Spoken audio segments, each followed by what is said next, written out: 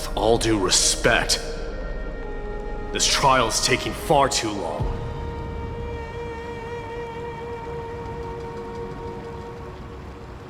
What do you think of this, Trinan? It's not possible to tell for sure what goes on within the vortex. All I can hear are fragments of speech and distant battle cries. Is it Vainon's voice? I'm not sure. It's difficult to make out clearly. Wait, no! Lady Trinan. Snowy's voice. I can't hear him anymore. There's a sun-like existence in the trial. It's burning him up! It has come to this, after all. What now? Get ready, my Demos.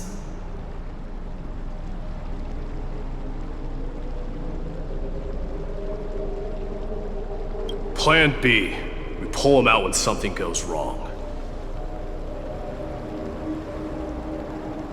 As I promised you, Aglaya, I will intervene in the trial this time to bring your deliverer out to safety. But that's as far as I will go. Of course. I know this is not the time to demand any more from you. Discerning. All right then. To be as prepared as I can, I hope that the two Outlander warriors can also join me. That might not be a good idea. The core flame trial is many times more complicated than a standard ritual. Even the slightest misjudgment, misstep, or hiccup could result in grave consequences. Our two distinguished guests are not obliged to risk their lives for the flame chase journey. Let me join you instead, Lord Mighty.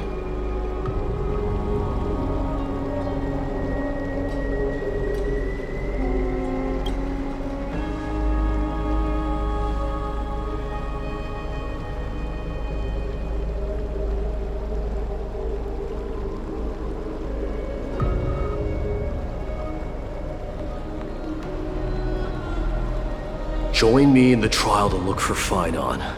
And when we do, Glaya's golden thread will guide us back out.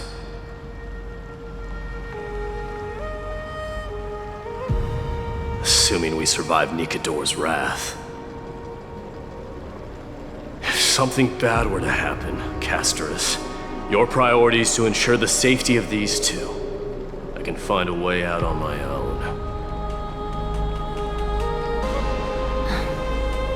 Yes, Lord Mighty.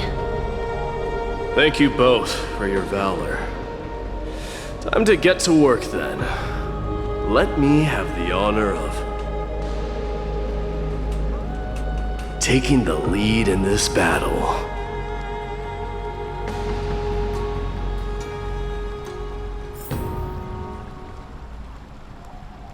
May that warrior be safe from harm. When you are ready, I will preside over the ritual on Trinon's behalf. Our reinforcements from beyond the sky, warriors of high esteem.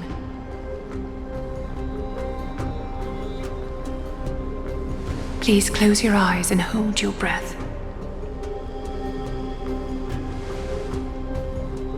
They once kept the fate of this world, and many other challenges safe from the devastating rage of strife.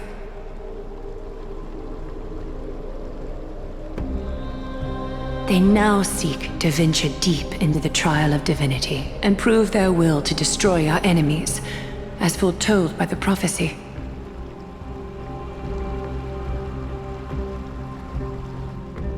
When the hammer of strife strikes the anvil of the warrior, the heat and impact will leave behind scars, and between them, a demigod shall rise. Very well. Come forth then. Souls foreign to this realm, and warriors in the making. Follow me into the mist and flames, and come face to face with the greatest fear in the depths of a warrior's heart. And with thy strength, banish the darkness and usher in sunlight. Let all lost souls find courage on a long journey back home.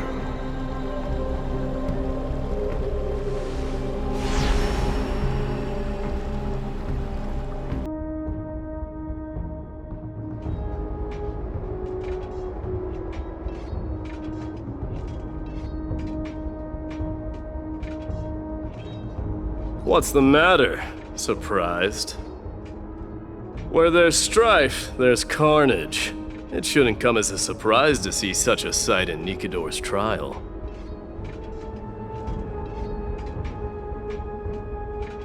I don't see him around here. We should go first. Let's pray he stays safe. Huh. The greatest fear in the depths of a warrior's heart, huh? So, this is what he fears the most. You won't get away, Kremnoan vermin! Be on alert. The smell of rust is thick in the air.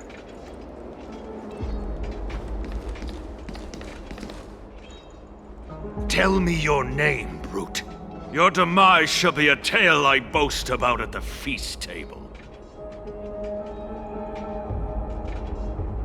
My name is Perdiccas, and I am here to avenge my people. Kremnoans and Akamans are at war? Perdiccas? Even the tragic cries of beasts at the slaughterhouse sound better than your name. Say whatever you like, despicable Achaman. Better to die in battle than return even in glory. May the Kremnoan spirit always watch over me.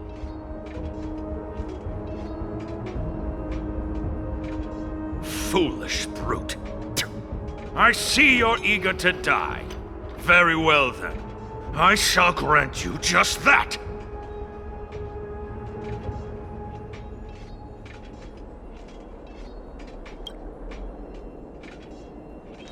You are... Oh. So the Alpha Brute has found his way here. It's a pity, though. You're too late. You will never stop the Holy City's army. Watch as I make this pathetic warrior of yours the first sacrifice.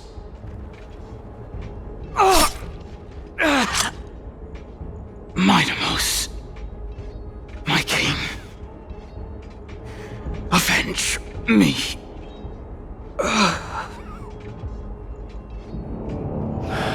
Is this? You're next.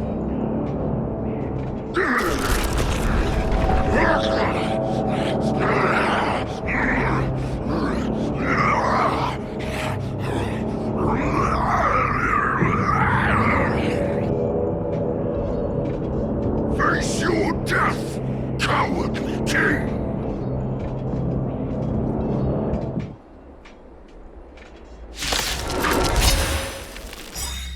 This insatiable bloodlust is a product of Nikidor's wrath.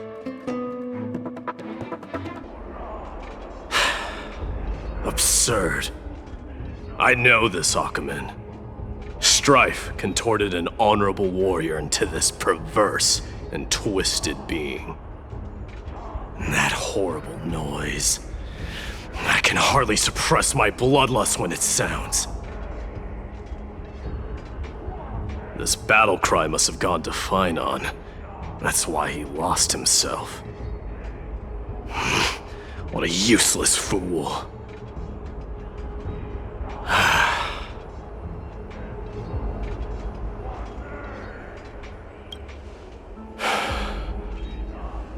It's nothing. Let's go.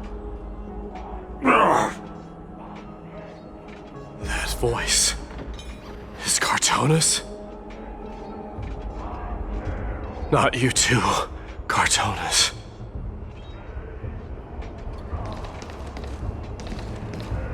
Mighty mouse you are. Destroyed all the wicked king.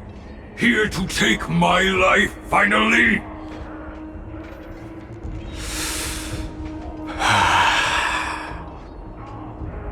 I won't ask how this happened, nor will I hurt you like you said.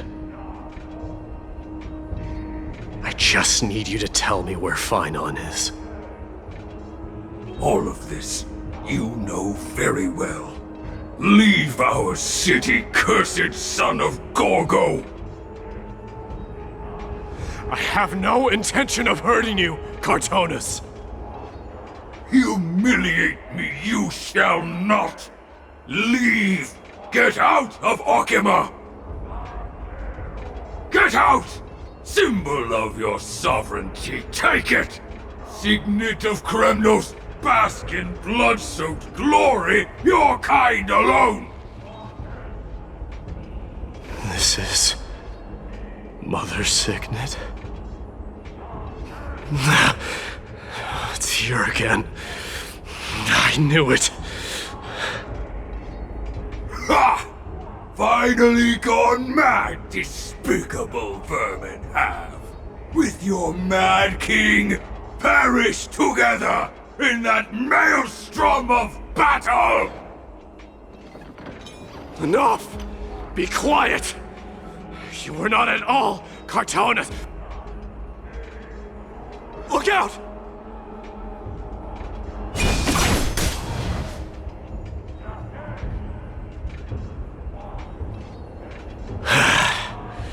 Nice move.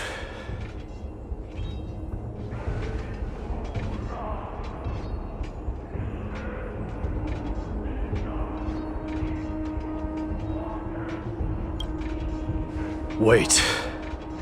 He seems calm and composed, unlike the rest.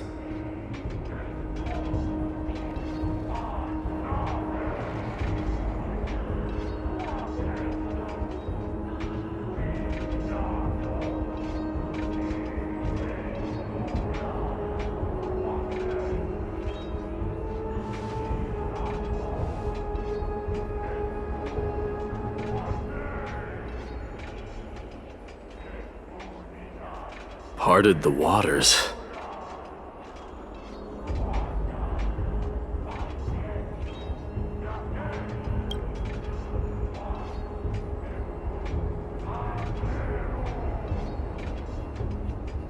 Huh?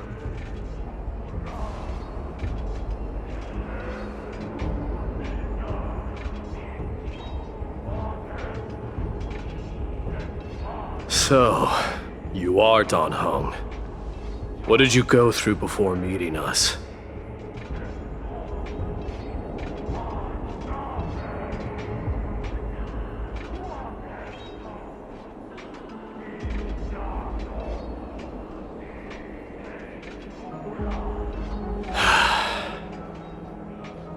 You mean you saw your past too? The trial of strife is a vicious one, all right.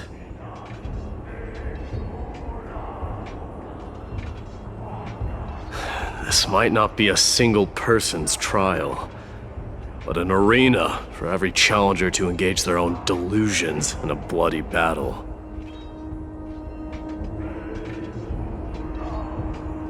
I saw someone from my past a while ago. Someone Finon has never met.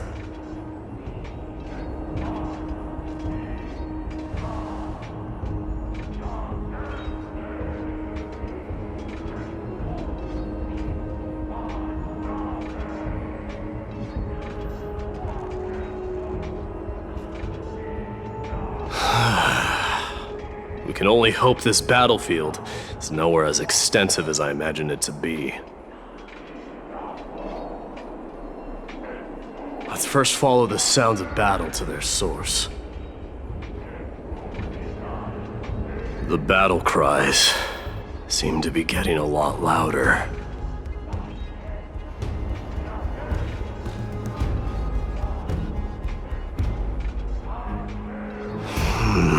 I agree.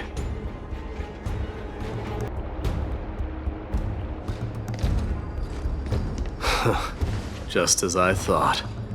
This is where the battle cries were coming from.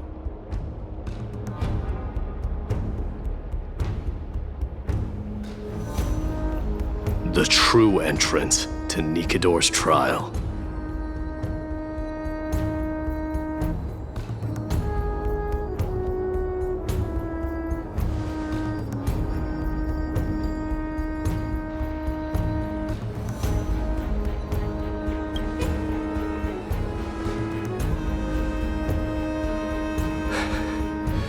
I'm seeing him for the first time, but there's no doubt about it. What I'm sensing can only be Strife's bloodlust. The one manipulating this battlefield is Nikador themselves. Mightimus, you are a keen warrior indeed. You know me? The blasphemous prince. Of course I know you. And I happen to know that you're here for the soul of that white-haired warrior. Great. Let's cut to the chase then. Hand over that poor excuse for a swordmaster, so we can be done with this farce. No.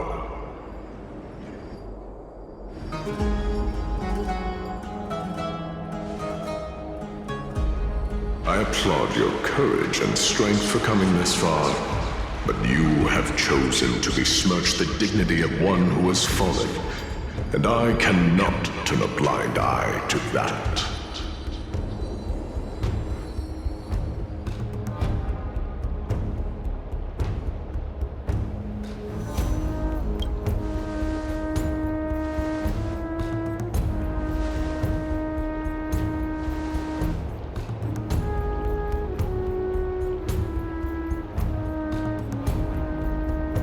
He faced the greatest fear in the depths of his heart, and fought with exceptional valor, though he eventually succumbed to the brutal onslaughts. I have since brought him to the rear battleground, and granted him glory worthy of his courage, tenacity, and sacrifice. You wish to take him away? Sure. Pick up a spear and prove that your resolve can rival his. Of course, cowards who hope to avoid bloodshed are better off disappearing from my sight this instant.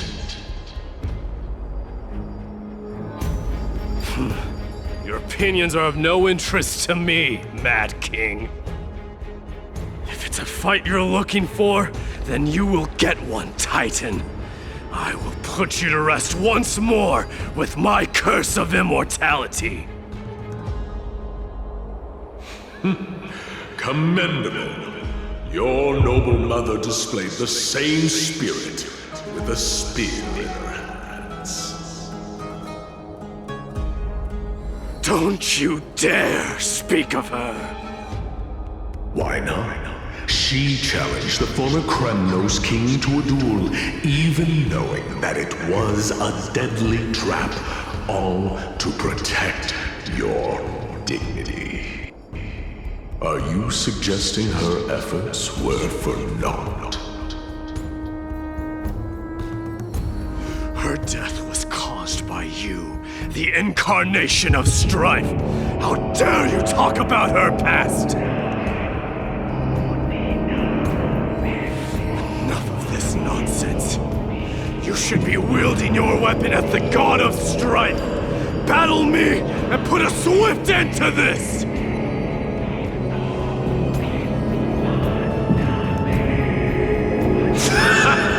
Your hatred is as clear as day, my demos.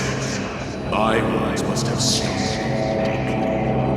But thanks to them, I have also come to realize.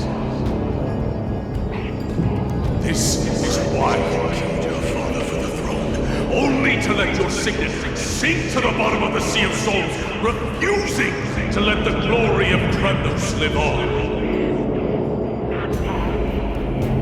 This is why you slain the Strife Titan, only to reject the core flame, letting strife continue instead.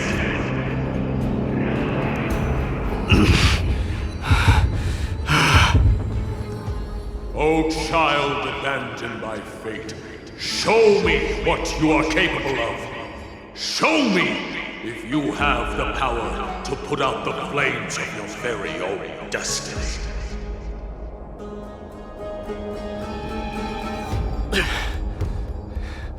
I will rip your chest apart, Titan. In the same way I ripped apart that former king. I see you wish to repeat the mistake. Come at me then. Ignite the flames of your fears and step onto the battlefield.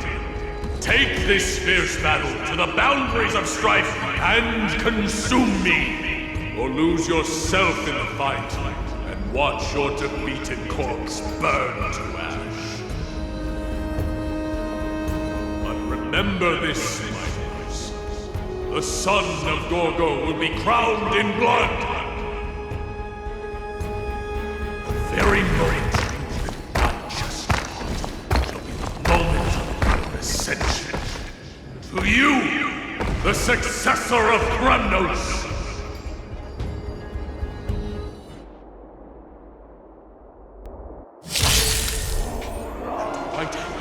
Knew he was no match, yet he chose to fight till his very last breath.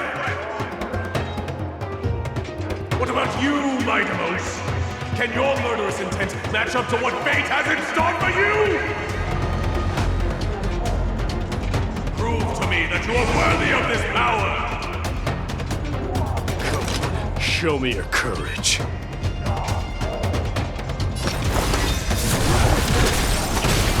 Mournful cries, miserable wails. Kings of Kremnos, this is the power you desired? In the name of fairness, I grant you the blood of strife. Come on, show me your courage. This raging power, I can hardly contain it.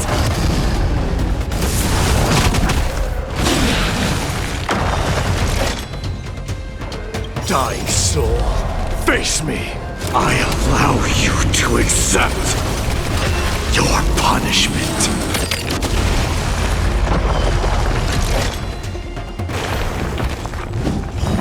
In fear you shall abandon your mortal body, King of Kremnos! How noisy!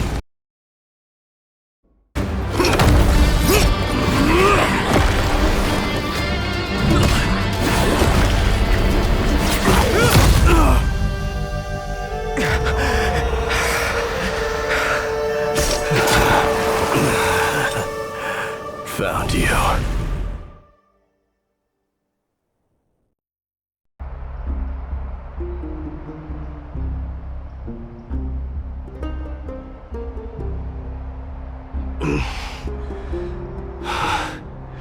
I did my best.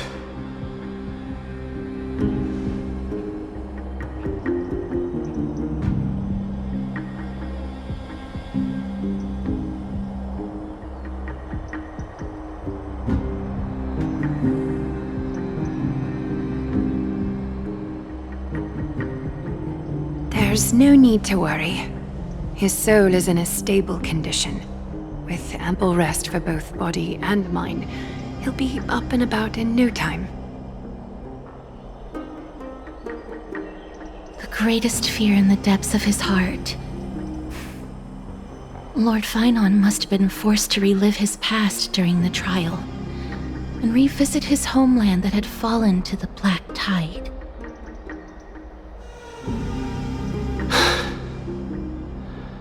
In all likelihood.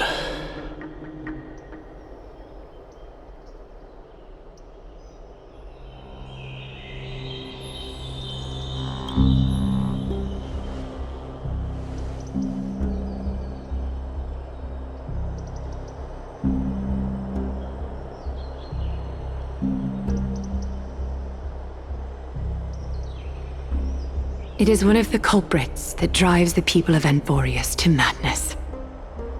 It was during the Era Bellica that this unspeakable thing first appeared, like a plague, alongside the 3 titans of calamity. Nobody knows where it came from or how it came to be. What we do know, however, is that it is steadily encroaching upon what little remains of this tranquil land, much like a rising sea closing in on an island from all sides. It is for this very reason that it became known as the Black Tide. Those who succumb to it lose their reason and humanity, becoming vicious, mindless monsters. Mortals are not the only ones susceptible to its influence. Even gods and titans cannot escape from it. According to Nias, Nikador, though one of the embodiments of calamity, also bears the responsibility of fending off the Black Tide.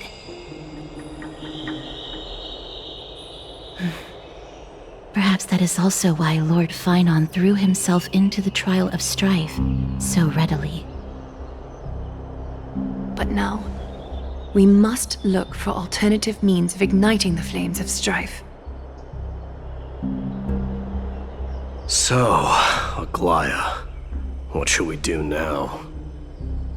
You know very well the decision doesn't lie with me. As the successor to Krymnos, Mighty, you know better than anyone that if it was simply about emerging triumphant on the battlefield of strife, you and your people could manage it with ease. But ultimately, the heavy burden of divinity can only be borne by one. It is foolhardiness and indecision, not the unclaimed seat of divinity, that pushes this world into the deathly fog.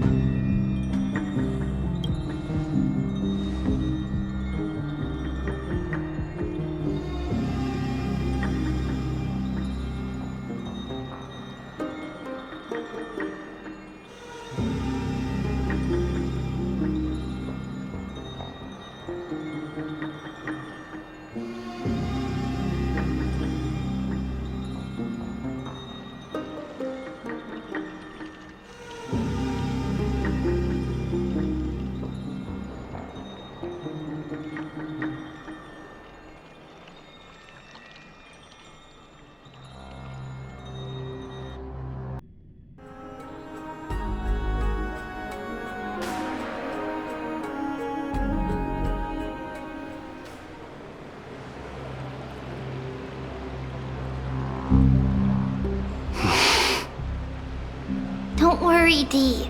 This isn't the first time he's been like this. A long time ago? I'm not worrying about him. Oh, alright. You're a little quiet, though. I'm sorry. That was rude of me.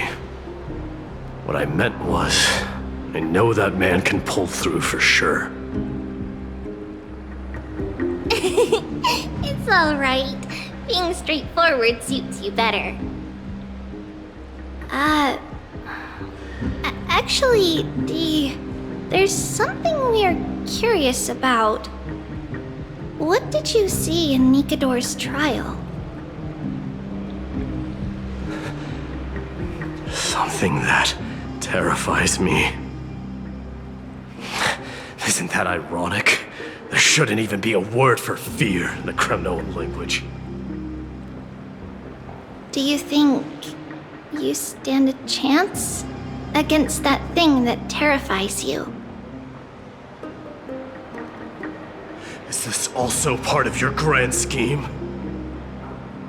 What do you mean? Aglaya knew that Phynon might fall.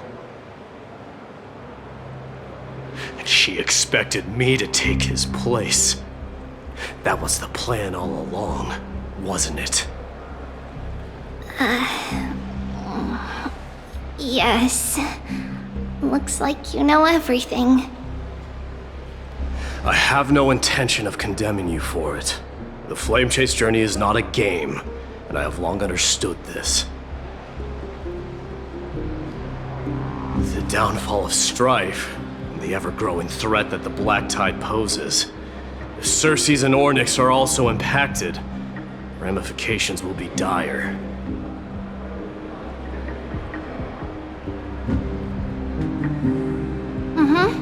They are the only two Titans who are still lucid and willing to coexist with humanity.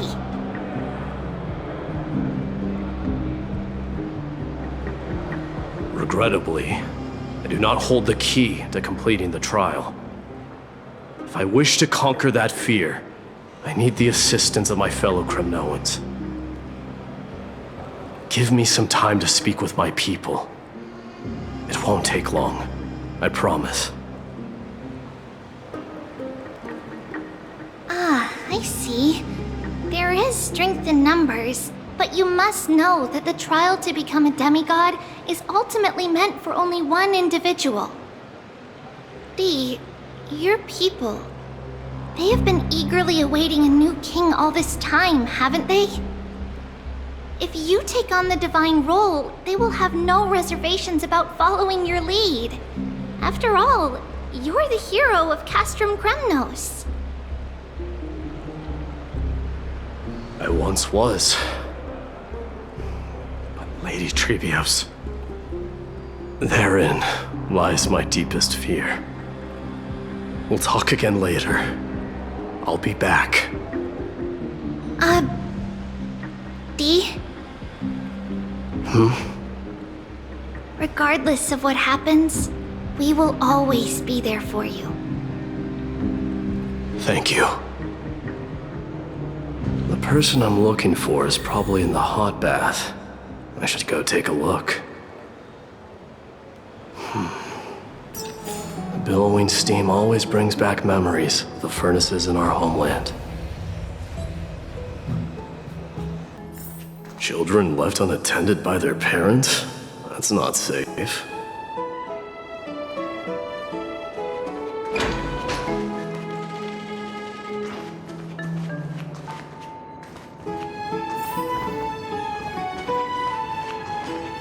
You shouldn't run around in here, kids. Hey, it's the Crown Prince! Are you also here for a bath? I want to hear stories about feats on the battlefield.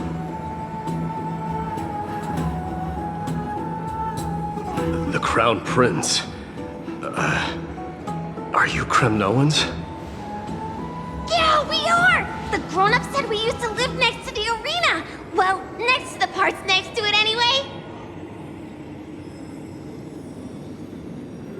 My dad dad is a centurion with the Hydra Lancers, and my mom is the bravest warrior in the God Shield Brigade. We used to get tons of silver coins from Mr. Crateros. My parents are serving in the Holy City garrison now. As warriors of Kremnos, they're braver than any Achaemen.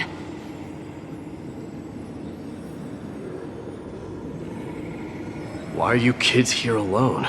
Where are the grown-ups? Mom and Dad were asleep, so we snuck out to play hide and seek with Mr. Crateros.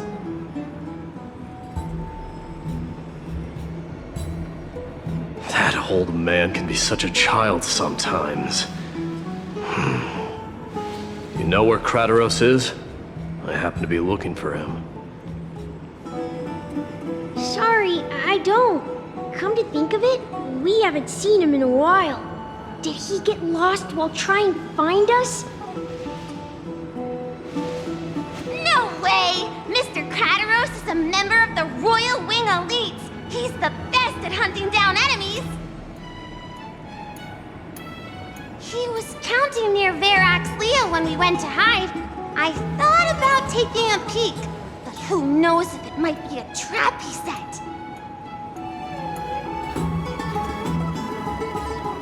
It was prudent of you to be cautious.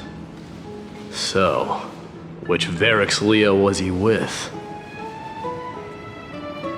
It's, just take a few turns after you go out from here. It's close to the backs. All right, I'll go look for him. You should consider the game over and head home for now. And don't play around the hot baths again. Wait, Your Highness! Is there something else? I heard you retrieved Nikador's core flame. Does that mean we get to go back home soon?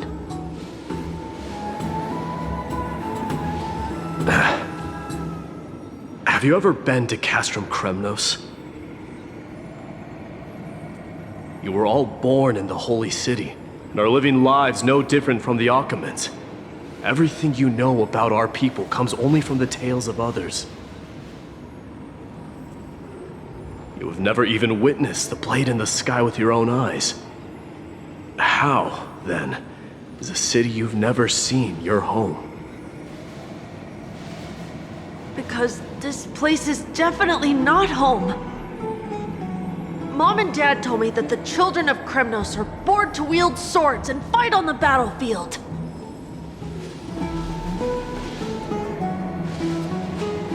They also said that the Kremnoan detachment led by the Crown Prince is the bravest army across all of Emphorius. No one can defeat them. The kids in the Holy City don't play with us. The moment they find out that our parents are Kremnoans, they shun us. We don't care. We all know that the Crown Prince will take us home one day.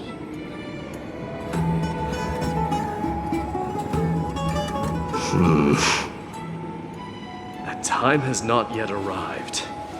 But, young men of Kremnos, heed my command! Return to your parents at once. From here on, you are to dedicate yourselves to rigorous training and a healthy diet. You must not neglect these two aspects if you are to become a brave warrior of Kremnos. Only by following this path can you be deemed worthy of returning home. Yes, Your Highness! The future of Kremnos. I should find Crateros. There he is. Is he engaged in a debate with that foolish lion?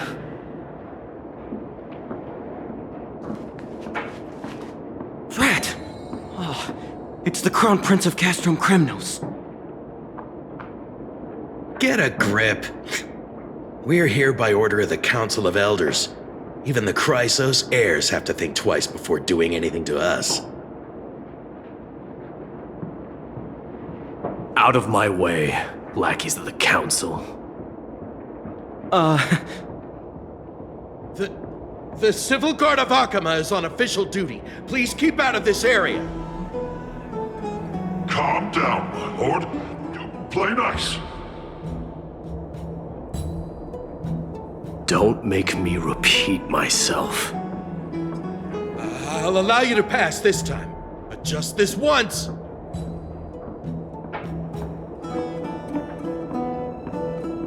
So, you think yourself knowledgeable? Then here is a question for you. Do you know how Chrysius Leo in Castrum Kremnos came to be mounted on the wall? I don't know, my lord. How did it come to be?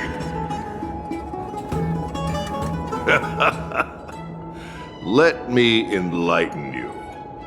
A long time ago, the founder of Castrum Kremnos led a group of warriors to hunt down a lion on the outskirts of the city of Tritos. That vicious beast had been a menace for years, and the bones in its den were stacked even higher than the peaks around Akama. But do you know what happened? Nary a moment had passed after the beast's head peeked out of its den, when the Kremnoan warriors surged forward and brought it down within the blink of an eye, shattering its knees with a single strike. And then... why are you red-faced already? We haven't even gotten to the best part yet. It's your storytelling, my lord. You're weaving such a captivating tale that it got my blood pumping. Please, go on. Well, if it isn't Lord Mighty. It's been a while. Oh, what in Akama is happening? To what do I owe the pleasure, son of Gorgo? Krataros. My esteemed teacher. Let's talk somewhere else, Mighty Mos. I'm tired of speaking with this silly lion.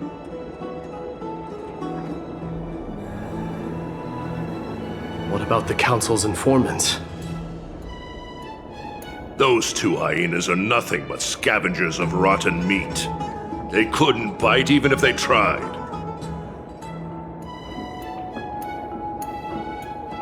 They can follow us if they want to. Let's go.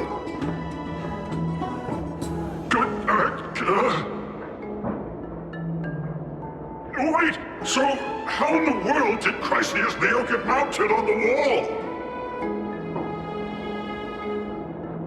Keep up with us, you hyena. Oh, sorry. I meant officers. Hey, old man, how dare you? Calm down. Calm down. Don't fall behind now. Unless you want to upset our friends here.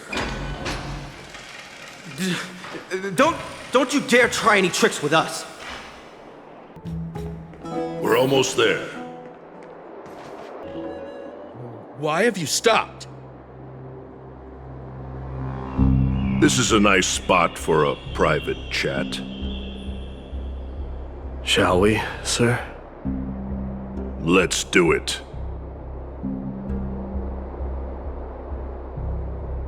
What are you up to? Someone help me! Some privacy at last. So, tell me, why have you come to seek this old man's counsel? I came to discuss the future of the Kremnoans. Interesting. I heard the core flame of the Lance of Fury has been restored, though not by your hand. And you're even considering giving up Nikador's divine power. Is this true?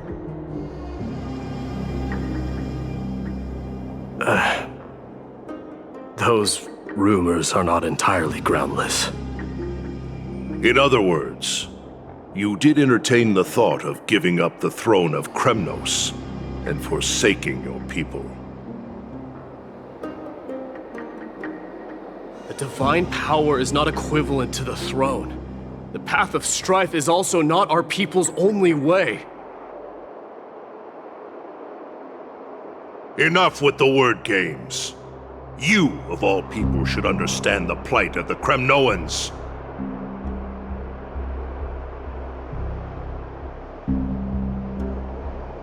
Think about all the warriors of the Kremnoan detachment who left their homeland with you. Think about their children. Only the yearning for our former glory days has kept us going all this time.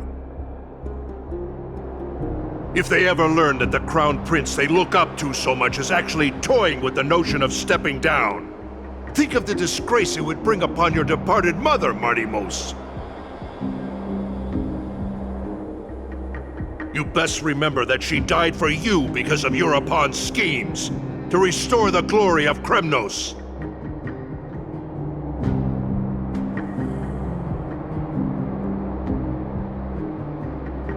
Since you've brought that up, tell me, who is responsible for my father's death? Are you trying to shame me, Martimos? I may be old, but I haven't become so decrepit that I've forgotten it all. Of course I remember that Europon died when the Kremnoan detachment surrounded him. You drove the spear into his chest with your very own hands. That was merely the final outcome. Do you still not see it? What led my parents and our people to their downfall is none other than the strife we speak of. The quest for glory. The tenet of valorous death before glorious return. This is the creed of every Kremnoan, no matter whether these beliefs are justified or not.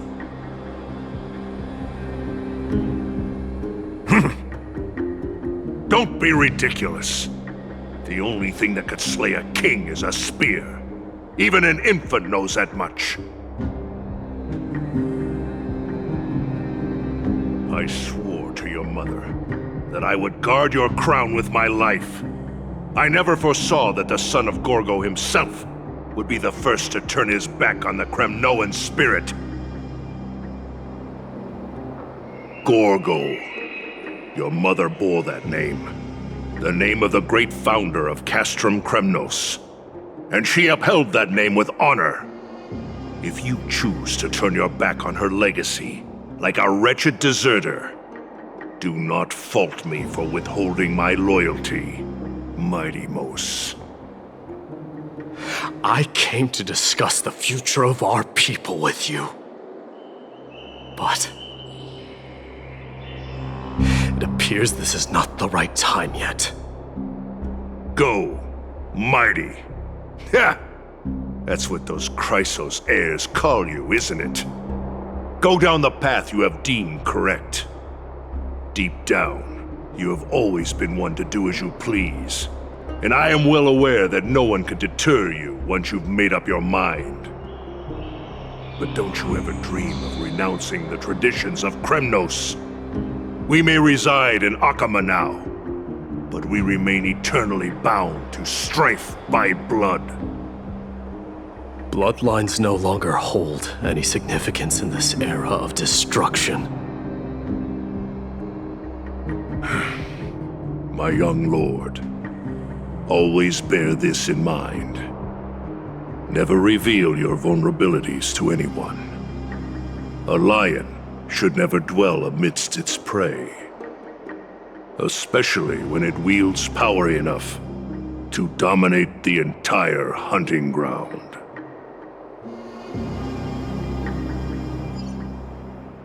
Europon, the boy did nothing wrong! This is murder! Do not sully the noble name of Kremnos with the blood of an innocent child! You mustn't reveal your weaknesses to the enemy! Enough! My decision is final. We must use this child's life to preserve the soul of the great Nikador. We must save Castrum Kremnos. Don't be absurd! Those tiny hands lack the strength to even lift a spear. Do you truly believe him a threat to Castrum Kremnos? You'll be ending the bloodline of Kremnos if you do this. Our millennia-old glory will become nothing more than a joke. Have you forgotten that we Kremnoans place no value in bloodlines? It is through pure bloodshed and slaughter that the kings of Kremnos have ascended to the throne. As for our millennia-old glory, it has always been a joke in my eyes. Glorify it all you want, but it will not alter the nature of slaughter. Those who revel in it are but murderers. They are no more noble than the most monstrous beasts in Amphorius. Enough with your words! Among all the kings of Kremnos, which one did not inherit the crown only after plucking it from the lifeless body of his father? But listen to yourself now. Do you truly believe you can cleanse the blood from your hands through mere words alone? Nay, quite the contrary. I will end this cycle of bloodshed. Starting with this child. With these blood-stained hands, I will end it all. Your failure is inevitable, European. You are just a coward who can only raise his blade against his own child! A beast that murders his own kin. Royal Wing elites and Ephors of Kremnos! You cannot sit idly by and watch this atrocity unfold! If you consider yourselves the honorable sons and daughters of Gorgo, then take up your spears and join me in putting an end to this bloody charade! Does anyone else have any objections? If so, come forward with your spear and prove your mettle. Understood. 5, 4, 3. No one dare stand by my side. Cowards! Has that crown stripped you of your courage? 2.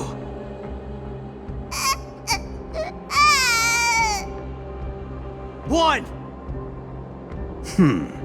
It appears there are no objections. Then, in accordance with the Kremnoan Council's principle of tacit consent, the decision is final.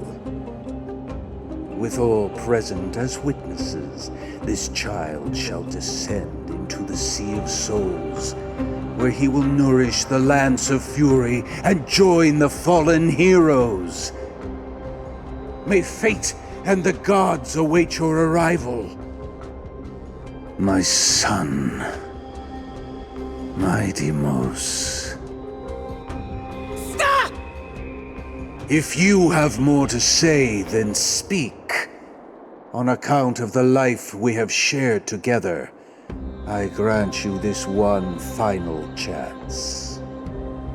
With the Blade of Fury above us and the Council bearing witness, I, Gorgo, hereby move to challenge the crown in accordance with the laws of Kremnos.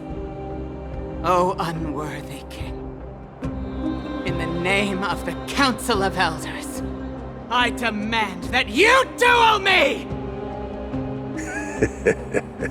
Very well. We shall see who the Kremnoan blade strikes down. My Deimos, my son. They all tell me to forget. But how could I ever? The son of Gorgo will be crowned in blood. If there is no Kremnos without the crown, then I shall seize the crown and smash it to pieces to bring the people to their senses.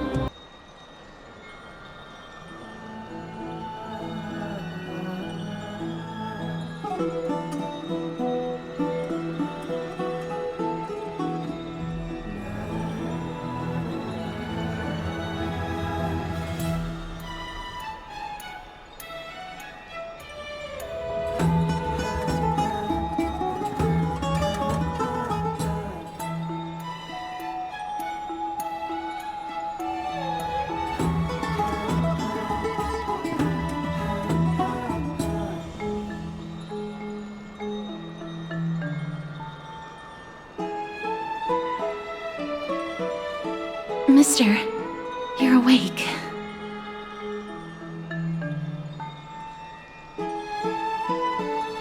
That's a complicated question. I'm not sure I can answer that. I apologize for arriving uninvited. I saw that you were still asleep, so I took the liberty of waiting nearby. I bring a message from Lady Aglaya. She has prepared a gift for you and Dan Hong, and wishes to present it to you in person.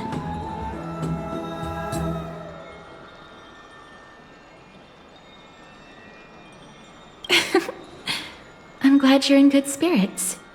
All right, let's set off. The baths are bustling. Now that Nikador has fallen, the soldiers in the city can finally catch a break. Is that Lady Treby and Lady Trianne? You must have forgotten. This is a precious relic from our hometown. We definitely all saw it back then. Trianne, this is a counterfeit. We both know it's impossible for something this fragile to have survived all those years in one piece. Nothing is impossible! We are fragile too, but we still got through those sad times. Ugh, look at that color! And how it glitters in the light! It's exactly as we remember it! Why won't you buy it? If someone else gets to it before us, we'll miss our chance forever.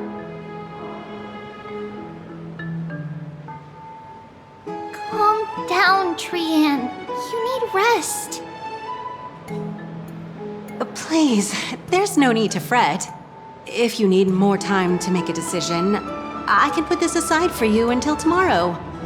Or until you're ready? No, it's alright.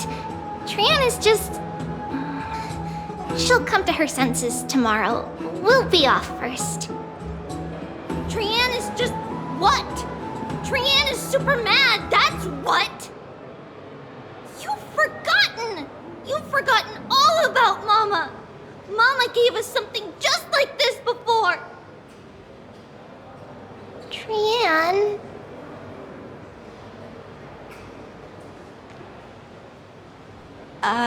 See you tomorrow? I hope you two patch things up soon. See you tomorrow. May the winds of fortune bless you. It's so hard to understand what they're thinking sometimes. Excuse me, if you don't mind, could you tell me what Lady Treby and Lady Trianne were discussing just now? Oh, it's Miss Castoris. It's been a while. Well, honestly, I'm not quite sure myself. See, I have a little hobby of collecting handicrafts.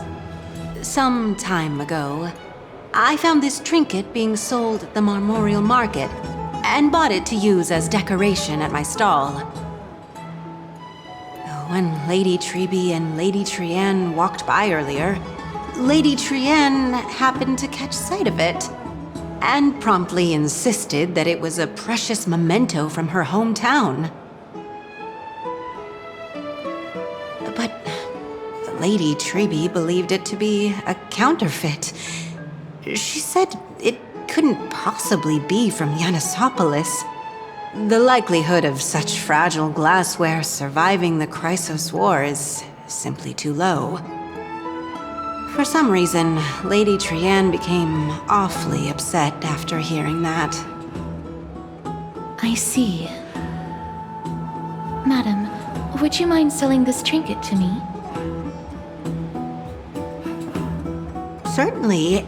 It's just, if it truly is a relic from Yanisopolis, it could be worth a small fortune. Miss Casterus, I'm running a business here after all, so... I understand. Feel free to name your price.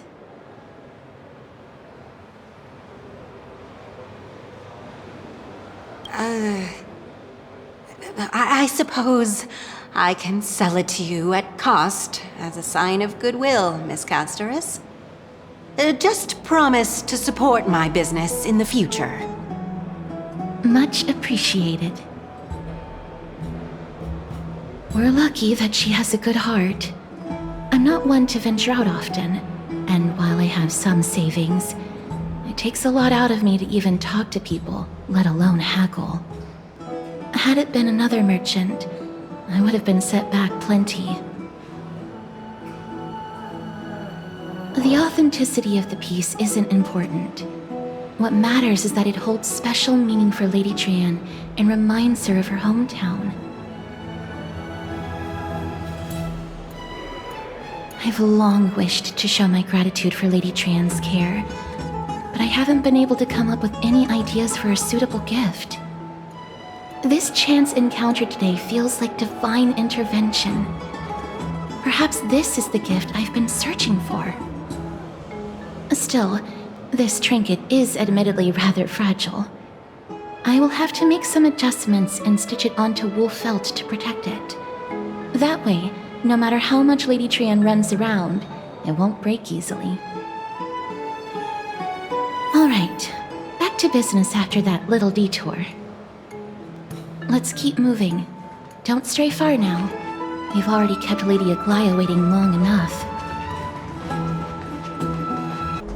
It seems your friend arrived before us.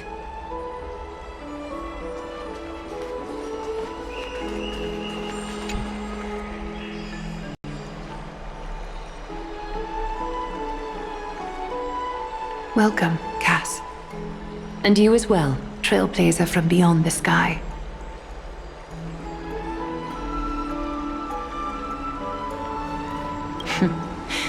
Your companion here kindly explained the meaning behind the name to me earlier. Through him, I've come to understand that you and your friends walk the paths of Kefali and Yanis in places beyond the sky. Addressing you appropriately is the least I can do, as a show of respect. For all that has happened, it was never our intention to drag you two into the battle against Nikador and jeopardize your safety. To express our gratitude for your kind, trailblazing endeavors, we would like to present you with the highest honor of Akima. This is the dew of divine blood, brewed from crops nourished by the blood of the Titans. It is said that only 12 bottles existed. The last 3 bottles are now being kept in the treasure vault of Akima. Back in the days of prosperity, cities fortunate enough to acquire it regarded it as one of the greatest treasures ever.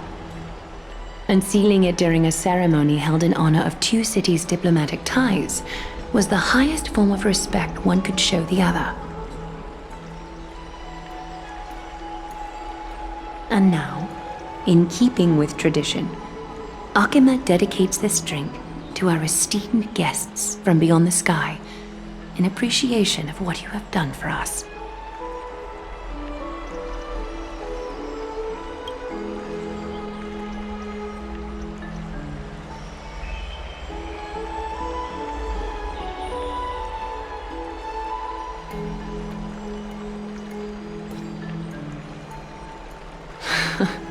Very perceptive, Mr. Dunhung. Your heroic deeds have proven that you come in good faith. With the dew of divine blood as testament, we wish to forge an alliance with the Trailblazers.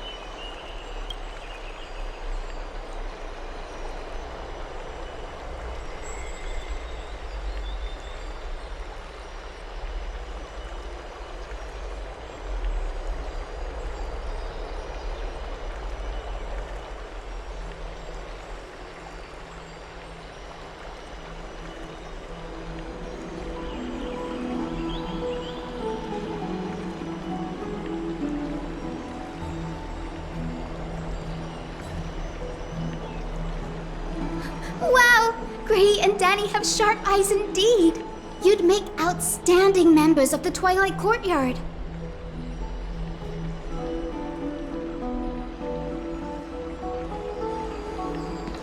No need to worry, by the way. I can tell from Lady Aglaya's tone of voice and micro-expressions that she's being genuine.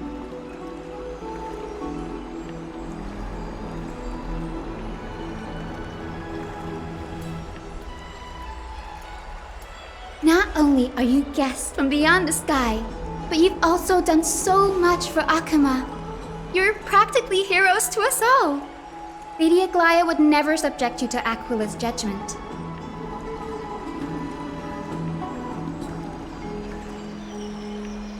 Hyacinth, thank you for taking care of the wounded of the past few days.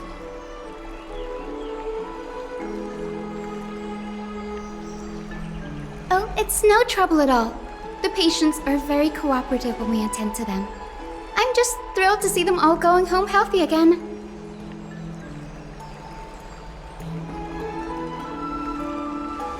Oh, it's Cassie! Oh, I've missed you.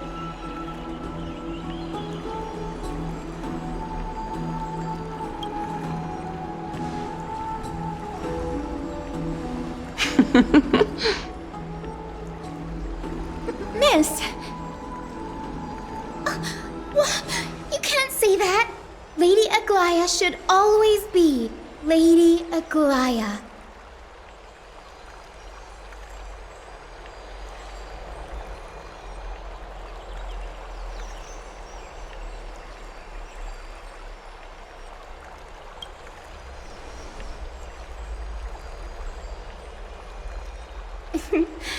As an acolyte of Aquila, I'm here to bring healing light to the world. Plus, I've heard you're also children of the distant skies. Fate must have brought us together. Can we be friends? I'd love to hear your tales of the sky. And oh, it's a rare occasion that Akima presents such an invaluable gift to guests. Lady Aglaya, may I have the honor of tasting it too? Of course you may. Esteemed guests of Akima, please believe me when I say that this gift carries no hidden agendas. As for the matter of the Alliance, you need not give me an answer here and now.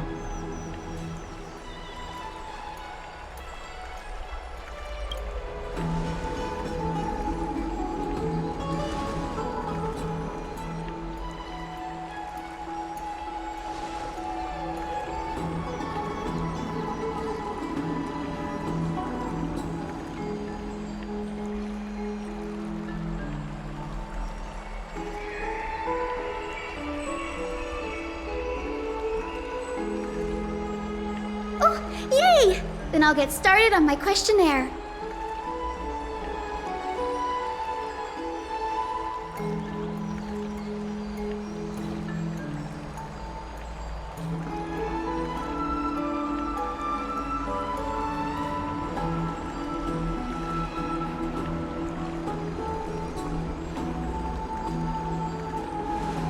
Allow me to do the honors. This young lady is Hyacinth, assistant lecturer of the new sporists at the Grove of Epiphany and head nurse at the medical institution known as the Twilight Courtyard. Many of the Chrysos heirs suffered injuries during Mikador's attack on Akama, so the Grove sent Lady Hyacinth to treat the wounded in Akama.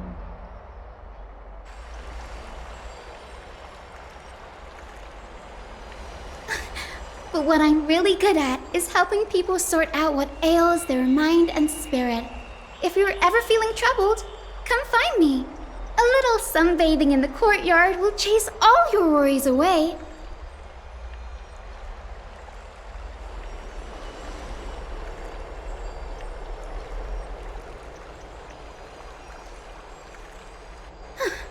Well, it looks like everything's sorted out now. The patients have also all recovered. I think it's time for me to head back, Lady Aglaya.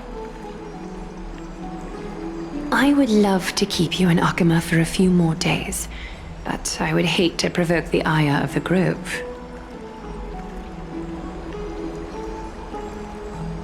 As it happens, Akama intends to send a messenger to the Grove for updates about the research on the Black Tide. We also want to communicate our desire to discuss the retrieval of Circe's core flame at the earliest convenience.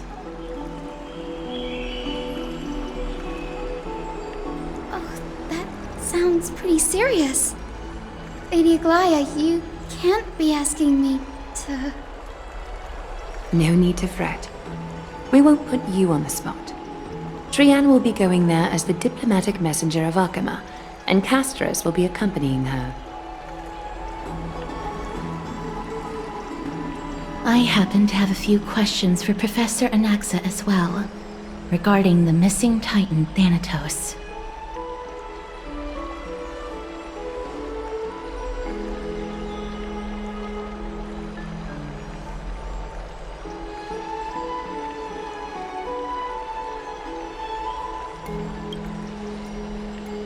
If you're not keen on just sitting around, Mr. Trailblazer, why not go with them? The Grove is a picturesque place, perfect for sightseeing.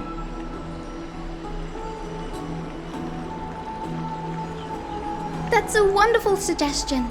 Come visit the Grove, Grey. I'd be delighted to show you around.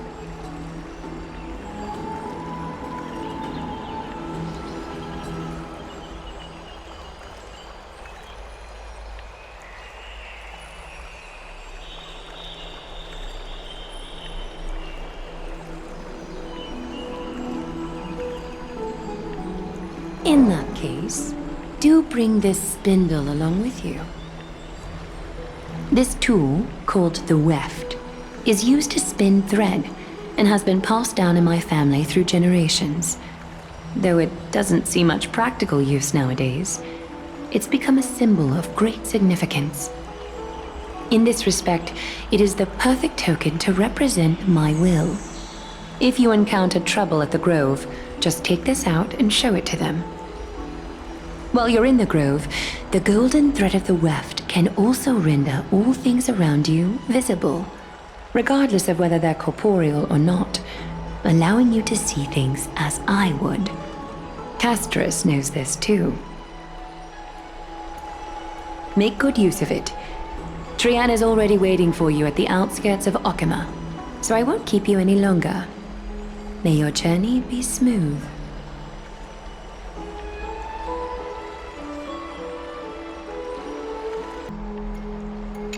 I'm glad to be in your company again, mister.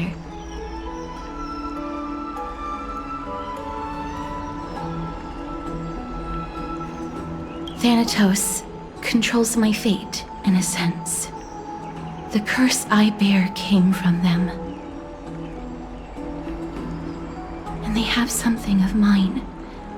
Something of great importance that I must get back from them.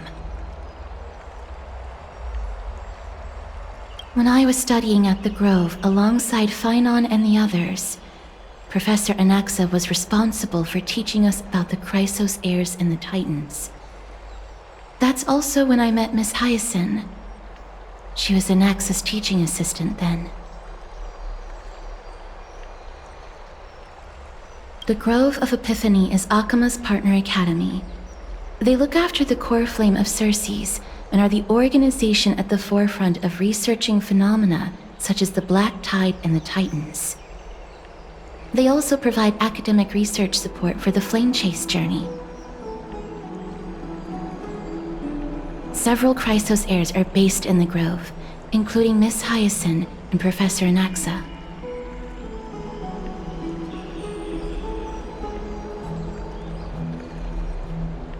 Oh, I came here with a colleague from the Twilight Courtyard. I've asked her to pack her luggage in advance, so she's already waiting for us by the city gates. Let's go meet up with her.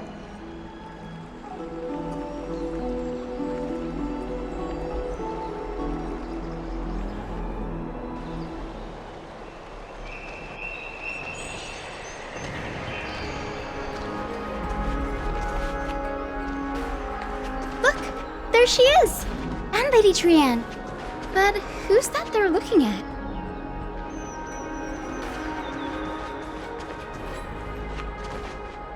Did something happen, Clementine? Oh, that's a serious injury. Miss Hyacinth, this man was discovered by Trianne! Trianne was in a bad mood this morning, so we went to the outskirts of Akama for some fresh air. But then we found him collapsed on the roadside. Trianne knows the city has good doctors, so Trianne brought our new friend into the city to look for a doctor.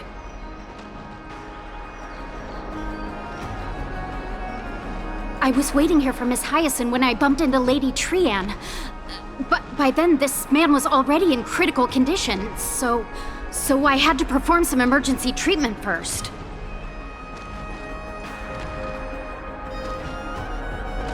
These wounds, they're caused by the Black Tide. This is bad. Clementine, prepare a ward for this man at once. I'll treat him myself. It's a miracle he's still alive, considering how badly the Black Tide injured him. Grey, Cassie, and Trianne, would you mind making your way to the Grove first? Once this man is out of danger, Clementine and I will join you.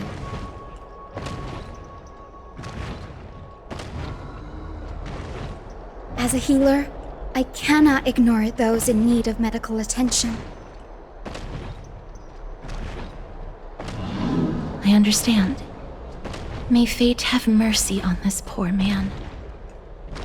Trianne believes he'll get better. Everybody, follow Trianne! Fly, fly, fly away from Akama!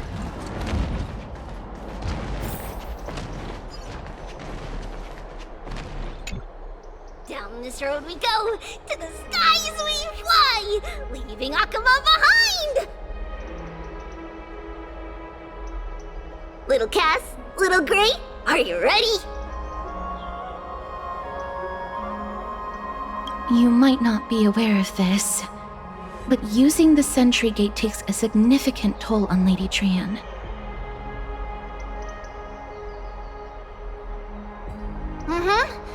Trianne promised Treeby that we wouldn't open the gate unless we had no other choice.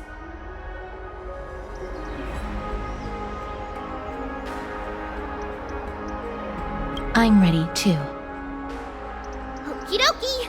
Everybody, let's hold hands. To the Grove we go!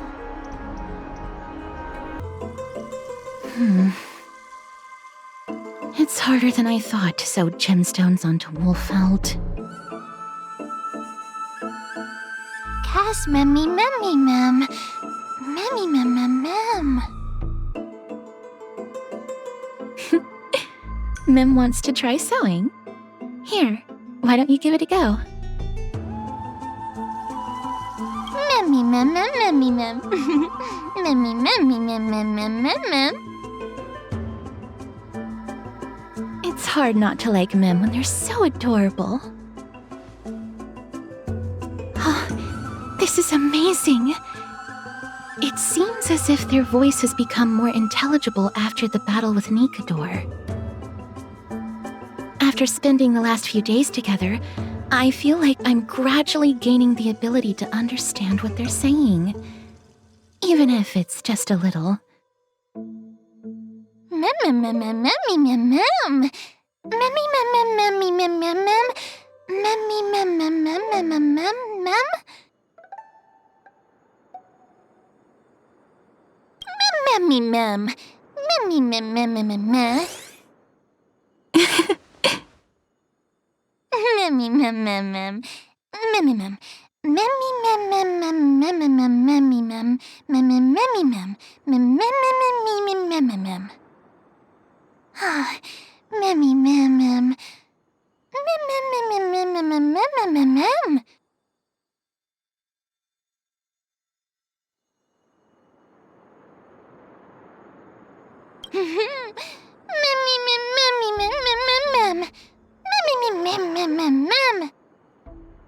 Cute. Is everybody awake? Little Gray, little Cass, and a little pink puppy? Puppy? Memmy mem mem mem mem. Memmy mem mem mem memmy mem mem memmy. It's already action hour. Lady Trian, I hope you're well rested. You were talking in your sleep. Did you dream of many things? Sleep talking? What did Trian say? Something like, Mommy, doll with sword, let's fight together. We'll be brave. Ugh, it's so embarrassing. Please don't make fun of Trian. Of course not. Wasn't Lady Trian's mother also the Holy Maiden of Yanisopolis? Uh-huh. Mama was the strongest Holy Maiden in all of our history. She also gave us the prophecy of deliverance. And she had red hair that looked like a cute red mushroom. But Trian can't remember what Mama looked like anymore. Not even in the dream just now. Memmy mem. Memmy mem mem memmy mem mem.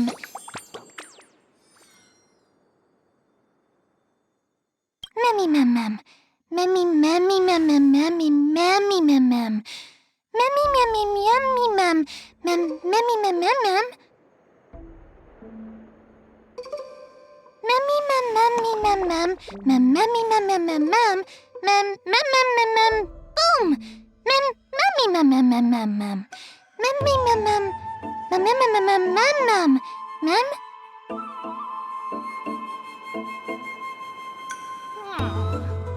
Trian thinks that's a great idea! Can the pink puppy help Trian out? Memmy mem mem mem mem mem mem mem. Yay! Then I'll call you Little Memmy from now on.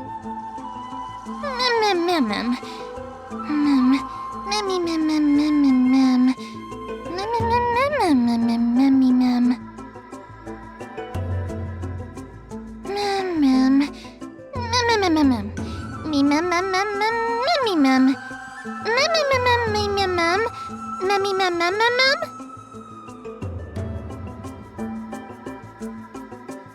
Okie dokie. Trian remembers that we need to help Aggie ask the big tree whether Circes would be willing to visit Akama.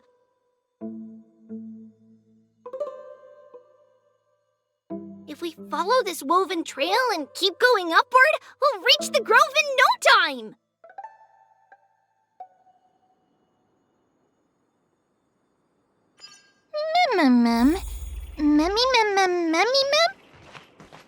Legend has it that whenever they requested an audience with Circes, Nestia would always come to— Look! A huge tree! It's... huge!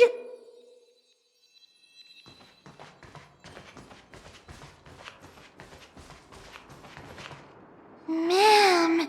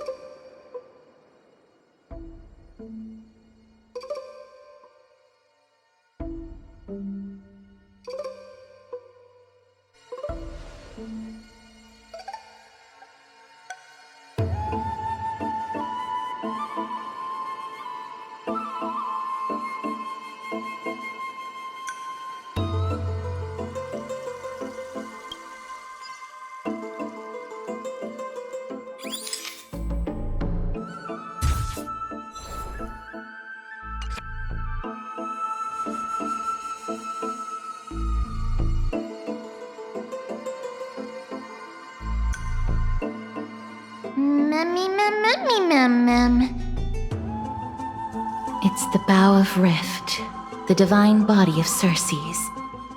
Flora began to grow where they planted their roots, and this flatland basin upon which we stand gradually became a large, verdant forest. A long time ago, Thelesis, the first scholar, led the masses to build a garden and courtyard in the forest, naming the site the Grove of Epiphany. There, people sought mental clarity, knowledge, and enlightenment. Trian knows this. Everybody says that was how this big academy came to be.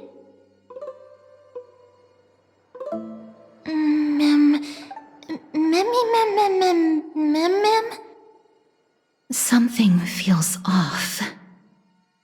The Grove has always welcomed scholars. So too would Circes give us her delicate leaves and extend her branches in greeting.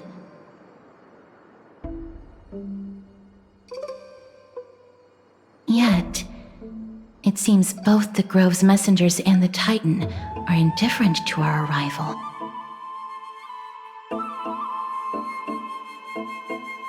There should still be a way in. I'm just a little surprised. Maybe everybody's still asleep because classes haven't started yet. They don't want to be disturbed, so they shut the entrance.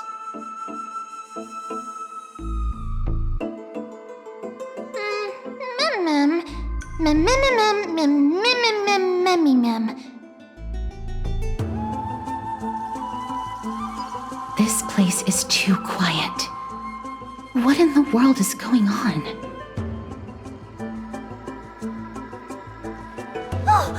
Trian found it! Everybody, fly across to the other side! The entrance on the other side. Where could it be?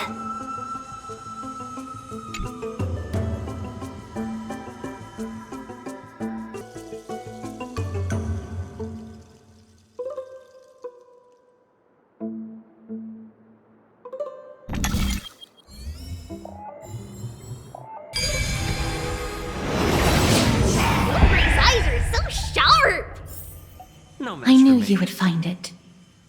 The courtyard of Storgi should be just ahead of us. As I expected, something's not right here.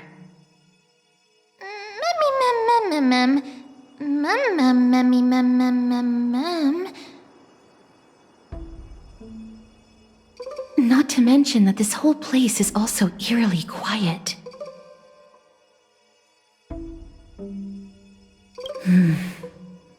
That's possible. Hello? Is anyone there?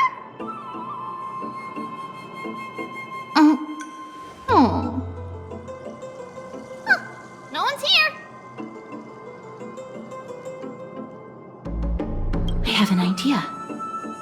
Lady Trian, Could you lend me that golden spindle?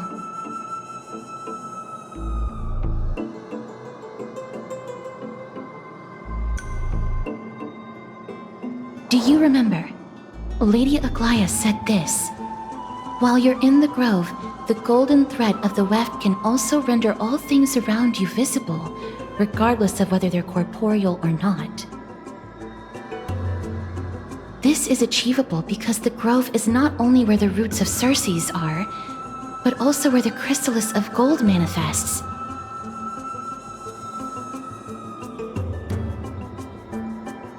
Oh, Nestia, with the weft as my vow, I beseech you, entwine my body with your golden thread and affection.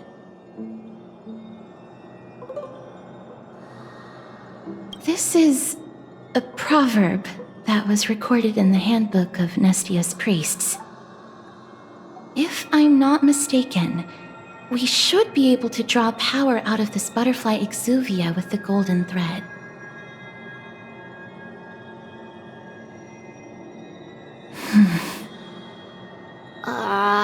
There isn't a reaction. Did it not work? But that shouldn't be. Mem.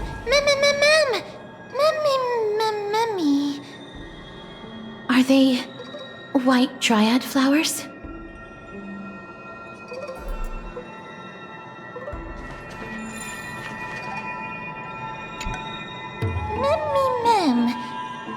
Mem. No, these aren't white dryads. These are shadows of dead white dryads. Dead me, Mem. Shadow?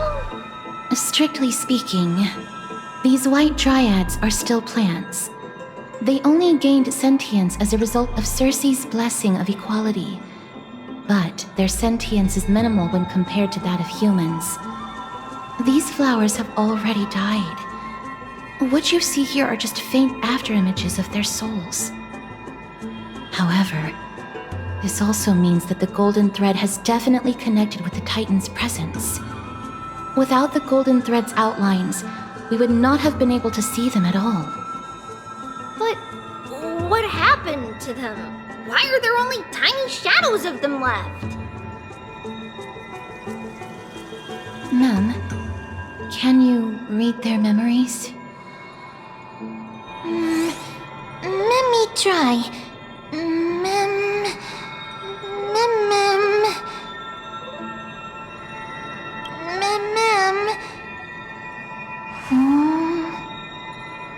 Black cloak. Mem. Sword. Toward the great tree. Mem.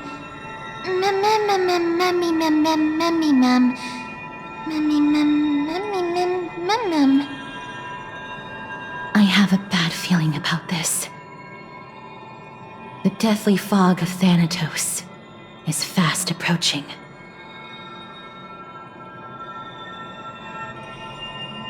Oh! Trian will be on high alert!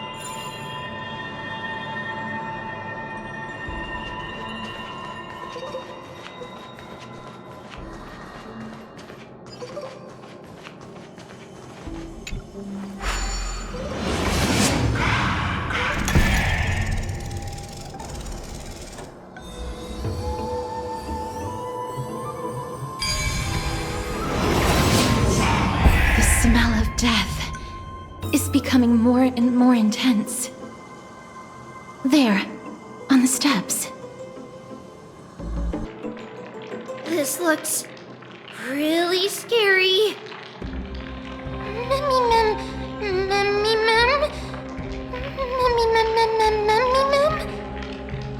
No, it's neither of those. This is a creation of the Black Tide. Such creatures are formed when living beings are corrupted and turned into deformed hollow husks of their former selves.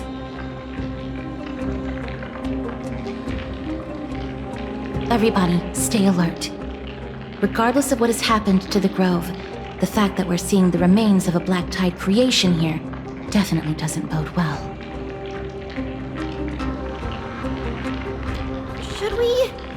Should we inform Aggie about this? Mem! Mem.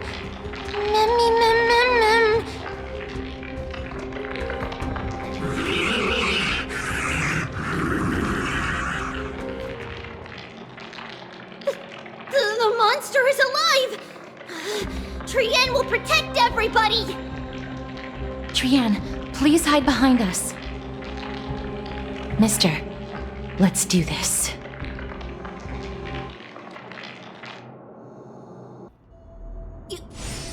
You defeated it! Little Gray, little Kaz, you're so strong!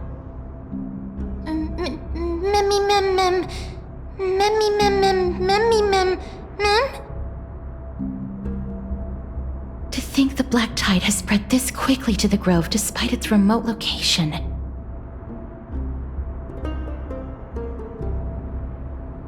I'm afraid a world where strife has fallen is far more dangerous than we ever imagined.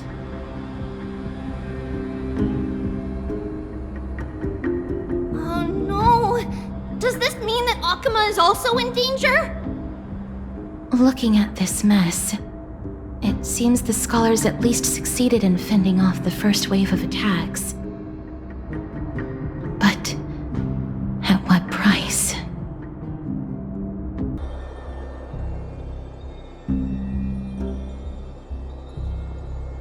Lady Aglaya, after a few days of surgeries, both major and minor, we were able to save the life of that patient found on the outskirts of Akuma.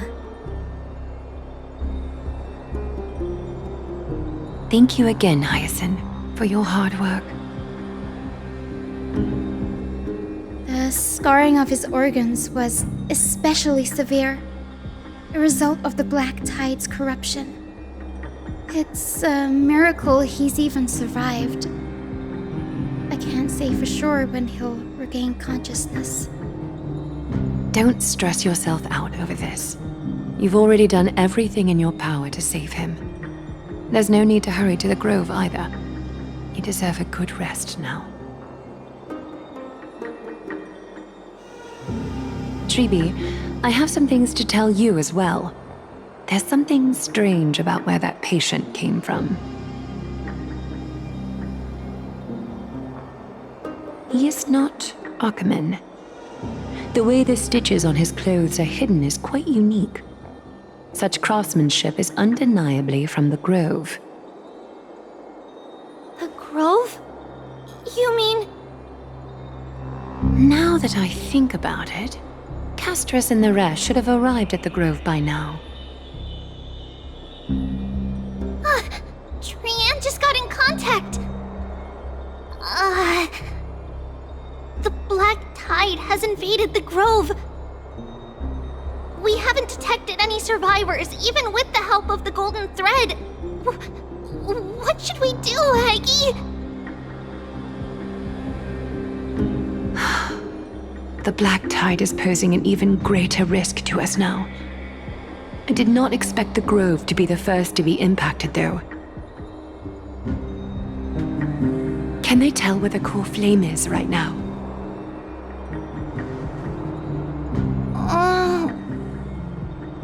We see it. The core flame is still there, but... But what? But they can't say for sure whether the Titan has also been corrupted by the Black Tide.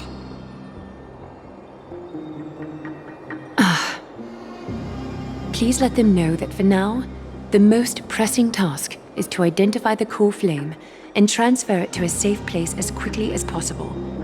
We must also search for survivors and find out exactly what happened to the Grove.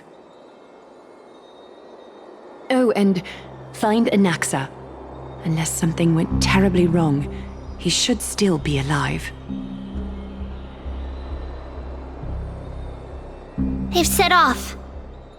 Please, stay safe, everyone. I pray for their safety too. Aggie, how do you know that Anaxa is still alive? I know that man all too well. If that blasphemous performer knew that he was not long for this world, he would most certainly try to seize the core flame and drag the Titan down with him. Is this a joke as well? No, I'm being serious this time. We're facing threats from both within and without Akima. The merciless carnage may have ceased, but Akima's nemesis continues to sharpen their blades even now. They may have even prepared the gallows from which to hang us already.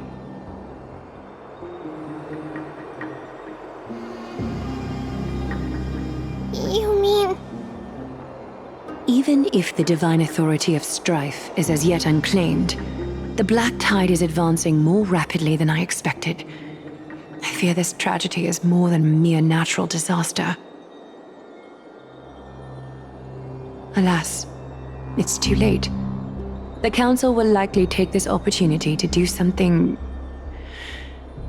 I will try to keep this under wraps for now. But you must also take care and be prepared for anything that may happen. All right. Should I inform Hyacinth about this? Not for now. She must be exhausted after performing surgeries non-stop for so many days. I don't want to overwhelm her with this bad news.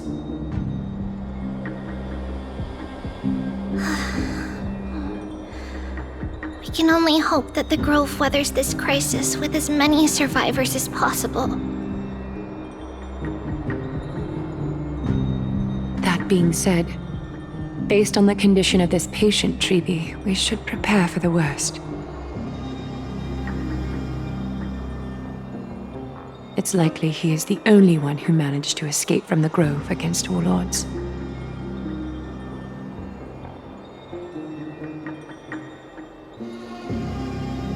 Everything will be fine.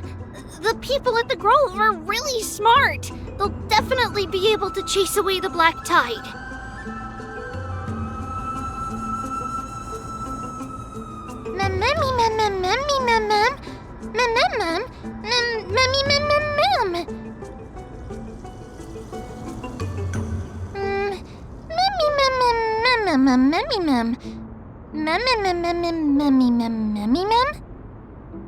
How should I put it?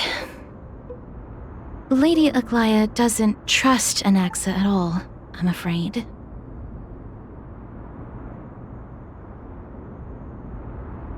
Despite being a chrysosaur, Anaxa resolutely believes that titans and prophecies are a load of nonsense. During our regular citizens' assemblies, he always votes to oppose the flame chase journey.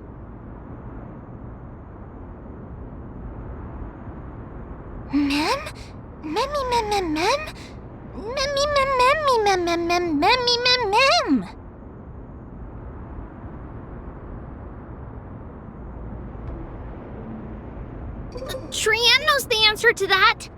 Everybody says that Circes, who symbolizes reason, is the most tolerant of novel ideas. Apart from Kefali, they're the Titan who treats us the best.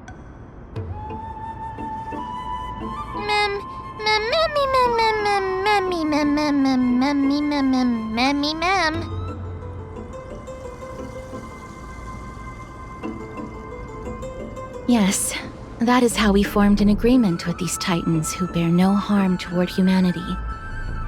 If they agree to support us on our flame chase journey, we will wait till the final moments of the journey to restore their core flames. With the exception of Voronix, that is, they didn't lend us their power willingly.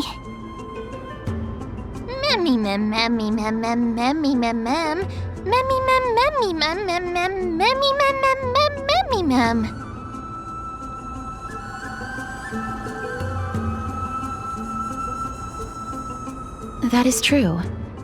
It's also fortunate that these gods weren't corrupted by the Black Tide and did not descend into madness. Trianne believes Cersei's will be alright. After all, everybody says that the people of the Grove are really smart. So, Little Gray and Little Cass, just leave the task of finding an Axa and everyone else to Trianne. It's easy for Trianne to look for people because we can fly. Good idea. In that case, please bring the weft along with you, Lady Trianne. The golden thread will be much more effective from up above. Please promise us that you'll take care of yourself. Okie doke. If Trianne gets in trouble, we'll look for all of you. In return, if you get in trouble, remember to call for Trianne, okay? We'll come right over and open the gate for you. That's the other thing I wish to mention. Do not open the gate unless you have no other choice, Lady Trianne.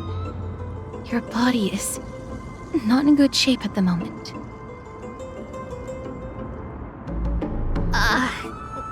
Okay. We will keep that in mind. Trianne was just trying to help. Of course, we know that. After all, Lady Trianne is a demigod, the most powerful among all of us here. Remember all those brave heroes and the tales you've heard. They would always save their strength until the very last moment. That way, they could ensure that nothing went wrong with their plans. Isn't that right? Mm-hmm. In that case, brave Trianne shall clear the way for all of you. Memmy mem memmy mem mem. Memmy mem mem mem. Memmy mem mem mem mem mem mem. Mem mem mem.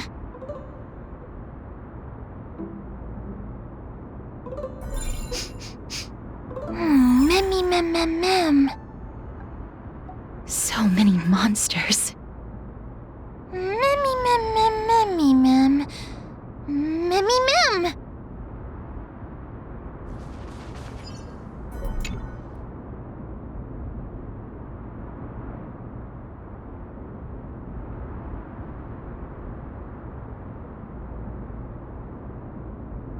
Memmy mem. Mem mem mem. Memmy mem.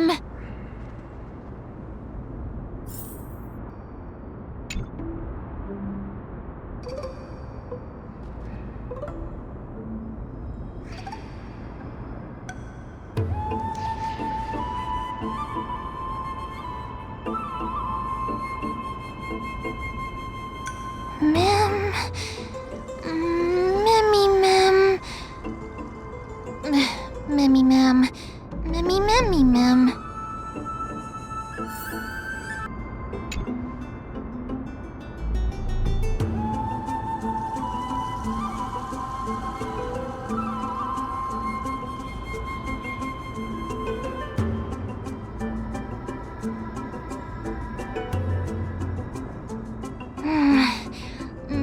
Memmy mem mem mem memmy mem.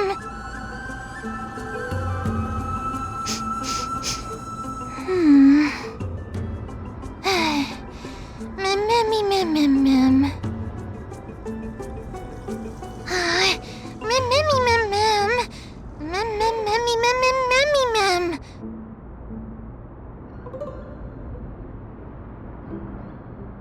It could be because when a life is devoured by the black tide, it loses its soul.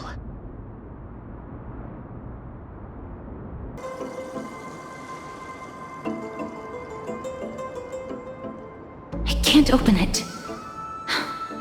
It was probably sealed in order to ward off the black tide.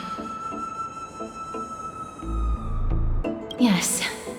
Most of the doors on Amphorius are sealed using the power of Yanis.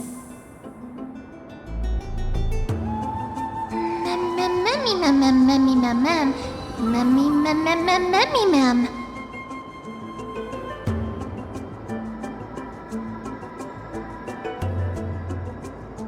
Are you serious?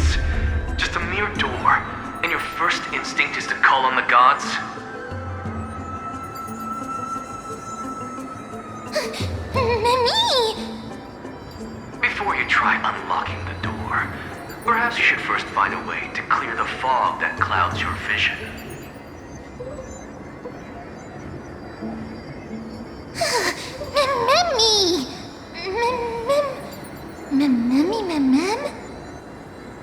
My name is Anaxagoras, one of the 7 sages of the Grove of Epiphany, and the founder of the New Sporists.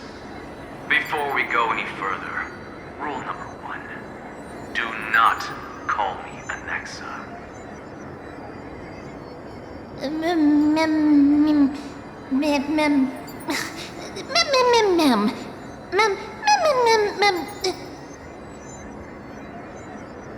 Rule number 2. Never interrupt me. Silence is golden.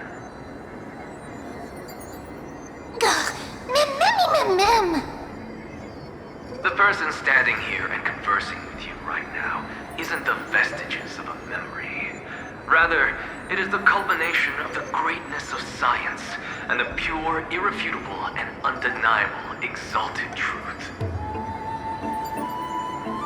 Through the wonders of alchemy, I have shattered my soul and transmuted it into gold before burying it in this spot.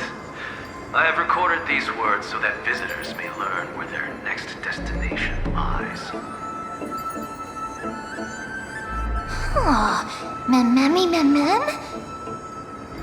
Nothing is impossible. Having said that, alchemy is not omnipotent. Each time you hear from me, an equivalent part of my soul is being consumed as the price. In other words, this voice isn't created out of thin air.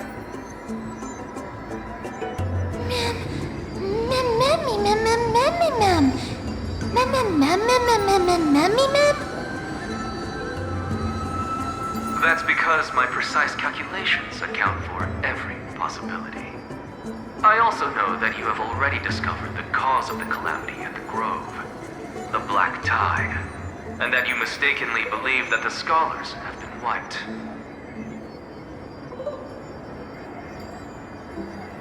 But that is where you're wrong. While the Black Tide was still approaching the Grove, the sages found a way to evacuate the vast majority of the scholars. They are heading toward the holy city of Akama as we speak.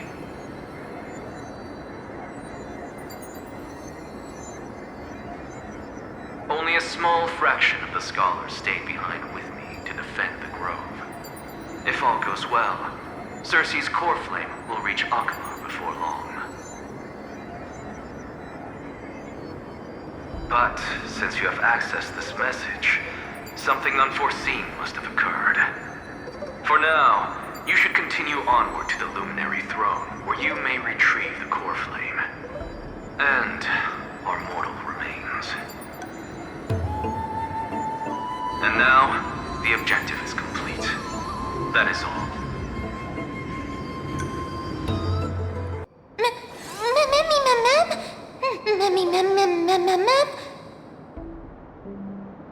Mister, judging from your reaction, you must have found a useful memory. Professor Anaxa? That's a lot to digest at once. I'm sorry. Please give me some time.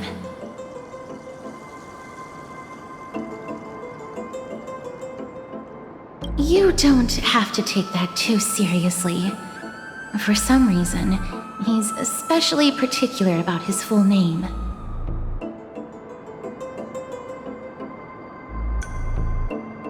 Professor Anaxa theorizes that all beings originate from the same source and have a similar composition, which in this case refers to the soul. He calls this theory Neusporism. It is an extremely complicated theory. You should get him to explain it himself if you're interested.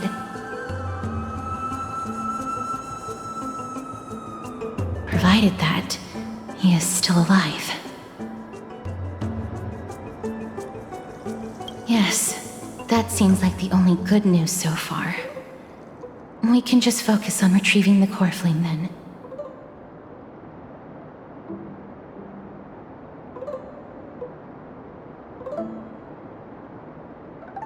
I do not wish to consider this possibility. Perhaps they were just unable to transfer the core flame, but managed to escape.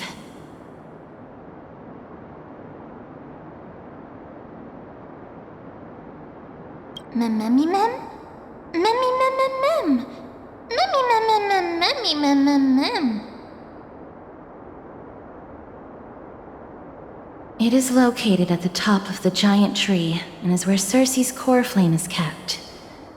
According to Anaxa, the core flame should still be there. But making our way there won't be as simple as the professor made it sound.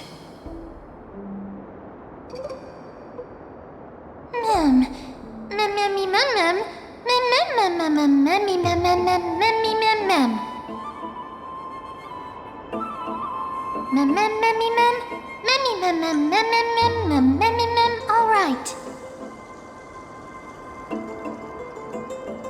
Right. Let's see whether he left any similar directions for us along the way.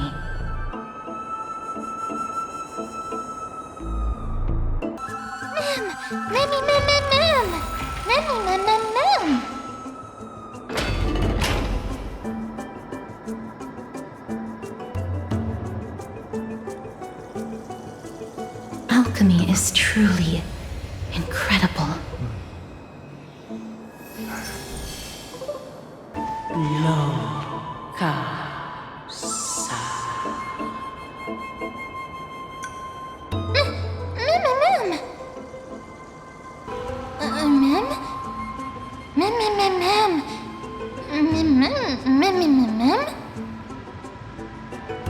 No, you didn't imagine it.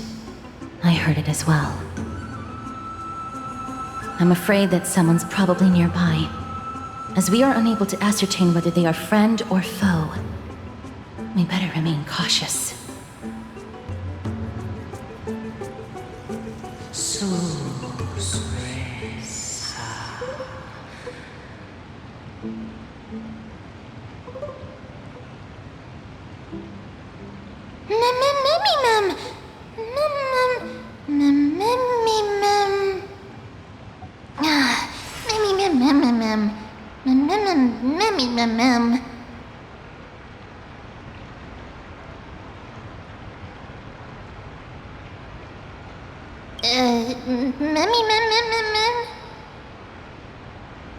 Found it. The voice is coming from over there.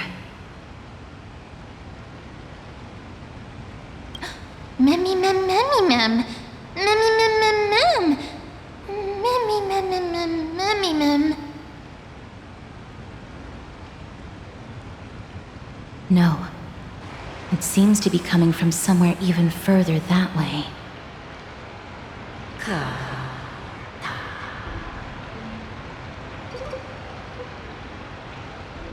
Let's go check it out.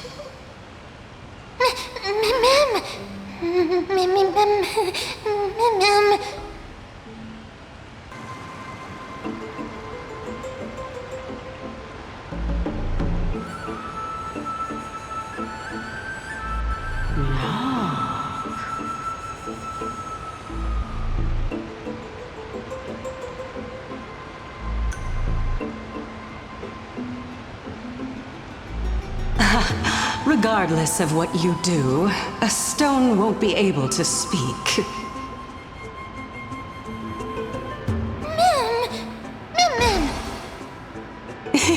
Such a lively little bunny. You even smell a little familiar.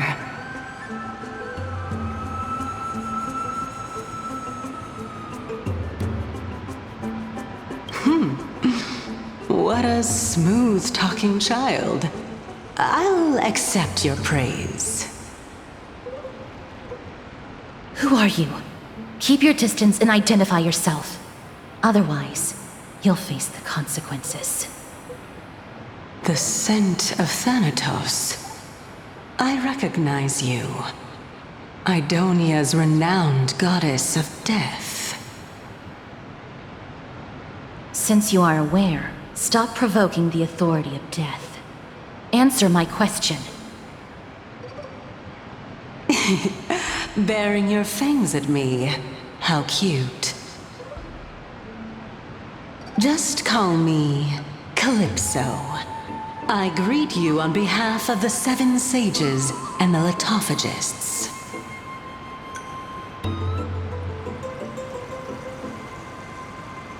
Be careful. Even if the head of the litophagists has never shown their true identity before, we shouldn't trust this person so easily. The weft could not detect her presence just now. That would be out of the ordinary if she were truly a phantom body. But if she is someone who has passed on, I should be able to tell. Let me test her. Do you mind if I join your private conversation?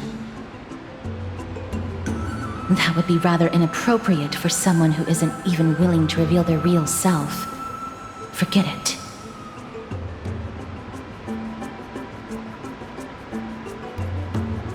However, I'm going to ask you some questions. Please answer them truthfully. If you can do so without hesitation, we won't treat you as an enemy for the time being. A pop quiz? Well, that sparks my interest. Go ahead. What was the topic for the grand finals of the 752nd Great Debate? Is a flying arrow in motion or at rest? Who was your representative? Medea. She went up against Phynon of the New Sporists. Who won? Nobody won because the 752nd Great Debate never took place. What I just mentioned happened during the previous debate. Phynon emerged victorious and obtained his 10th consecutive debate wreath. Also, to alleviate your worries, I shall provide you with a piece of information that's more valuable than the Great Debate. Anaxa the New Sporist is still alive. I saved him, and he is now recuperating at the Luminary Throne. So, are you satisfied with my answers?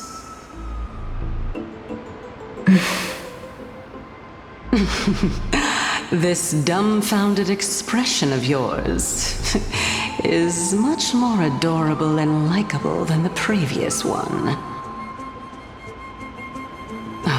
As the saying goes, seeing is believing. Why don't you follow me to the throne and take a look for yourself? I'll keep my eyes on you at all times. Oh, that's truly an honor.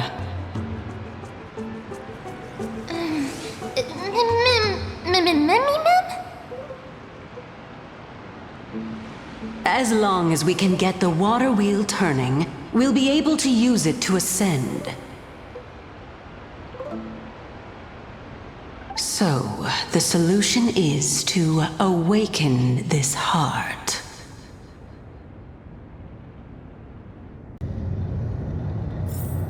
Is that the Chamber of Purifying Tears? You have a good memory.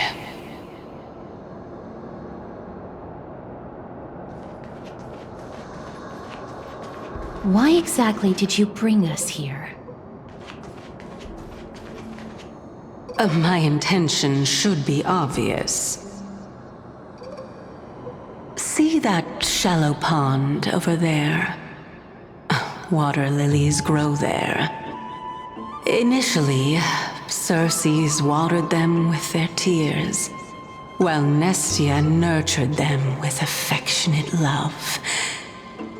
They are a token of the eternal companionship between the two gods. All the two of you have to do is to cross the deep well and retrieve the golden bough of vows for me.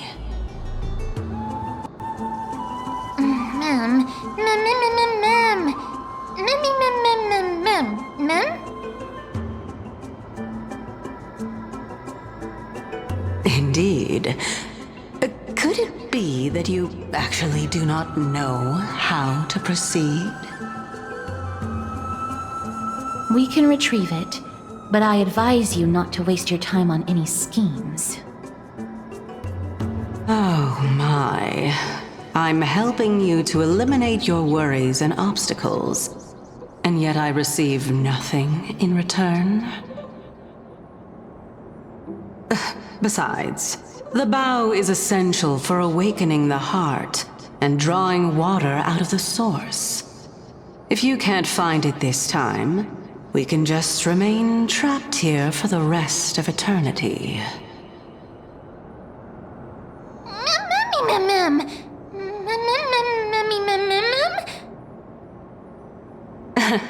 You're overthinking things. We're all in the same boat. Although it would be absurd to say that I have no other motives. Since you've brought it up, I might as well take this chance to explain. I'm simply making use of this opportunity to see what you two are made of. So, is that truthful enough for you?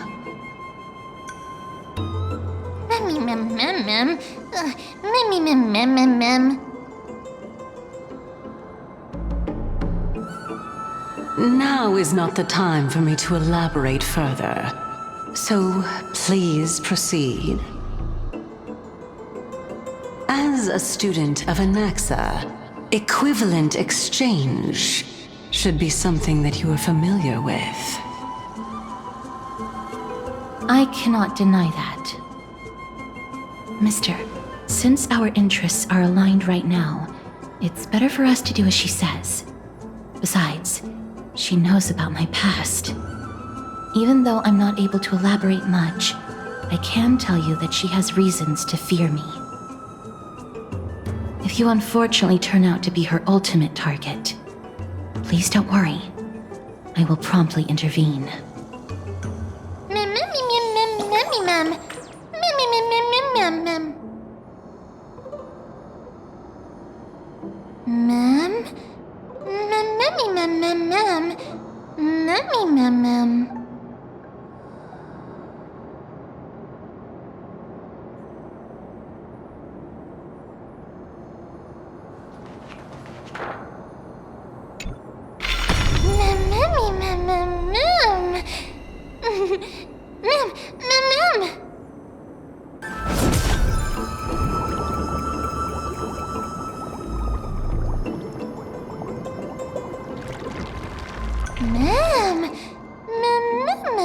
Flowers, ma'am.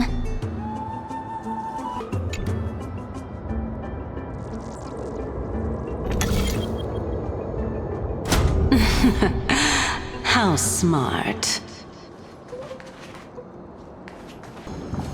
Let's hope that this is not a trap set by her. So this is the Golden Bough of Vows. I hope that the Titan will not take their anger out on us.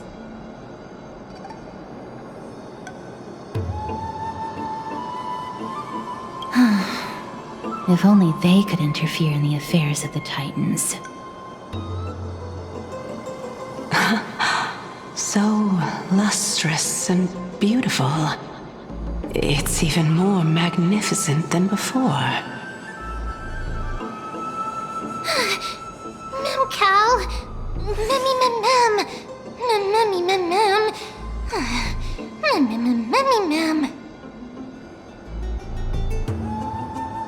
Understood.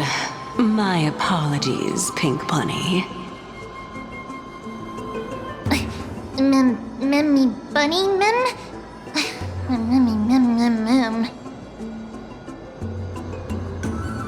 Is this the legendary Golden Bough of Vows? We'll know once we test it. There's a secret passageway behind the pond. It's faster if we take that path. How do you know this place so well? Well, I'm one of the 7 sages after all. We're here. Could you kindly pluck a petal for me and place it into the pool?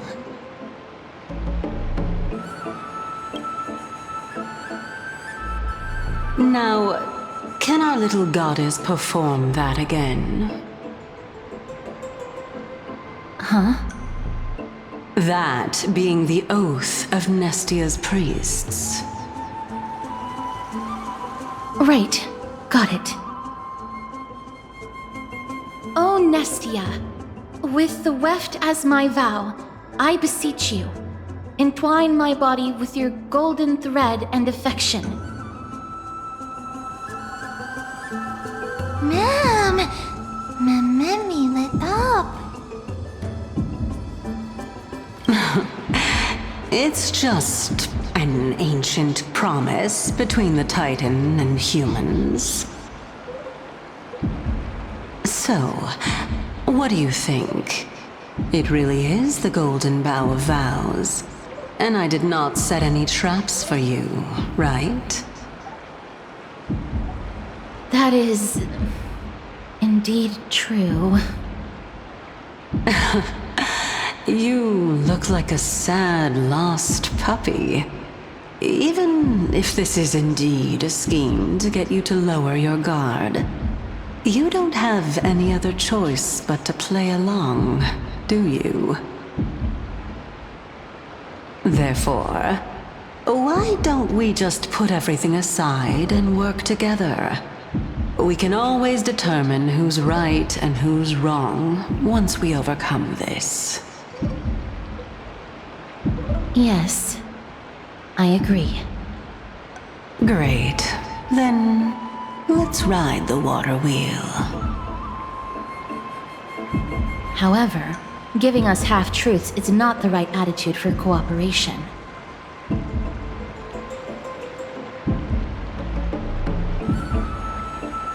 Furthermore, according to the principle of equivalent exchange, since we have passed your so-called trial, isn't it time for you to make your intentions clear to us?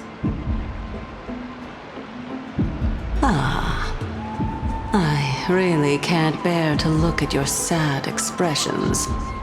Although you only cleared a simple trial, I'm willing to make an exception and treat you with sincerity. I'll allow each of you to ask a question. But not the little bunny. So, ask away.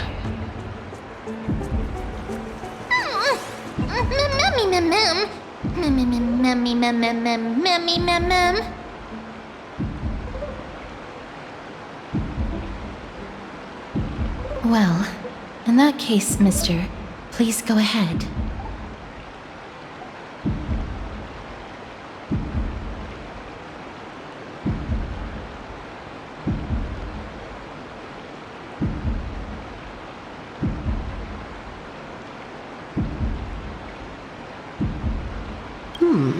A good question. It's an inability to do so rather than an unwillingness. For me to appear in my true form, I'll require your help. Well, it's your turn now, little goddess of death.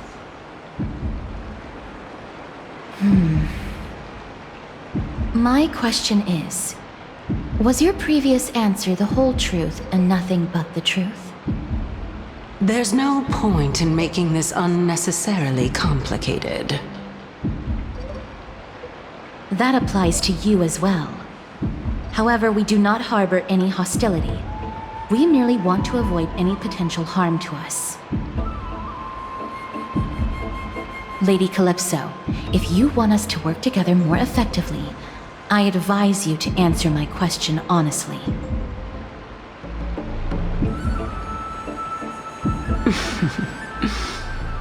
All right. I was completely truthful in my response just now. I have not deceived you, nor will I. With all due respect, omitting facts can also be considered deceit.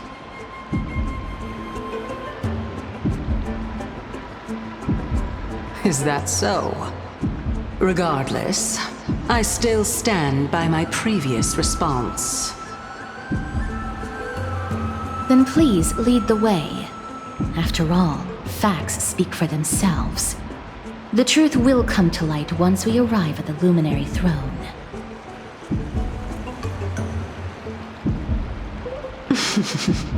All right, all right. I originally thought that you were just a beautiful flower planted in the mortal realm by the hand of shadow. But now, I see you have some prickly thorns, too.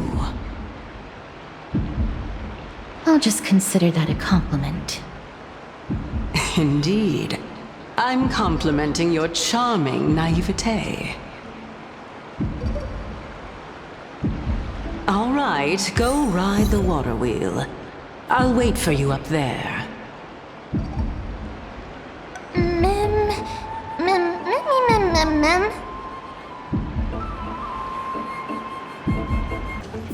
Speaking of which, don't you also have a red-haired companion?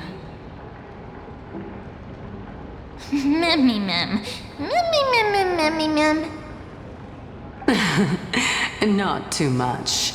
It's just that I seem to hear the sound of a bee buzzing around. Lady, your metaphors are not worthy of praise at all.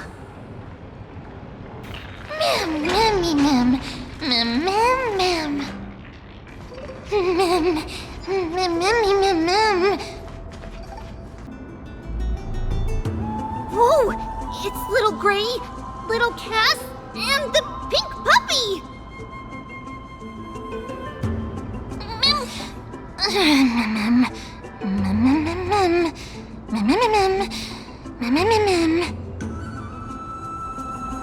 Lady Trianne, are you all right? Were you hurt? No, Trianne flew high up into the air so the monsters couldn't reach us.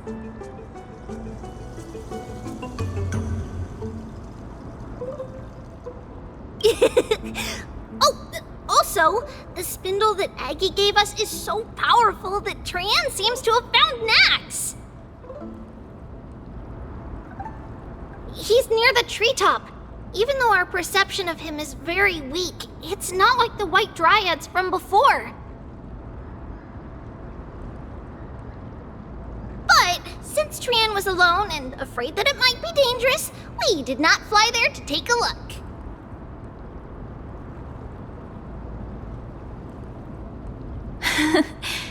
It seems like Lady Trianne did not forget our promise. Anaxa is indeed still alive, and he's at the Luminary Throne right now. It seems like Lady Calypso did not lie regarding this. Huh? Calypso? Who's that?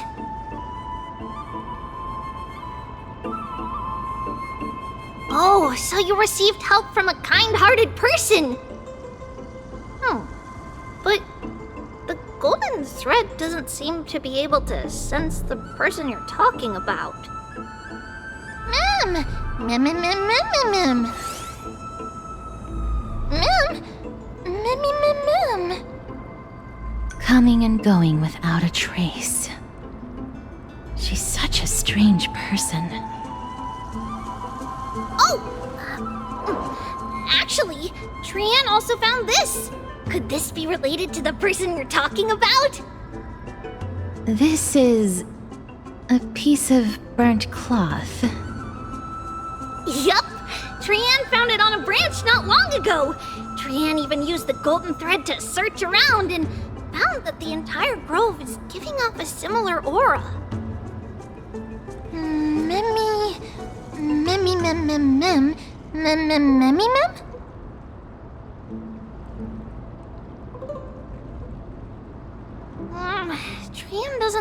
so. Because when Trian picked it up, we didn't see anything at all. And judging by the golden thread, the aura seems to be all around. Lady Trian, where is the aura gathered at right now? It seems to be... Oh! A little higher and a little ahead of us! The Dome of Devotion. Calypso, just what are you hiding?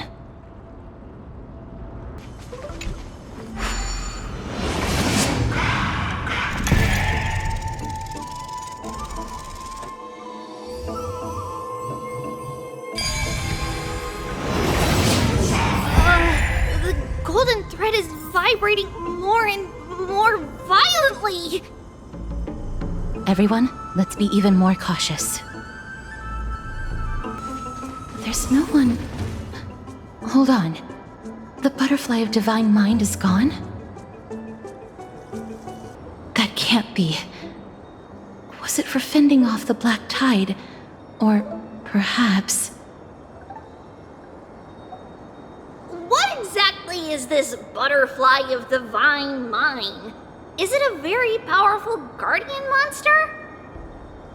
No, how should I put it? It's considered a safeguard for the Titan's core flame. This butterfly is created from Nestia's remaining divine mind and bears the responsibility of guarding the core flame. Legend has it that someone can only pass the trial of the butterfly by proving they possess pure and unselfish love within their heart. Only then can they awaken the great tree to open up the path to meet Circes.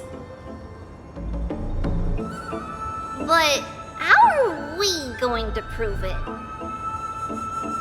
Mem mem mem mem mem mem mem mem mem mem mem. Sorry, but even I don't know how.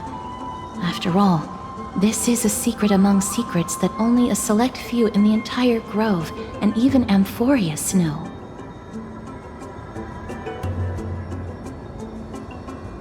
Rather than worry about this, Lady Trian, did the golden thread react to anything around here?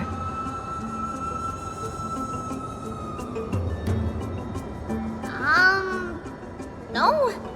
That unknown thing seems to be even farther ahead and higher up.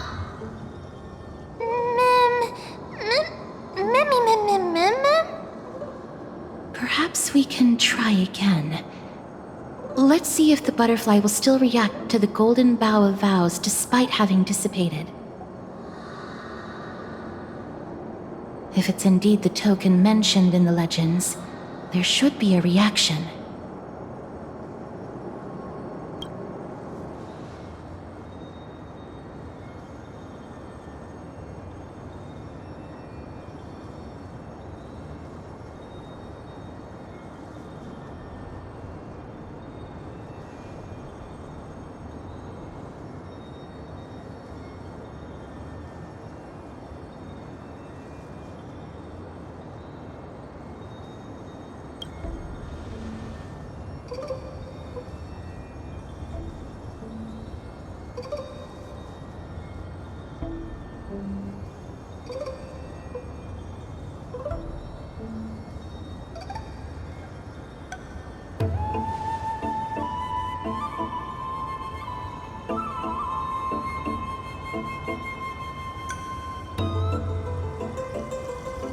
Let me give it a try.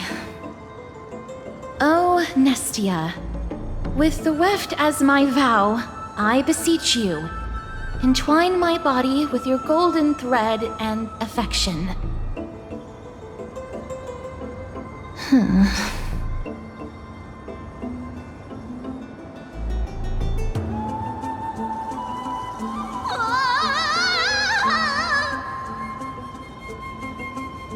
Lady Trian, and even Mem? Where have they disappeared to?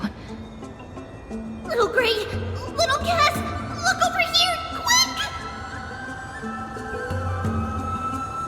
Mummy, he's about to burst into flames!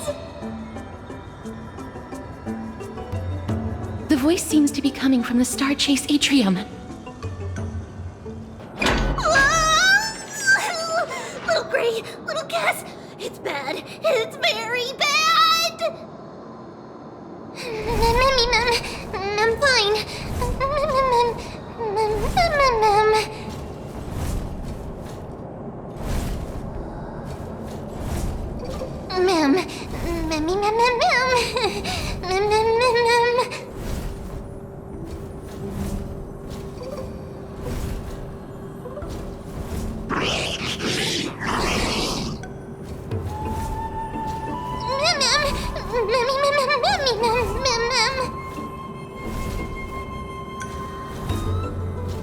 Lady Trian, what exactly happened just now? Trian and Memi were looking around to see if there were any mechanisms nearby.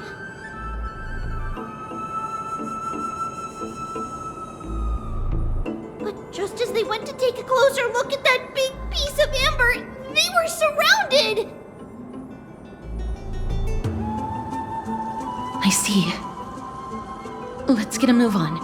The orbs belonging to Ornyx's priests should be nearby. Hopefully they'll be of some use.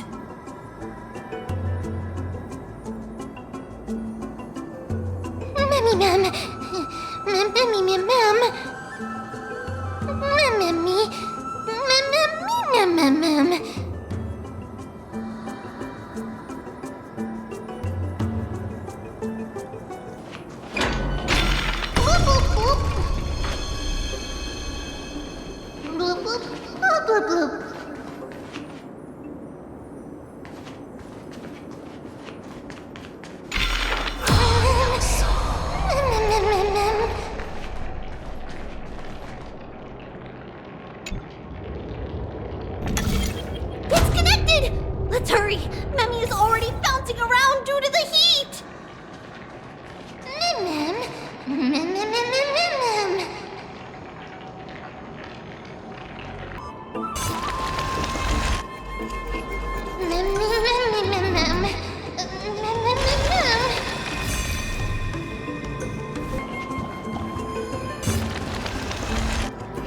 Oh no, I'm starting to smell something delicious.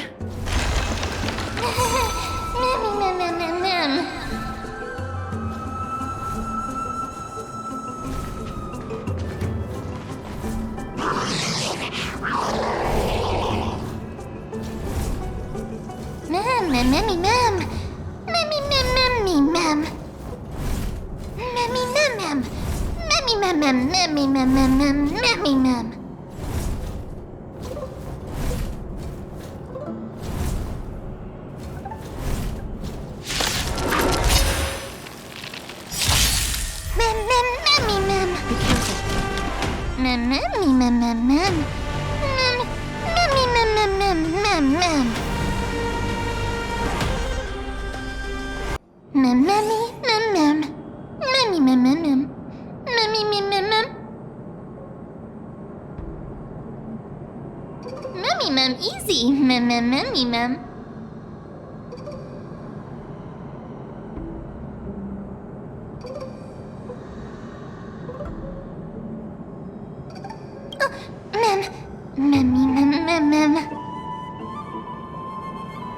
It's alright. Trian only just flew down.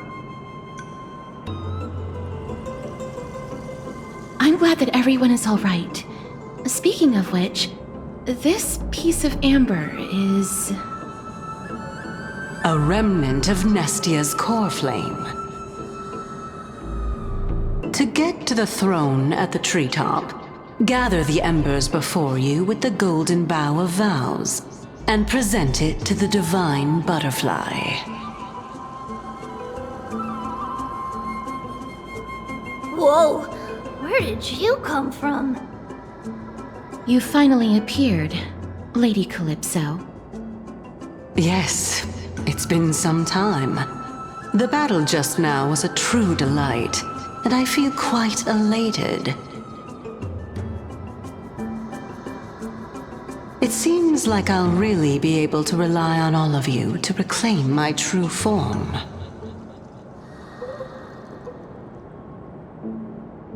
Lady Trian, how does the golden thread react to her?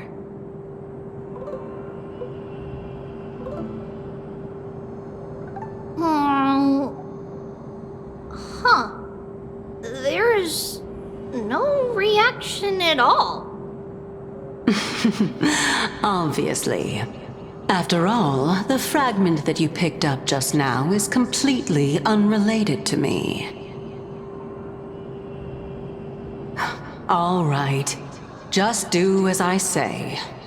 If you're able to pass the trial, I will tell you everything truthfully. Another trial. Mem.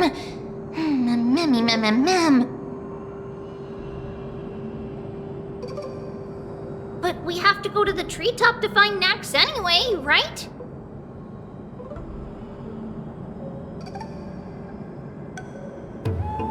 I've got a hunch. Come, let's collect the embers and go confront her.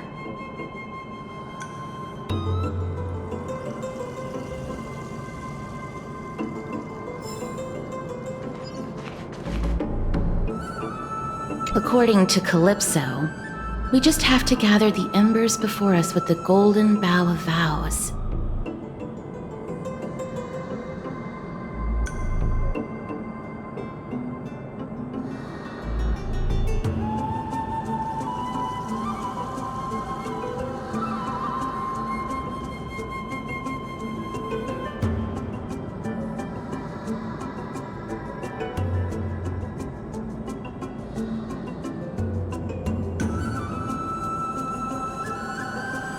How incredible.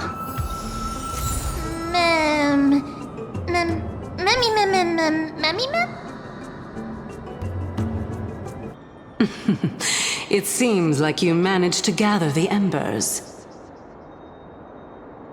In that case, just offer it to the divine butterfly.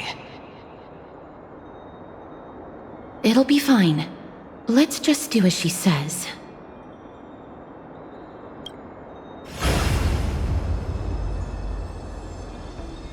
It's a success! The path has appeared!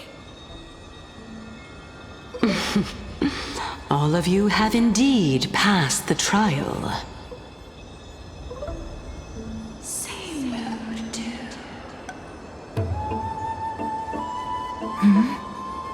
The sound of a butterfly's wings.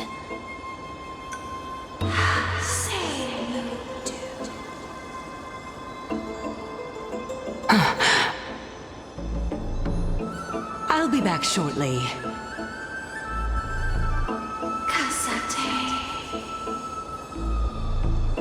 Of course, our promise still stands. But now, it's time for me to sacrifice myself.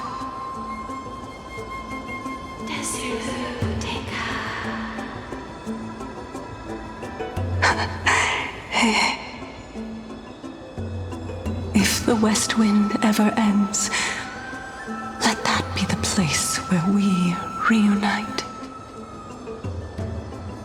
Farewell, my love. Lady Calypso, this is...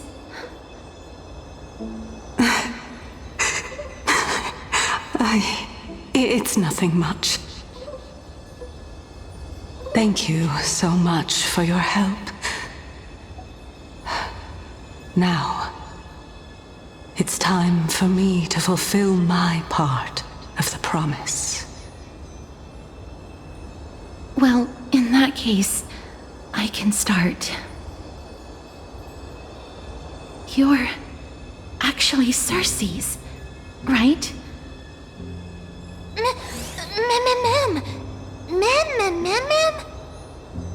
Oh my. The children of humanity have passed the final trial at last. I was wondering when you were planning to expose me. How did you know? The riddle-like trials, your distrustful yet sincere character, referring to Nestia as your love and...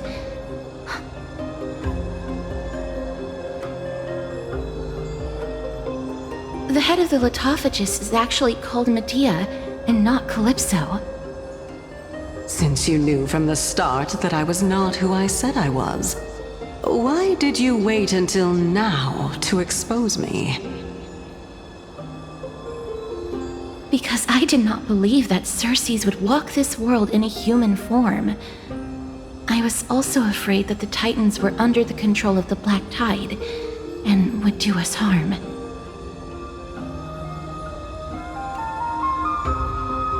Also, to make a claim, one must have evidence. This is the precious knowledge that I acquired during my time at the Grove. Excellent. To think we were able to gain a new chance at life in the midst of death. Fate truly is a mysterious thing. Well, shouldn't you also tell us why you went through all the trouble of setting up these riddles? Oh, the reason's quite simple. I needed your help, and just like how you were wary of me, I had to ensure that you were not villains who were trying to get their hands on the core flame. I also had to ascertain that you were capable of dealing with the threat at hand. Is this threat related to the Black Tide? Indeed, and it's even more related to that lost item from before. Its owner is a quiet and paranoid hunter who seems to have been reborn from the Black Tide and is attacking along with it. As I could not do anything about him, I split my body up and escaped to avoid harm. I bided my time for a chance to seek assistance.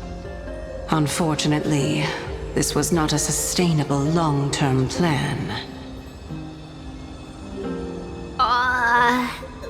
What you mean is that you hid your own core flame?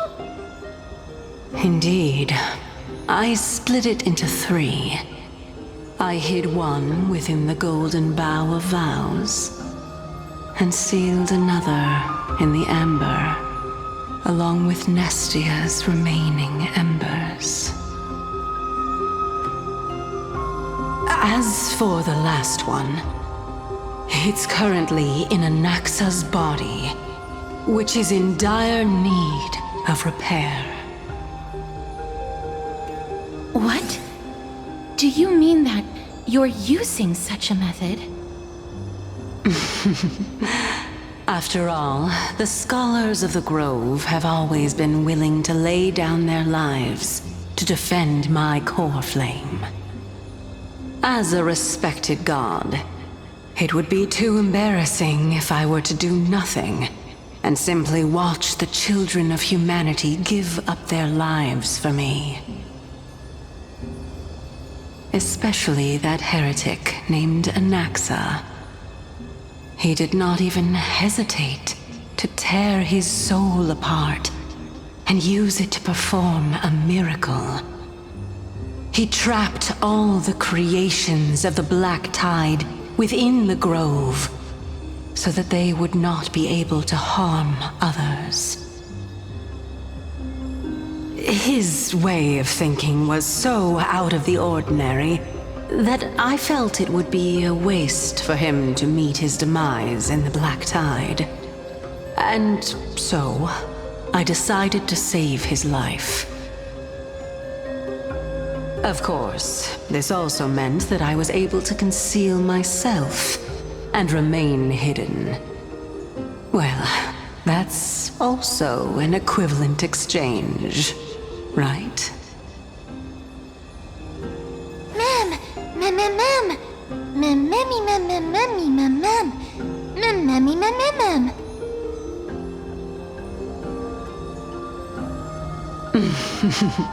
What a smart little bunny. This way, I'll be able to regain my true form. and you will be able to bring the core flame and your teacher back to Akama.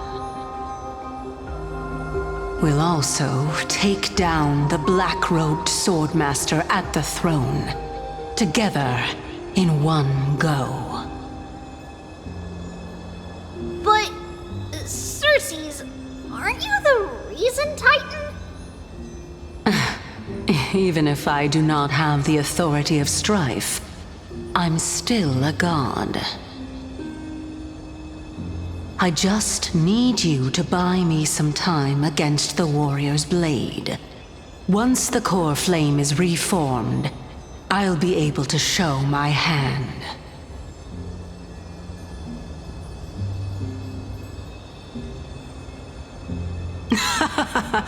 Excellent.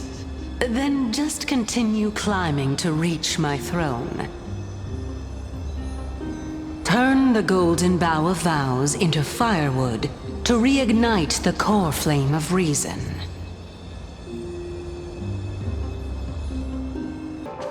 I'll leave it to you, children of humanity. May you be blessed with good fortune. It seems like a fierce battle will be inevitable. Don't worry, Trian will protect everyone! Ahead lies the Luminary Throne. And also, the battlefield that we're about to step onto. Ma'am,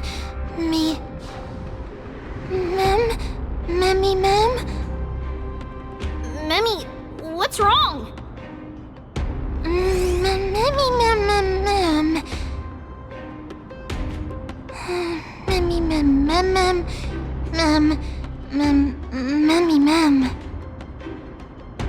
Is this Professor Anaxa?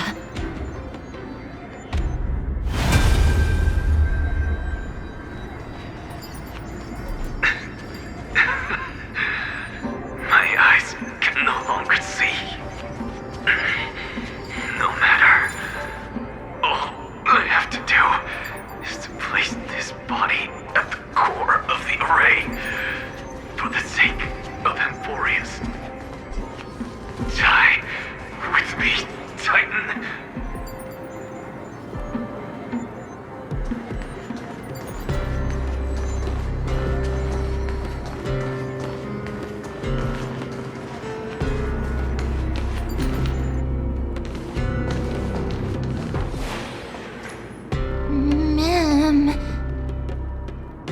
Cersei's was right.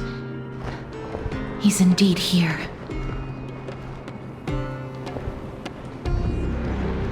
Who is this black-robed guy?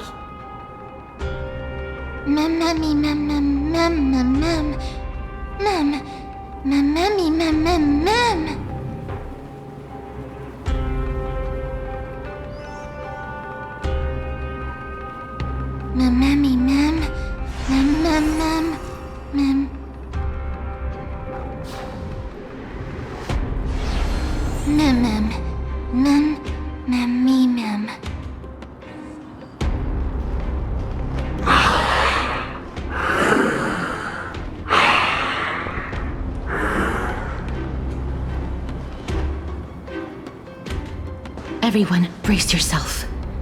This must be the hunter reborn from the black tide that Cersei's was talking about.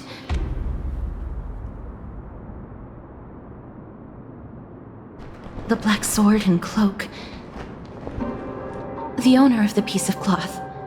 The north wind that sent over the deathly fog of Thanatos.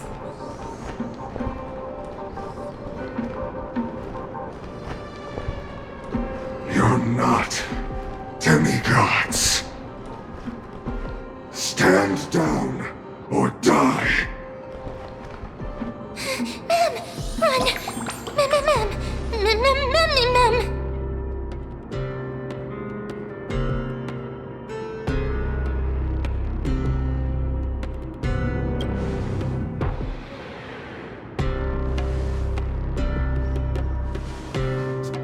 Trian will also protect everyone!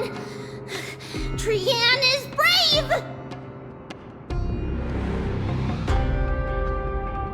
Mister. Only this time, may death protect us.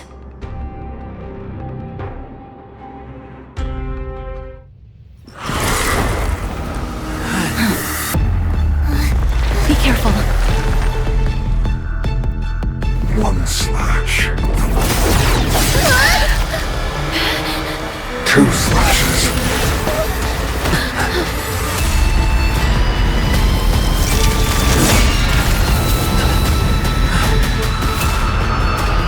3 slashes are enough.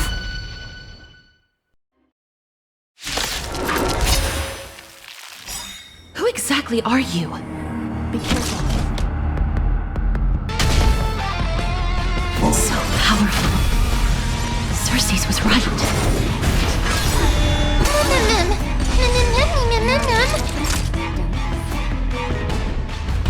Offer your souls to the fire. Not good. Just be reduced to.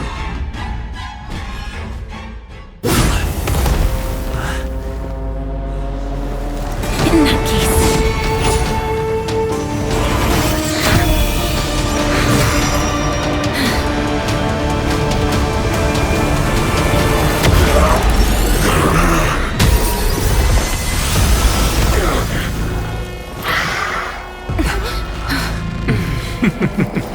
Can't be killed in a single blow. You are indeed no ordinary human.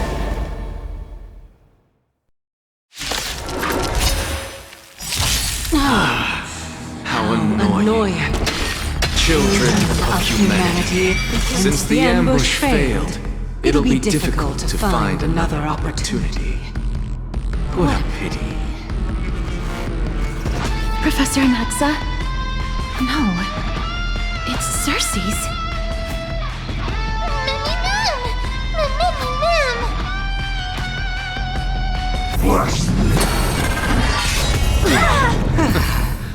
I'm about to be overwhelmed. Fighting is so much more tiring than thinking. That was tough. I'm truly exhausted.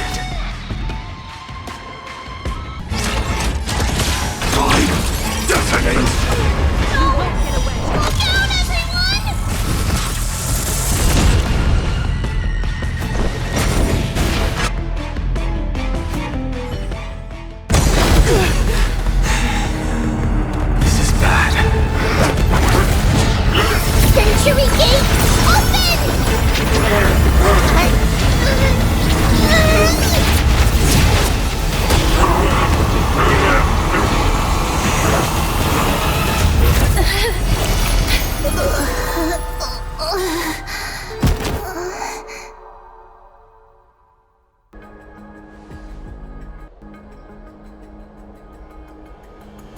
Phew. That was a close call. Thank goodness that we returned to Akama unharmed.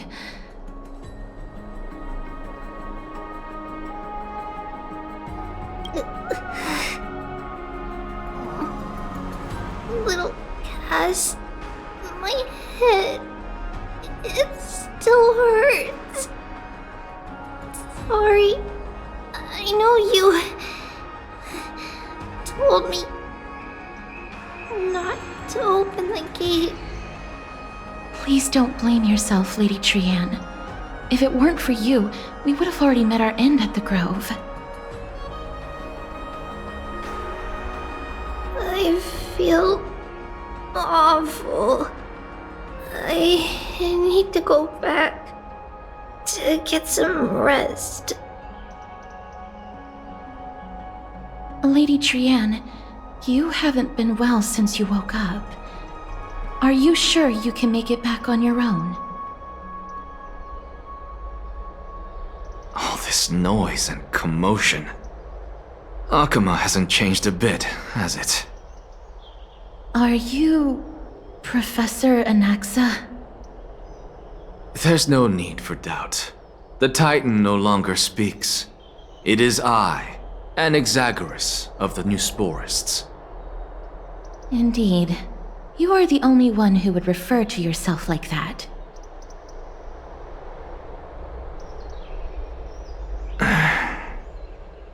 Professor, let me be frank. The mission Lady Aglaya entrusted us is to search for survivors, uncover the truth about the disaster at the Grove, and retrieve the core flame of Circes. That does not surprise me.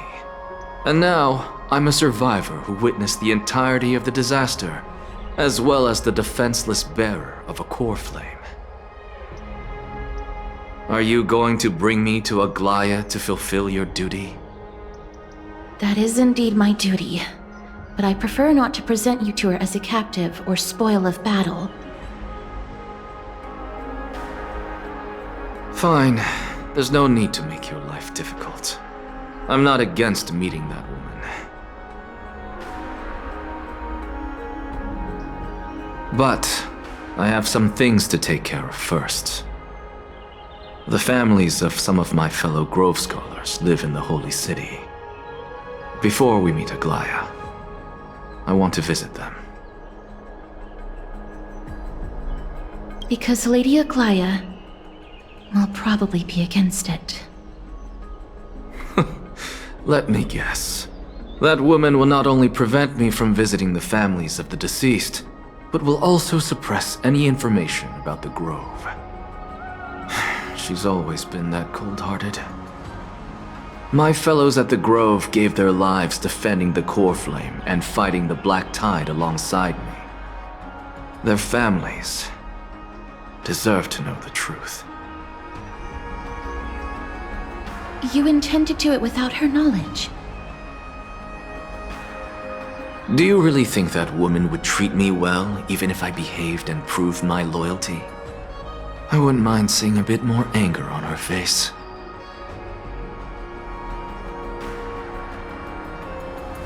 Are you going to stop me, Castorus?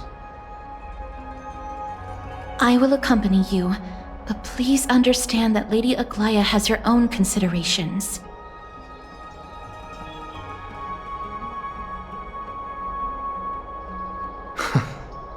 You truly have the makings of a fine scholar, putting yourself in other people's shoes like that. Let's go. I won't go overboard. So, after all these years, you and Lady Aglaya are still... Neither of us is narrow-minded. You should know the root cause of our conflict. Hello. And you are? Hello. If I'm not mistaken, you are Kallinicus' wife, right? Yes. Oh, are you a messenger? No wonder I haven't heard any news for so long. There's been a change in personnel, hasn't there? Ma'am, Kallinicus passed away a few days ago, defending the Grove against the Black Tide.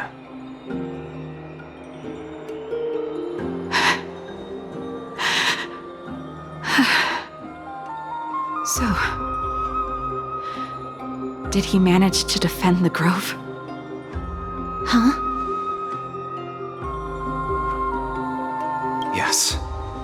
He managed to protect Circe's core flame at the cost of his life. I see.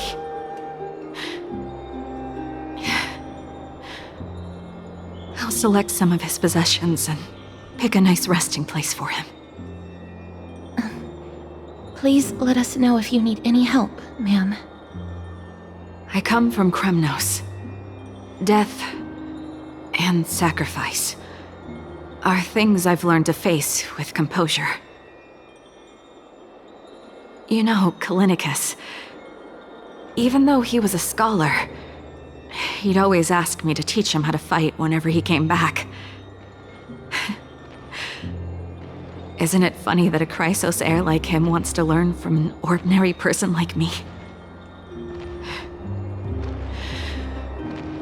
I've been prepared for this for a long time. In times like these, any ordinary goodbye might just turn out to be a final farewell. I'm really sorry. There's nothing to be sorry for. I was once a warrior, and I'll find my way back to the battlefield someday. With the coming coronation of the new king of Kremnos, I'll take up my lance against the creatures of the Black Tide and seek vengeance for my husband. Oh, hello, young ones. Is there anything I can help you with? Are you the father of Keinani and Artakama? Ah, yes. Did my daughters cause trouble at school again? Alas, forgive this old brain of mine. Both of my daughters graduated long ago, and they are now scholars at the Grove. As I get older, memories from years past tend to blend together. What's the matter, young one? Why so quiet? Did my daughters really get into some trouble? If they refuse to apologize, just let me know. Their old dad can still talk some sense into them.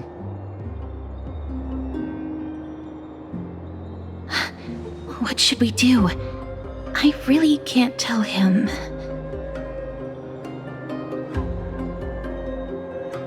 Mr. Fabio, the Black Tide took Keinani and Artakama. What? They fought until their last breath against the Black Tide to defend the Grove.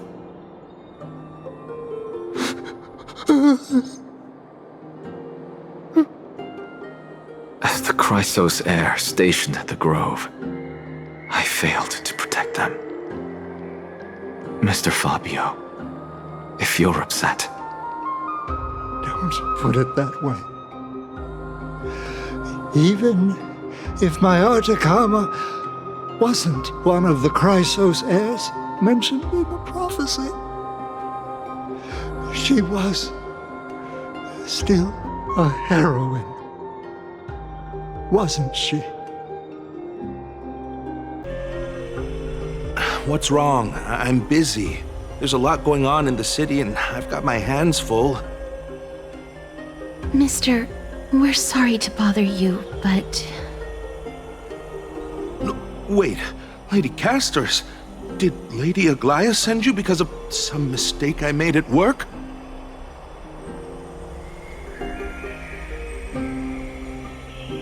Keep your cool, Titus. I'm Anaxagoras from the Grove of Epiphany, and a colleague of your father, Old Titus. A few days ago, your father passed away. Wait, what? My old man died?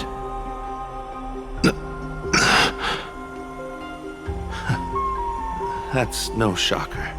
At his age, he was due for the River of Souls any time.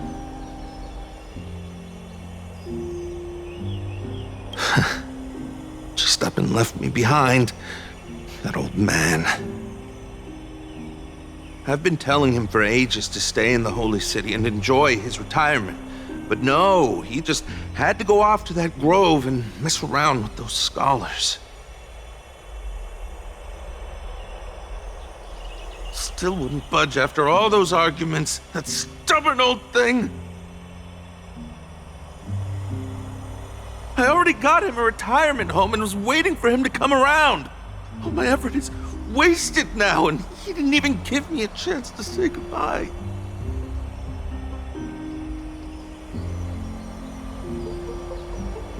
That bull-headed old man, stubborn as a mule.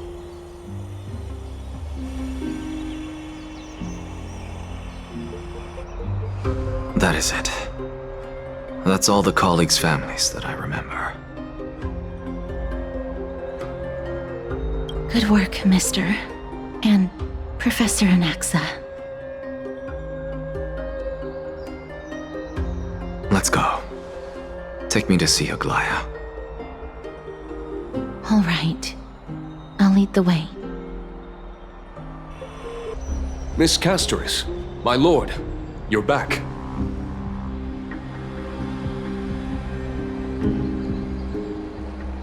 Hello.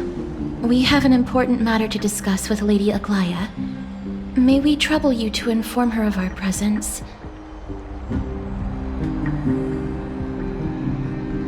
My apologies, Miss Castoris. Lady Aglaya has just informed me that she has no time to receive anyone at the moment.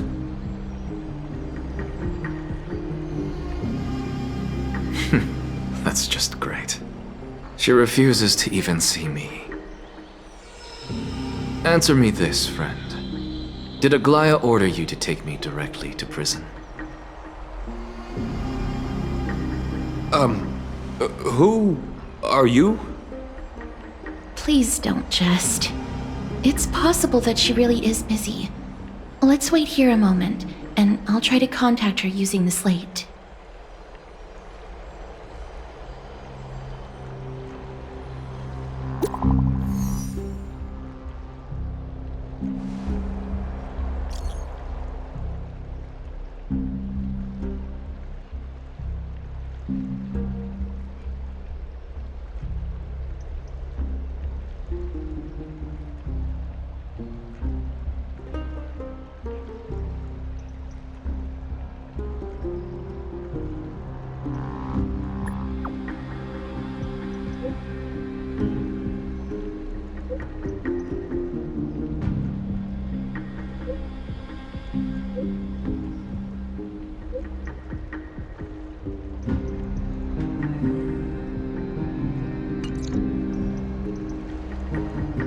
It's fortunate we don't have to confront that woman while I'm hauling around this sick body.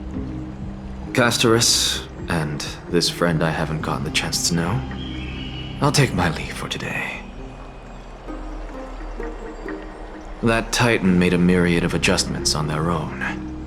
My head still aches from that. I don't want to stay a second longer in this noisy city if I can. Please be careful. Akama isn't the Grove. This place is covered by her golden threads. I know. That woman is extremely confident I won't escape her grasp. Don't worry. As I said before, I'll mind my behavior. Mister, so many unexpected things happened on our journey to the Grove. We truly had no intention of putting you in danger, let alone face the Black Tide head-on.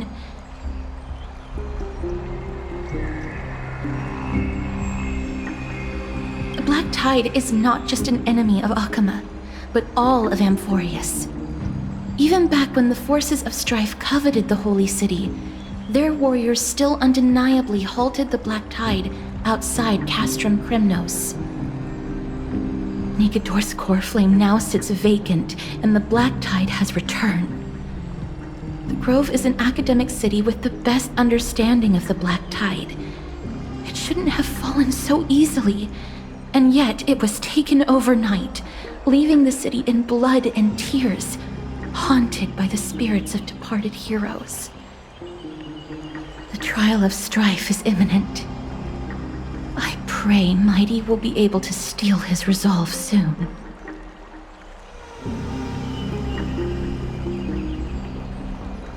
Lady Trebe once traveled across thousands of cities in Amphorius to repel the Black Tide. But even they have no recollection of this powerful enemy in all their journeys. Perhaps the fall of strife has triggered even more terrifying events in unseen places. As for me, I detected a strong stench of death from that entity, but it wasn't because it had a connection with Thanatos. I'm afraid it's purely because it has sent countless others to their deaths.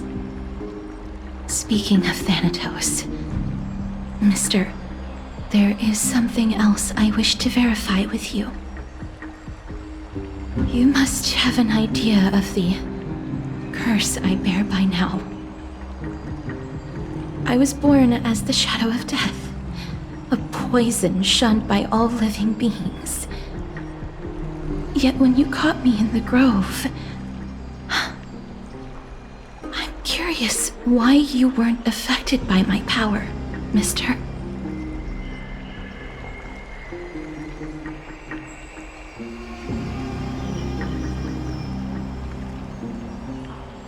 My apologies for the abrupt question. For all my life, I've always wondered, what is my connection to death?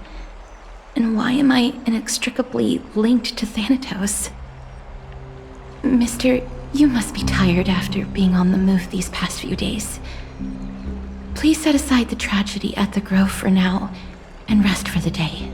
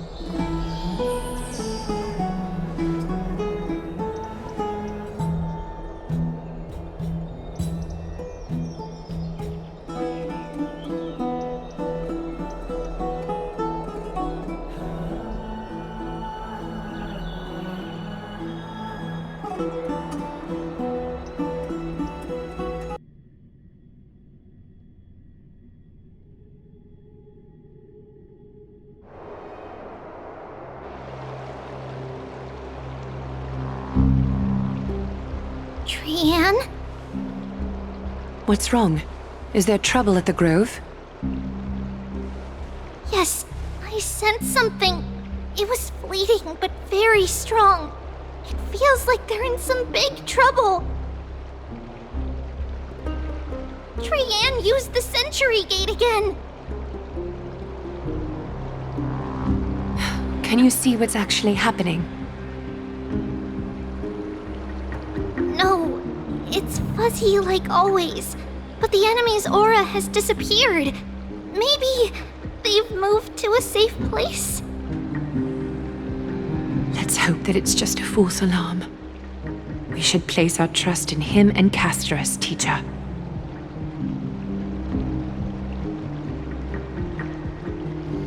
They will keep Trian safe. Peggy. acting like we are little kids. One day, Trianne will reach her limit, and Trebi will take on the role of gatekeeper from her. We are all aware of that. I am just a little concerned about her state of mind. Trianne was already unable to speak, even in short sentences when they left. We want to say a proper goodbye at the very least.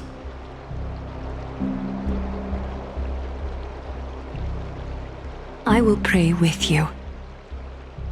Thanks. And Aggie, it looks like we will need you to come with us to the baths this time to unwind. It feels like neither of us have laughed for a long while. It's time to head out with the west wind! All right.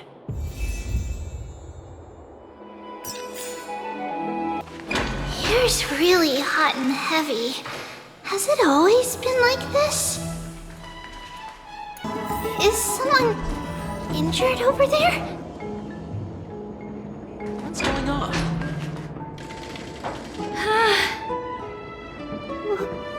What happened here? Watch out! Watch out for the Kremnoan! Kremnoan? This is their doing? Aggie, now's not the time to dwell on that. Let's help the injured people first. Excuse me! Coming through! Oh, you two are here as well. That's a relief. Even the Twilight Courtyard is involved? What in the world happened here? I actually just came to relax. But as soon as I got here, I saw all these people lying on the ground. I've examined them, and they don't seem to be seriously ill. It feels like they've just spent too much time in the hot water. Multiple individuals fainting simultaneously from the hot pool steam? Where is the manager of the baths? He disappeared, and no one knows where he's gone to. Some people have been saying that the Kremnoans are behind this. Lady Aglaya, what do you think about this? Let these people rest. The two of you, please come with me. Have you thought of something, Aggie? Yes. While their intentions elude me, it's time to bring this farce to a close. This is all you can do, huh? Pitiable deliverer.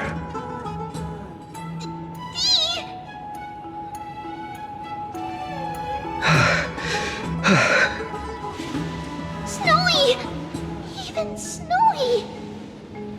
The culprit is Midamos. Oh.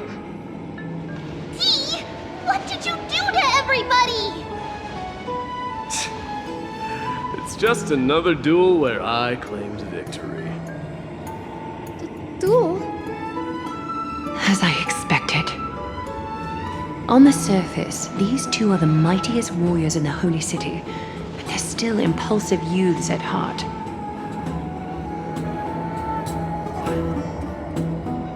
Speak up, Mighty. Tell us exactly what kind of foolishness you and Finan indulged in this time.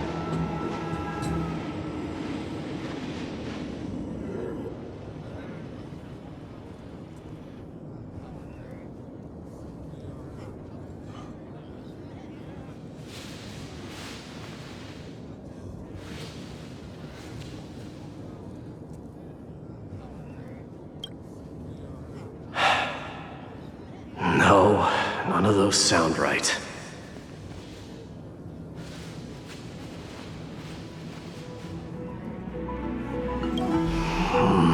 Forget it.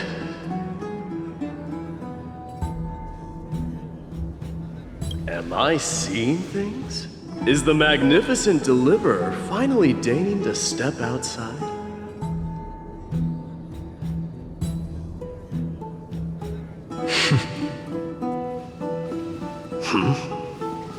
What kind of response is that? Nothing. I was just imitating your usual response. I don't feel anything special from you. Have you passed the demigod trial?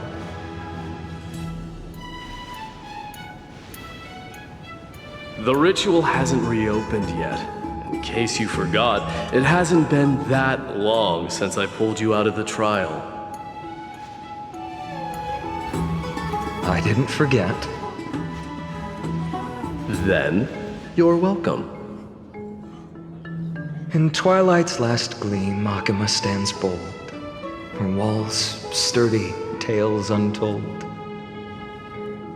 Dreaming of her fruitful gardens, pilgrims arrive from distant lands. Figs and olives, so grand. Yet little do they know that they will step into flames, fuel to the fire, a burning brand. What are you playing at this time? I just felt like reciting a few lines of poetry. Surely the Crown Prince of Kremnos knows how to appreciate poetry, right?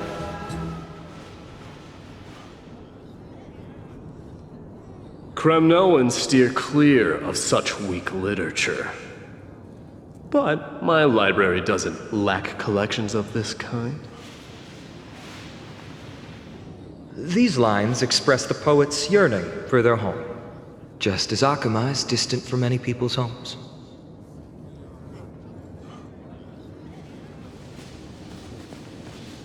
I know how to interpret poetry, Haikis. There's no point in pretending to be profound, my friend. Thank you for helping me out when I was in a tight spot, but it seems to me that you aren't prepared for the trial either. Don't compare your situation with mine. My people are still relying on me. I can't ascend to godhood on my own without first resolving their issues. So, are you suggesting that you, the mighty Mightimos, and the heir to the throne of Kremnos, wish to defy tradition that has endured among your people for millennia?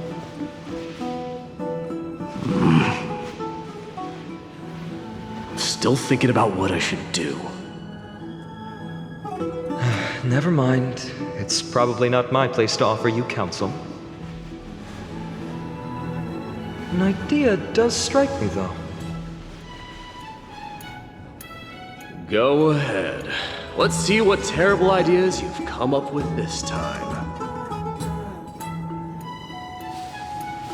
Maybe we both need to relieve some stress. Come, Mightimos, let's recommence our previous competition.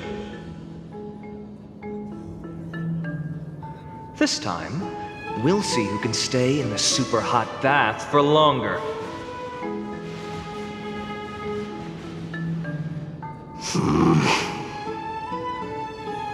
What? Are you chickening out? The phrase chickening out does not exist in the Kremnoan language. I just find this situation absurd, that's all. All-knowing historian, are you not aware that we Kremnoans use boiling water from sword forging for our baths? Looks like I'll have to teach you some royal etiquette today.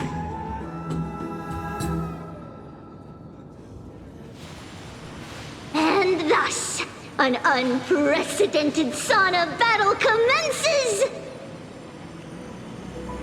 With unparalleled resolve, the two warriors' determination even alters the very hue of the steam. Flames intertwine with scalding vapor, reaching toward the heavens, shrouding the sky and the sun. The spectacle is so magnificent that none dare gaze upon it directly. Since we can't see what's happening in the competition, why don't I regale you with a tale of kings to pass the time?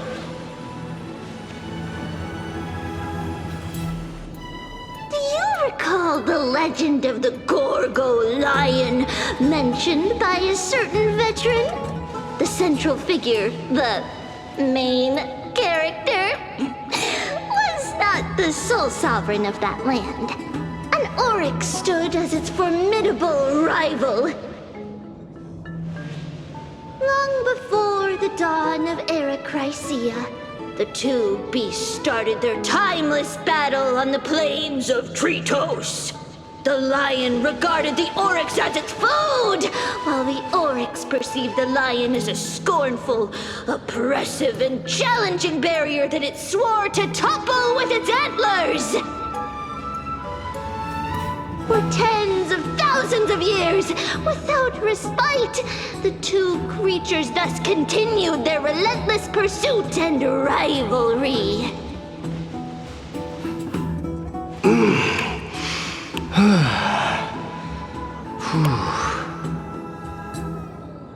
It fixated on its rival's fleeing form in the chase.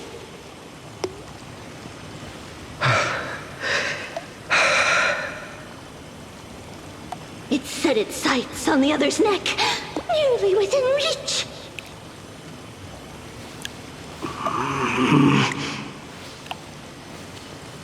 It was stuck in a corner.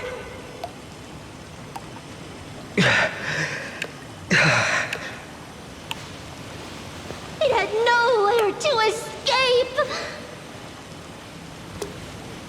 On the land of Amphorius, some lives meet their end at dusk, some at dawn, and yet others are fated to perish under the blistering sun at noon.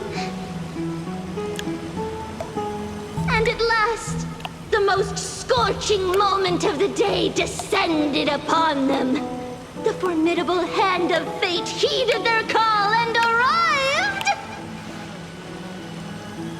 My lords, would you like me to reduce the temperature a little?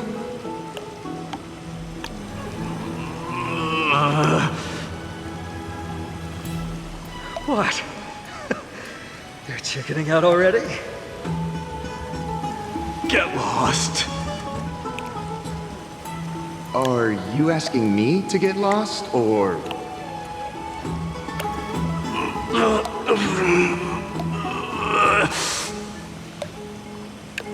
Do whatever you want. Oh, please forgive my presumptuousness, my lords.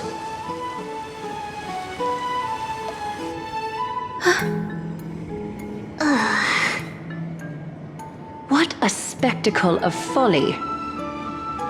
This is what you get for daring to challenge a Kremnoan without understanding your own place.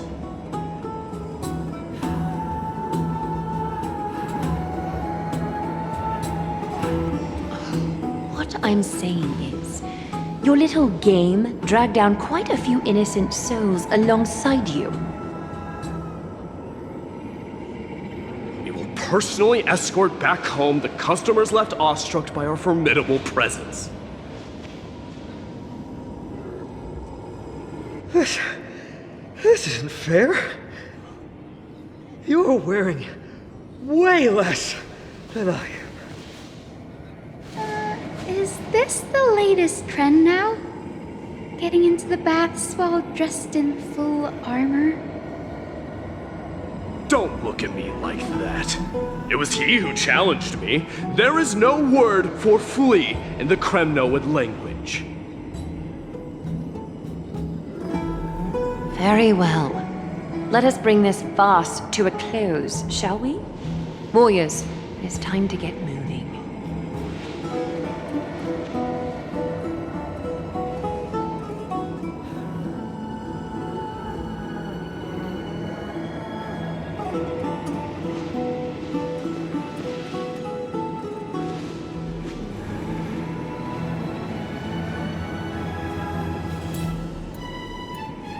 Alas, The flame chase journey is destined to be a lengthy one, replete with obstacles. But thanks to those two, all the gloom has vanished into thin air. Well, we just had quite the commotion. It's not every day we find the Marmoreal Palace this serene. Shall we continue with our previous plans? Hyacinth, would you care to join us?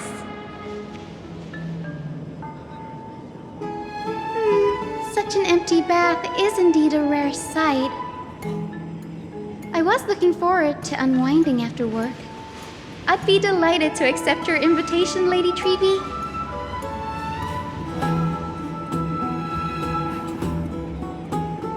How about we go to the biggest bath? Let me check. The water temperature feels just perfect. So, how is the feeling of having the entire bath to yourselves? It's so good.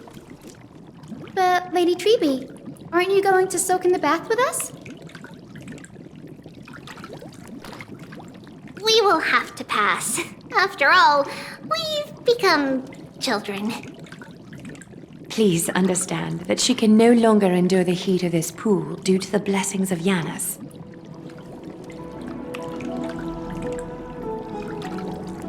Oh. Are you curious about us, Hyacinth?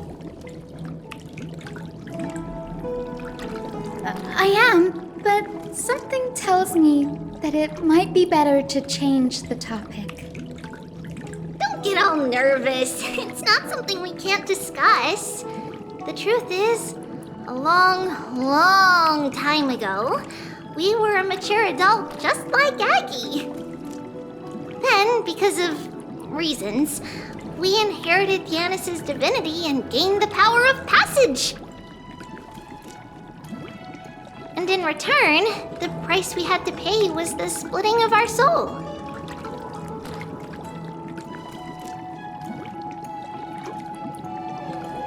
Each opening of the Century Gate intensifies the strain on Treeby and the others. They are gradually regressing towards infancy, both in body and mind. We don't know what awaits us at the end either, but anyway, that's why we've turned into children.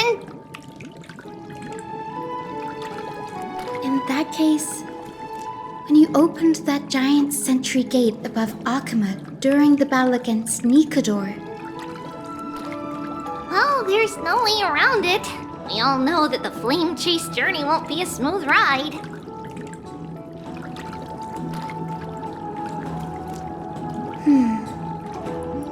Maybe we can find a way to fix it. The primary research focus of Noosporists is the soul. We explore its depletion and methods to restore dispersed souls.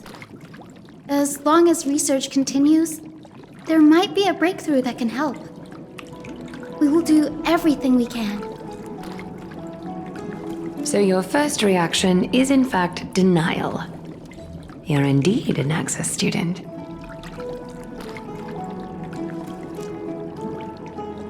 I look forward to your good news, Hyacinth. Now there's another reason to look forward to tomorrow.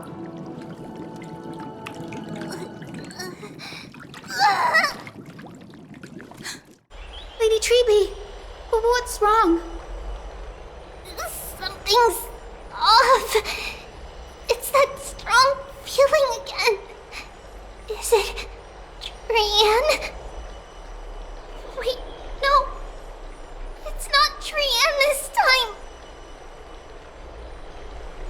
It's Trinan. Trinan is in danger.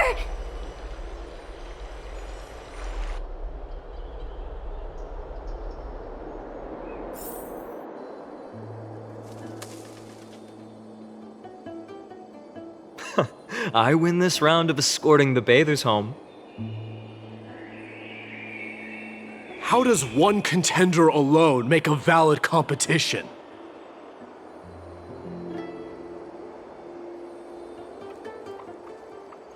offering a compliment or two wouldn't be the end of you, you know. Haikas. What is that word? Is that your native tongue? It means hyena. I'm likening you to a weak hyena. By the way, you emphasize the completely wrong syllable. Though we've been acquainted for some time, I have rarely heard you talk in the ancient tongue of Kremnos.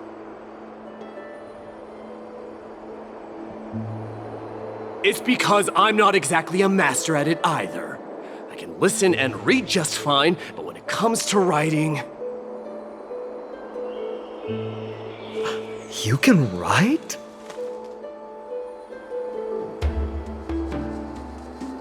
You speak as if you don't have a brain. That was in jest. I understand. After all, you spent all your childhood wandering far from home. Worry about yourself first, Deliverer. You also never mention your hometown, apart from when you need to introduce yourself. Well, it's because there isn't much to say. Ides Elysiae is simply a tiny village that disappeared many years ago in the flames of war. The only times I get to see it are in my dreams, and in the trial from the Lance of Fury. I knew it. Yes, I saw it all. Ides Elysiae ablaze with everyone, my family, friends, and my kin, lying in a sea of flames. A blood-red half-sun hung in the sky, just like on that day. And before my eyes, that murderer killed Cyrene. But I saw its form this time. A black cloak, an eerie mask, and a broken giant sword that carried an ominous aura. I fought it in the trial. But even though I've been fighting, improving, and resolutely getting stronger all this time, I still couldn't defeat it. You were blinded by hatred and almost lost yourself in that trial. That's right. And that's why I am truly thankful to you, Mightymouse. You finally picked up some manners. Better late than never. Then what about you, Mighty? What did you see in that trial? What do you fear? There is no word for fear in the Kremnoan language. I'm getting the feeling that your language has no words at all. But to answer your question, I saw Akuma in the trial. As well as... my old comrades. Hephaestion, Perdiccas, Ionius, Ptolemy, and Possesta. Ever since I returned from the Sea of Souls, these five have been by my side. We faced life and death together during our days in exile. Those 10 years were arduous, yet filled with moments worth treasuring. Each night, we would gather by the campfire, savoring honey brews and singing our hearts out. The wind in the wilds of Emphorius smelled like rust. Hephaestion would always tease me about adding goat milk to the honey brew, claiming I ruined the blood-red color of the drink. He had a scrawny figure, but was a relentless force on the battlefield, dispatching foes without so much as a blink. Perdiccas was an expert in concocting medicines, delving into all those strange folk remedies. Leonius was a swift runner and our most reliable messenger. Ptolemy was a real bookworm, always spouting off in chapters and verses. When we left Kremnos, he made off with a stack of ancient tomes from the Grand Library. Not like it mattered, as my family owns the library. And then there was Possesta. He was the silent type, but a truly masterful musician. This is the first time I've heard you mention these 5, and their names. They died on the battlefield before the Kremnoan detachment managed to join Akuma.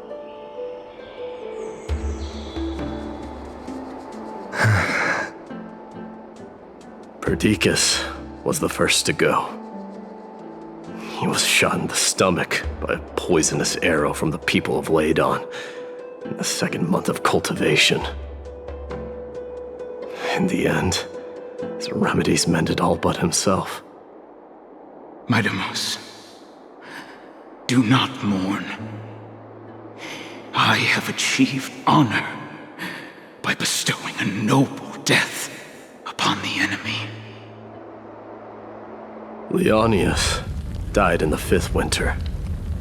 Idonia's snowstorm lasted 3 full months. On the night of the fiercest storm, our foes launched their assault. Idonia. Is that the city Castorus used to live in? Yes. Those zealots were as fearless as Kremnoans in the face of death, but they lacked respect for honor. They cornered us in a bottomless swamp. Leonius covered for our retreat. They cut his legs off. He vanished into the mire of a foreign land, his body never to be recovered. This is perfect. My Deimos, I can finally deliver the news of you ascending the throne to the Netherrealm. 20 dusks later, we finally breached the walls of Idonia and entertained the usurper's plea for peace. However, the rebels refused to surrender and set up an ambush within the city. Ptolemy and his cavalry met their end before they could even relish our triumph. Those obelisks that collapsed after being set on fire became their final resting place. My Deimos, please tell my family. It was not cunning schemes that vanquished Ptolemy, but the immense weight of Amphorius' entire history. Then, it was Possesta. He lured the enemies into the city of Aenionis with his melodies, buying us invaluable time. Our enemies, consumed by indignation when they discovered the trick, set the entire city and my soldiers on fire. His final words were recorded on a small clay tablet, fractured by the flames. My Deimos, don the crown. And at last, my most trusted friend, Hephaestion. He was supposed to stand by my side through it all. But a sudden relapse of his illness hit him on the eve of my duel against my father. He hid his condition from me. By the time I returned victorious, he had but a breath left in him. A Kremnoan dying on a sickbed. I would be a laughingstock to everyone. Hephaestion, my dear friend, spare your strength. I'll go get a physician. No need. Even if Perdiccas were here, he couldn't stop destiny from taking me away. No! took you away.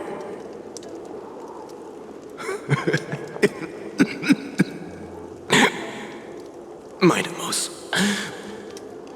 our king, do not shed tears for me. It's not befitting of your status. Farewell, my dear friend. You must lead us back home. What a grave trial indeed. Now I understand why you see immortality as a defect, or even a curse.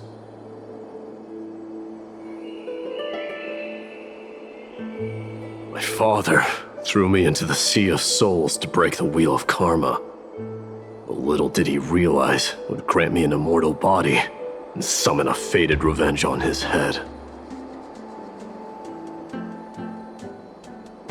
Following his demise, I considered leading my people back to our homeland. Kremnos had already turned it into a wasteland. Only darkness and insanity thrived there. Against the dissent of many, Krateros included, I made the Kremnoan detachment stay in Akama. But I know that their glory will never be doused out.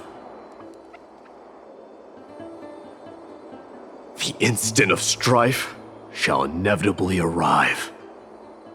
If you take over Nikador, then you must begin the journey back to your homeland. So, you hesitate because you think leaving your people in the Holy City is a better choice?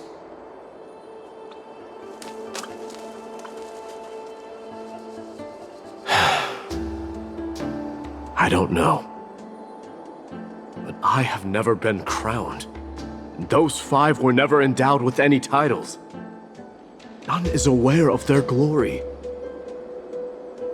Your predicament is truly complicated.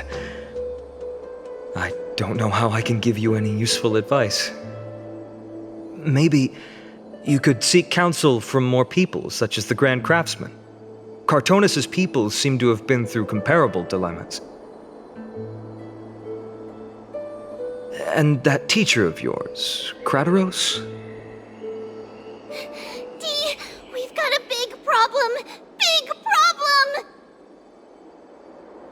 Lady Triby, what's making you so flustered? Hurry up and go save Trinan! She got abducted by Krateros! Krateros! What's going on? Mightimos. It seems I was the one who exposed my vulnerabilities first. Glava, I demand an explanation. This man abducted Trinan by force and forced her to bring him to the vortex of Genesis. He then brazenly stepped into the trial of the Lance of Fury, and naturally failed.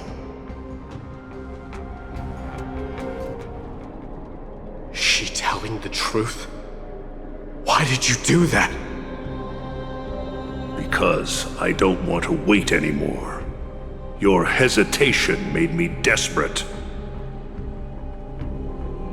If you want to run away from your destiny to become king, then keep running.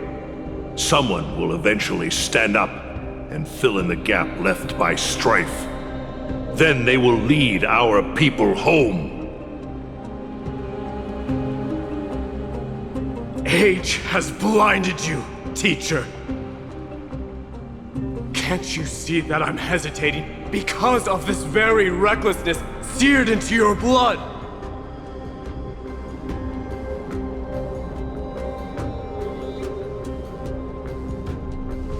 Krateros, do you truly believe you're worthy of entering the trial? To blaspheme against the prophecy?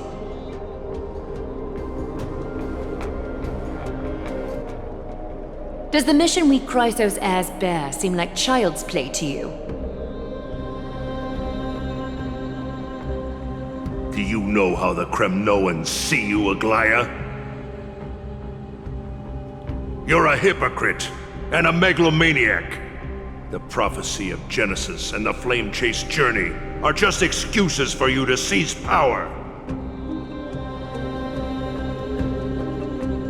Silence! Kratos! Do you even know what you're saying? Are you defending this woman, Mighty Mos? How many wars did people start because of her and her so-called prophecy? How many cities fell in the past millennium? Their people massacring each other. Even if this so-called Genesis really exists, will there be a place for the Kremnoans in that new world?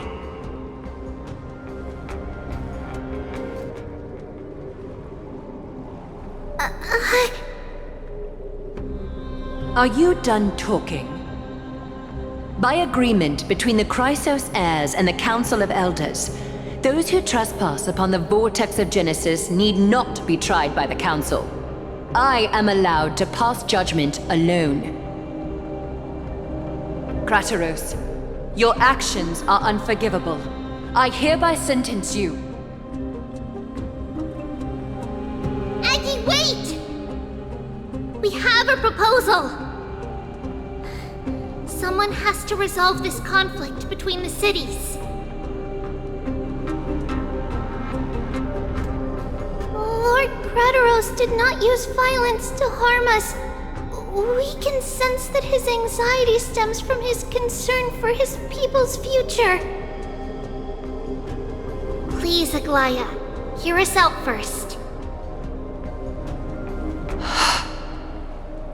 I'm listening. I'm sorry, Lord Kratos. We were so preoccupied with deciphering the fragments of prophecy that we neglected those of you not favored by its message. Your accusations were harsh, but justified. We wish to earn your trust and those of the Kremnoans. I think the best way to do that is to take you to witness the source of the prophecy for yourself. How are you going to show me something that has no form? You've heard about that Outlander, right? He has somehow made a connection with Orynyx and can completely replicate scenes from the past. We will ask for his aid. Tomorrow, at the Abyss of Fate in the Temple of Yanissopolis, we will show you everything from that distant memory, Kratos.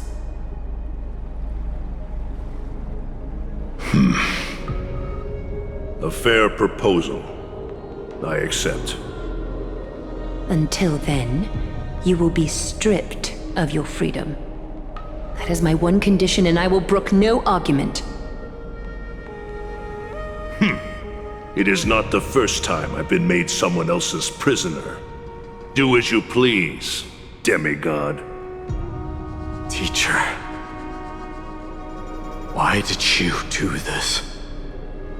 Forgive me, young master, but I just cannot wait any longer. Ever since your father died, our people and I have been waiting for a day to revive Kremnos.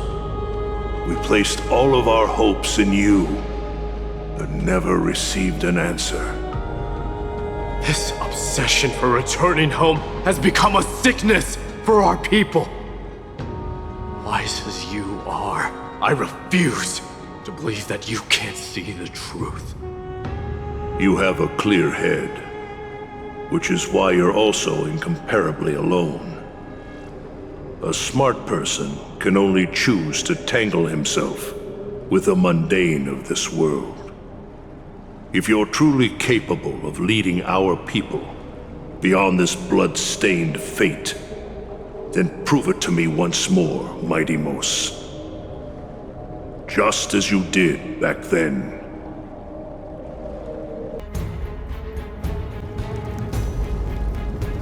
A fierce fighter. I did not expect such heroism from a feeble Akeman. Fulfill your duty as the victor, warrior, and tell me your name. I seek an honorable death from you. As if you have any honor! Listen closely. I am the leader of the Kremnoan detachment, Mightimos.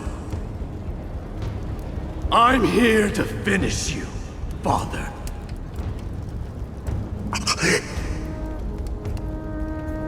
It is you, the beast spurned by all. So you did defy death. The prophecy was true. You will bring an end to my Kremnoan dynasty. Defy? You're wrong. Death fears me. It's the reason I have this body of steel. As for you, you already stand at death's door, Father. You were the one who threw me into the Sea of Souls. The one who tried in vain to enslave a Titan. And the one who desecrated the body of a god. Haikis! You're a weak king. So weak that even the lowliest hyena is a more noble existence than you. And now, fate's reckoning is upon you. Then swing your blade.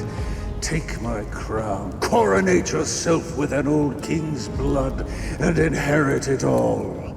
Become the new rightful king of Kremnos. No. I don't want the crown. Listen.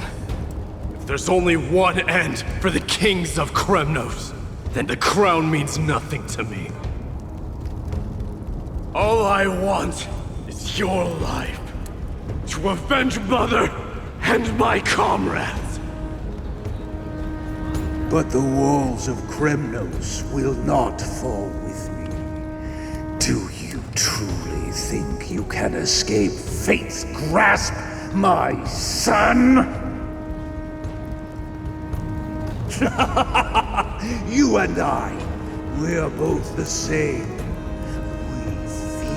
On strife and fear. Now, kill me! The son of Porgo is destined to be crowned in blood!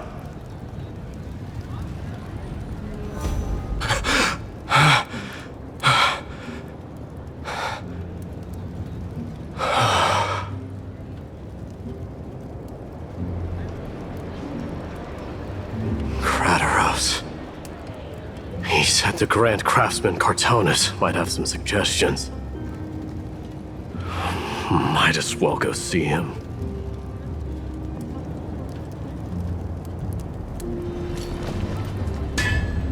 Grand Craftsman, how have you been? King of Kremnos it is. That you would come, I knew. You knew I was coming? Your matters, I've heard. The path forward you seek. Many questions you have. But before that, take this. What's this? A signet ring for the King of Kremnos. Belonged to your mother. Recast and restore it. I did. What? Mother threw it into the Sea of Souls. A long time to fish out it took. Very fortunate we were. I can hardly imagine how much patience and courage it must have taken to find such a small signet ring in the Sea of Souls. I owe you one. Gratitude there is no need for. Repayment for saving me, this is. Questions you bring with you? Ask now. Fate I've always denied. It's finally caught up to me. By all rights, I should accept Strife's authority. It would make everyone happy. The Chrysos heirs, the Council of Elders, the Kremnoans. Even the bards who will write it all into song. Yet hesitate still you do. Hesitate, why do you, young king?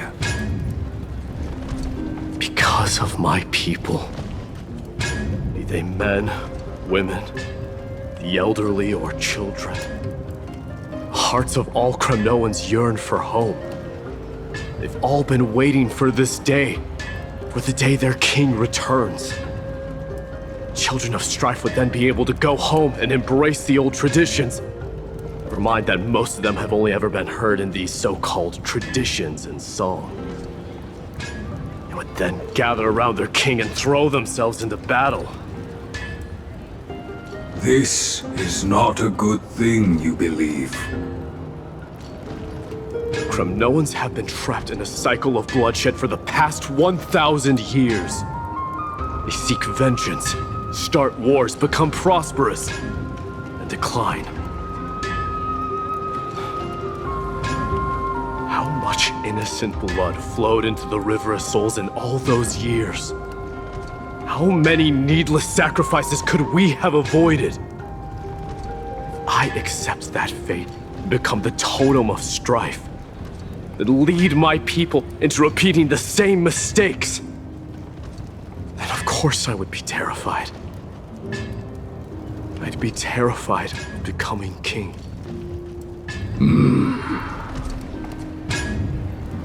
A different kind of Kremnoan you truly are.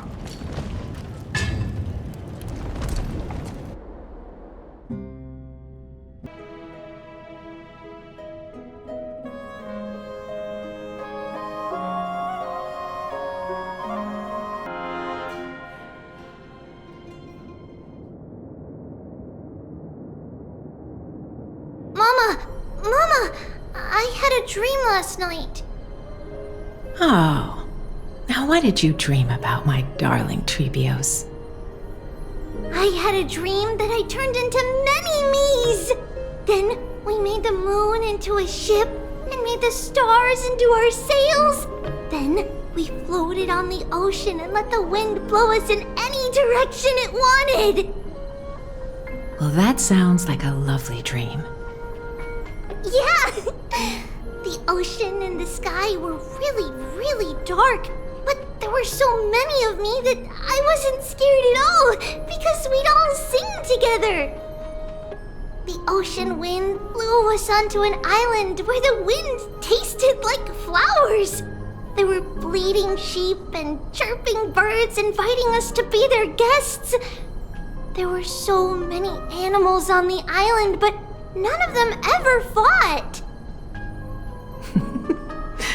Giannis's holy maidens can receive guidance from the god of passages. Perhaps what you saw in your dream is a divine land somewhere in Amphorius. You think so? What's wrong, Trebios? You look unhappy.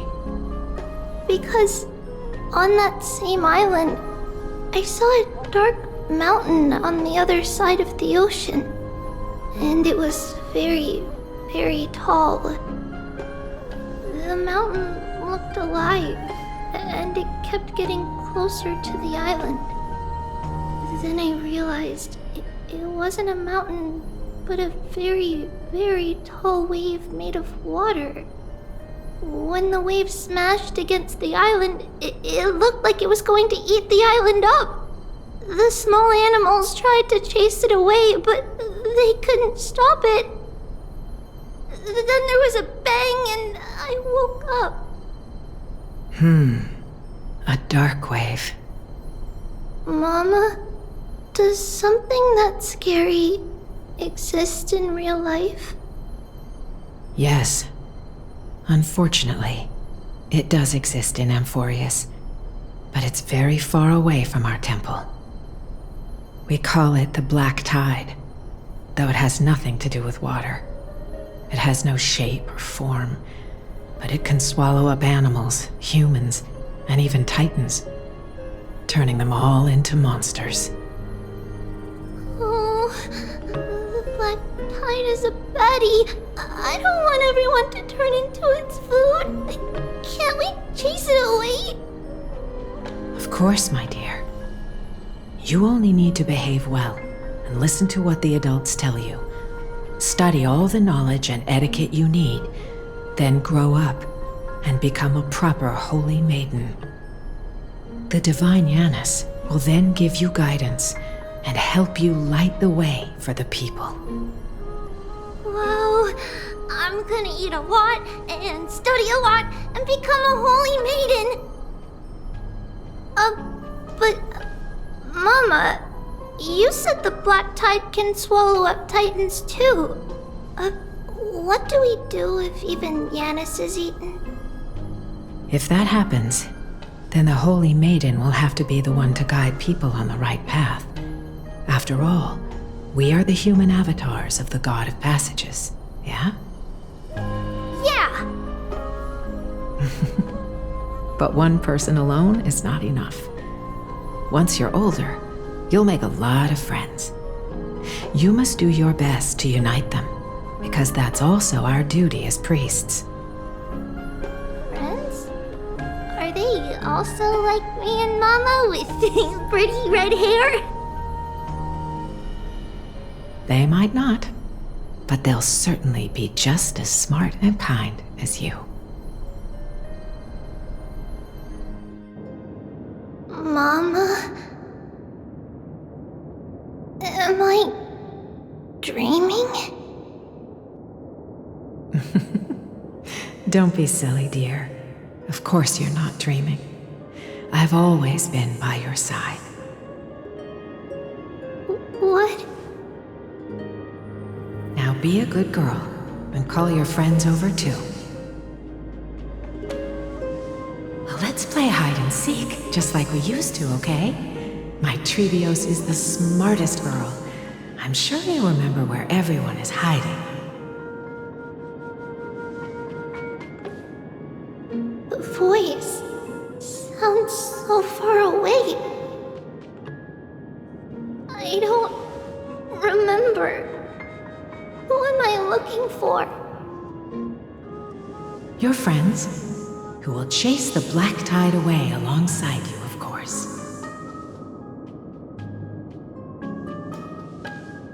Is this from my childhood? I don't remember.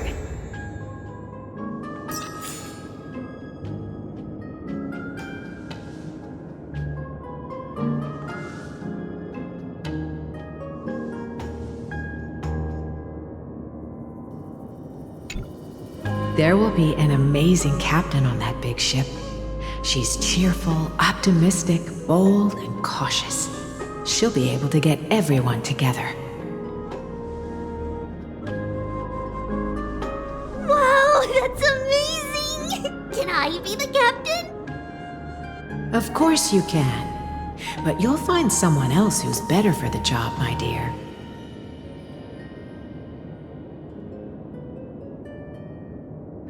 I think that person lives in a beautiful temple that sits atop a hillside, covered in golden fig trees.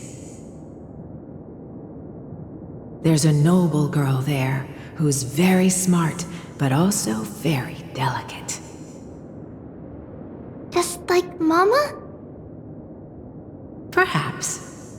But before we find the captain, the ship also needs someone who can navigate it. Who could that be?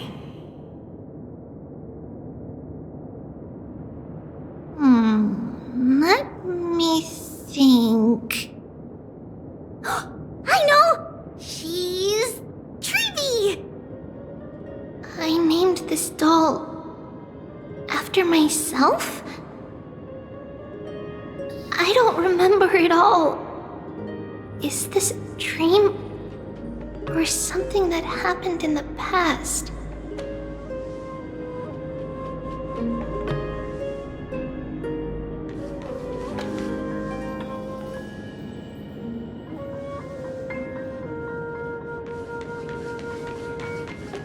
Bad chest!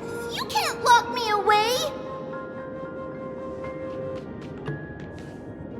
It's packed full. Mama must have left all of these for me. All the words are blurred out. Could it be that my memory is fading?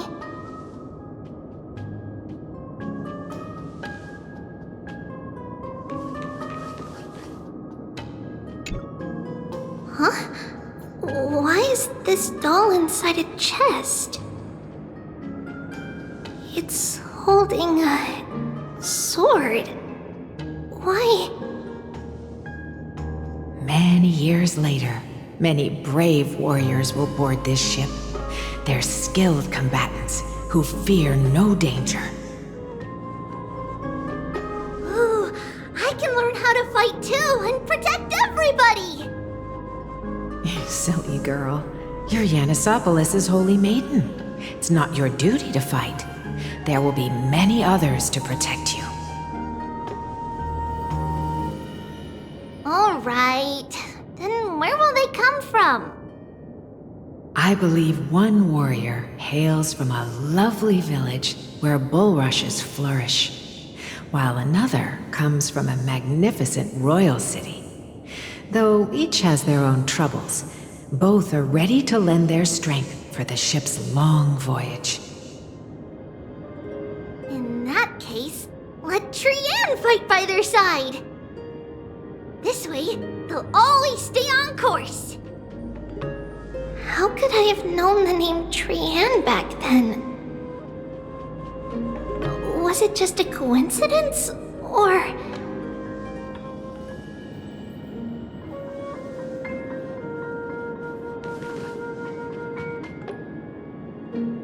Learning can change your destiny! When navigating at sea, you need to know both astronomy and geography.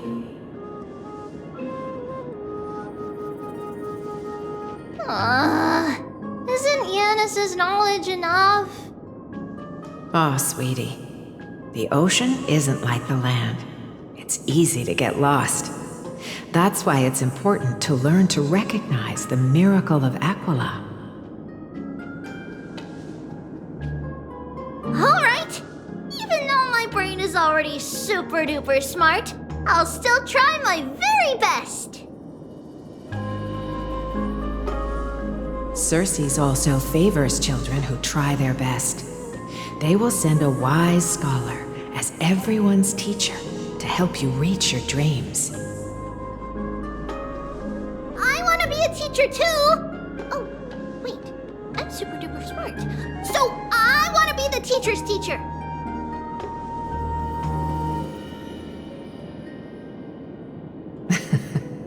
Why not? But if you're going to be a teacher, you might need to tone down that hyper energy of yours.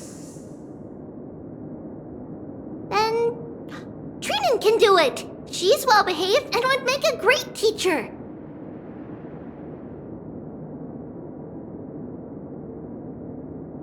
Mama and the others always said that I had a great memory.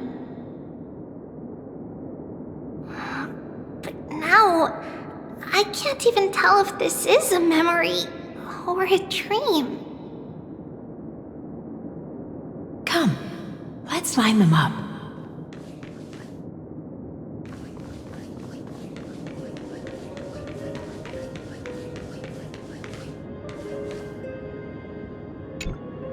Now, Trebios, set them on this music box and let them compose a melody for our song.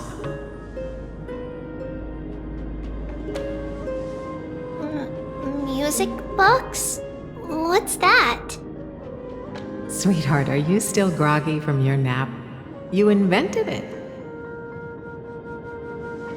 I invented it? What does it do? Oh, my lovely Treevee. You're usually so bright. What's gotten into you today? Well, you might as well see for yourself. Put your good friends on it and see the wonders it can do. Put the dolls on.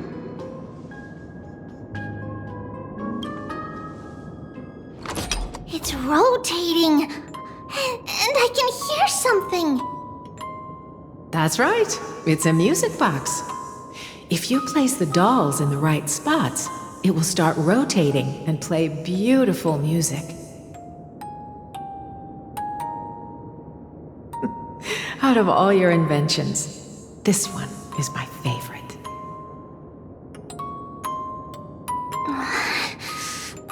I don't remember.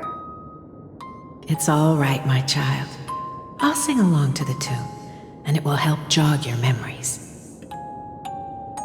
Happiness abounded in this lush land by God's chosen. Giants raised their glasses in a toast, beheld by the 12 constellations. 3 carved the heavens and the earth. 3 wove the threads of fate. 3 molded life with their hands, and 3 guided calamity's gate. They declared the world too unstirring, hence wished endless laughter upon the living. Thus you and I were created, with words and song to weave, and love and intimacy to give.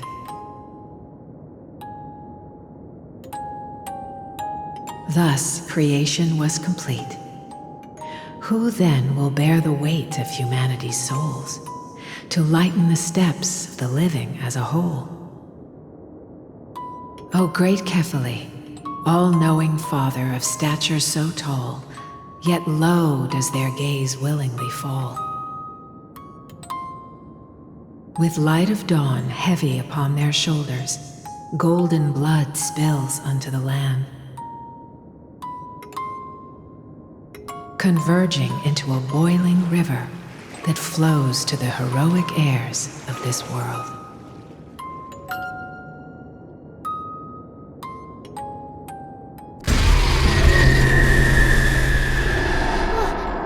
What's going on?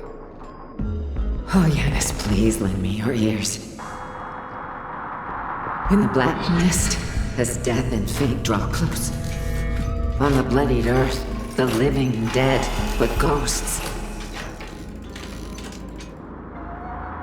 What is this world? It mirrors your maze-like fate. What is this world? A silent lament without a trace. What is the past? Wandering ghosts that linger. What is the future? Souls scattered by fate's finger. What is the start? A voyage born in solitude. What is the end? The spirit, lonely and subdued. Lonely and subdued. And subdued. And subdued. Subdued. Subdued. Subdued. Subdued. Subdued.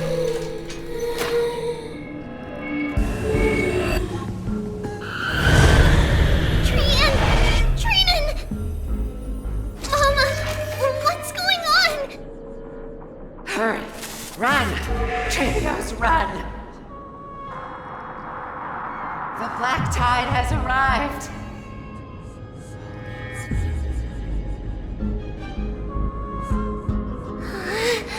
Where can I go?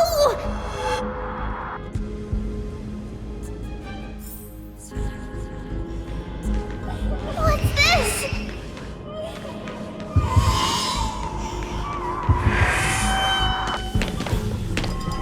Why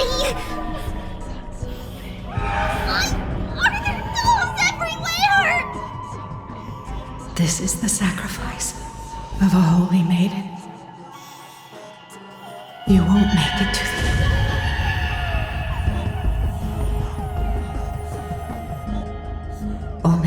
person can.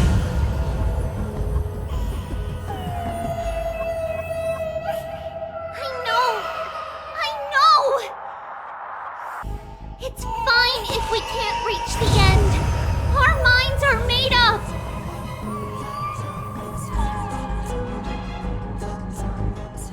Go. Bid your farewells, Trivius. Time is running out.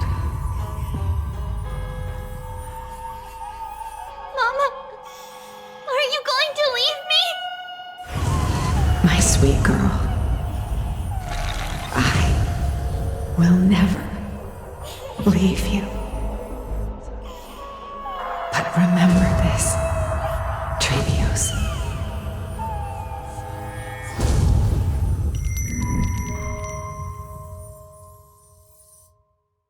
All shall bid farewell to one, and that person alone will witness the miracle. Since your mind is made up, then traverse the black tide and dispel the fog for Amphorius. I shall see you tomorrow, my dearest Trevios.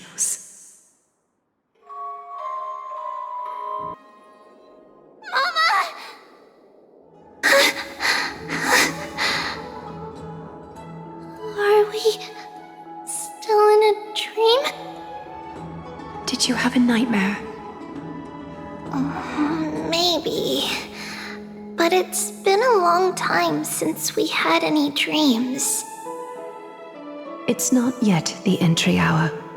You still have plenty of time to rest.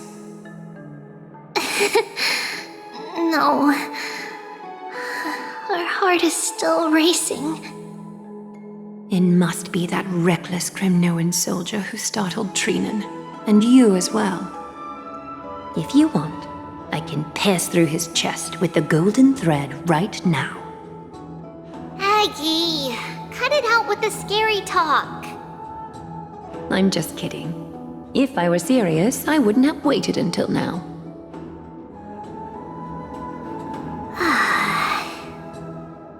Do you want to talk about the dream? Keeping it bottled up is not good for your health.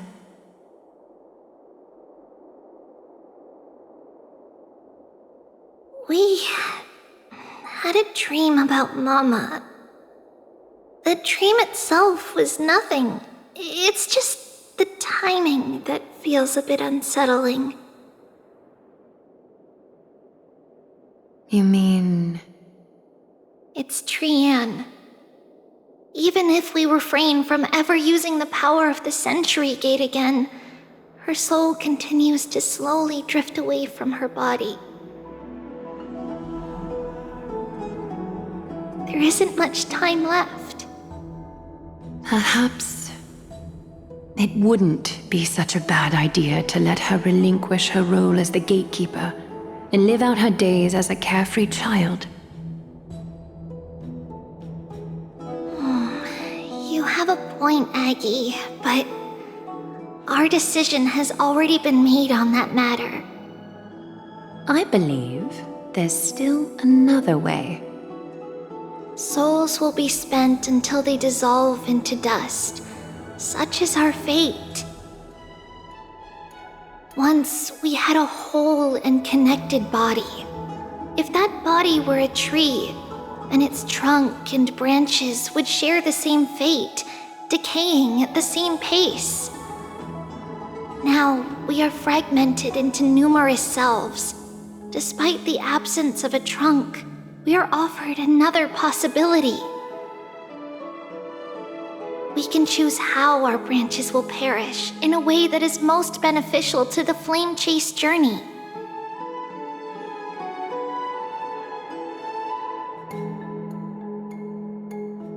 Compared with saying farewell to one person, watching many fade away before me is even more sorrowful.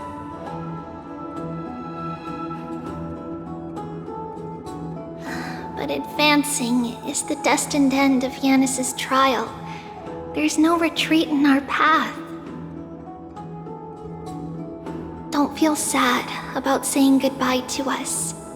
We've already agreed on this, right? It won't be long before I forget what sorrow tastes like.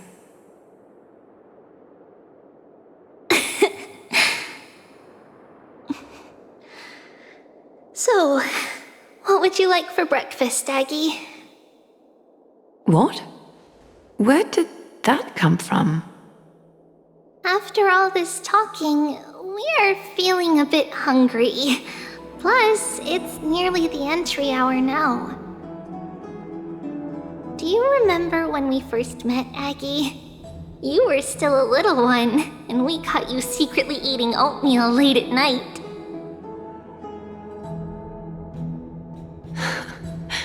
While my emotions might be fading, those memories are still as vivid as ever, teacher. Please, let me do it. What would you like to eat? It's fine! Leave it to us. You should rest for now. It won't take long, and we'll call you when it's done.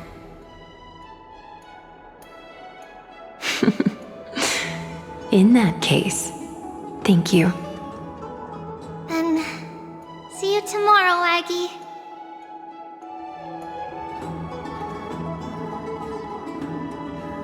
Nevertheless, that nightmare is ominous. Memories are slipping away, even the image of Mama. Just as expected, another trip must be made into the abyss of fate. Hopefully Orynyx will be willing to help us.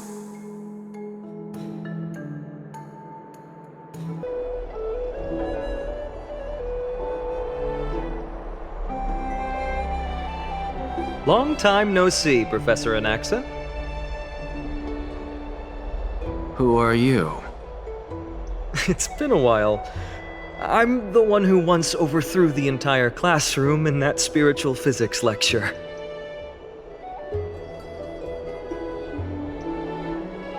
Oh, it's you. No way. Do you really still remember that, Professor? I remember that glib tongue of yours. What brings you here? Surely you're not here to reminisce. You could tell. Of course. You only beat around the bush when you have a hidden agenda. That's not true. I'm here to seek enlightenment, as always. Could you please teach me everything you know about the black-robed swordmaster?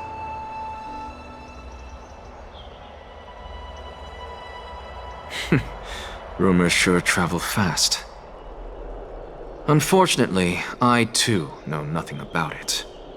I can only tell you that it is clad in a black robe and wields a greatsword. At least, it looks like a greatsword. It's shaped like a twisted half-sun, and a peculiar dagger resembling a crescent moon.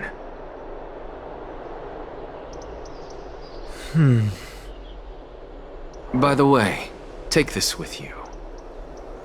I got it from the sneak attack. It's yours now. I was right. It is this thing. The one who torched Aedes Elysiae to the ground and killed everyone. Don't try to be a hero. No one in Akama stands a chance against that thing right now. Is that what the Titan said as well? Not at first. But the god relented after having had a taste of its power. Even with the god possessing me, I couldn't fight against that blade.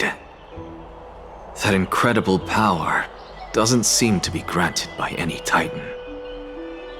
Are you suggesting that it originates from beyond Amphorius? It's possible. Much like the Black Tide, no?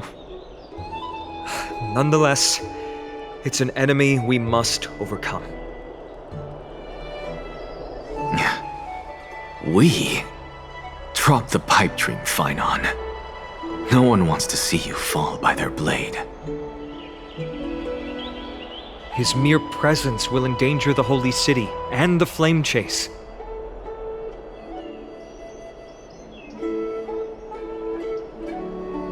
You know that I don't believe. You don't believe in the so-called prophecy, I know. However, I'm here to seek your assistance, not at the request of Aglaya or Treeby. I just want to eliminate a threat to the city I pledged to protect. That's all. The tragedy at the Grove must never happen again.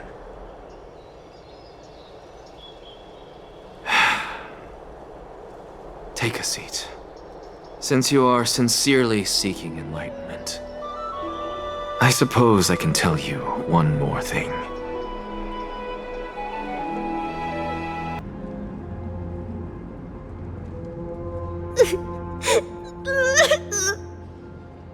What's wrong, Trian? Nothing.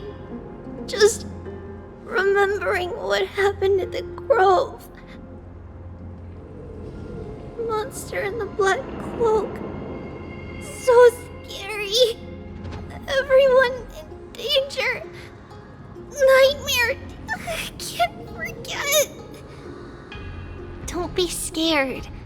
There are no bad guys here. Didn't you save everyone with the Century Gate, Trian? Trian threw it away. Far, far away. It's never coming back.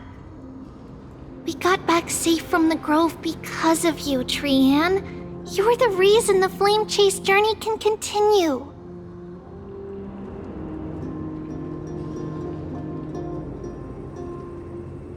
Sorry, Trian feels a bit dizzy.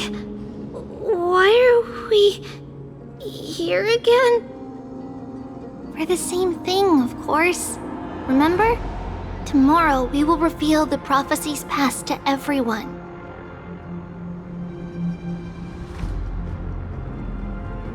First, we need to restore the memories that have been blurred by the fragmentation. We hope to present the full truth to everyone without hiding anything. Since Yanis caused the fragmentation, we can only turn to another Titan or an Onyx for help.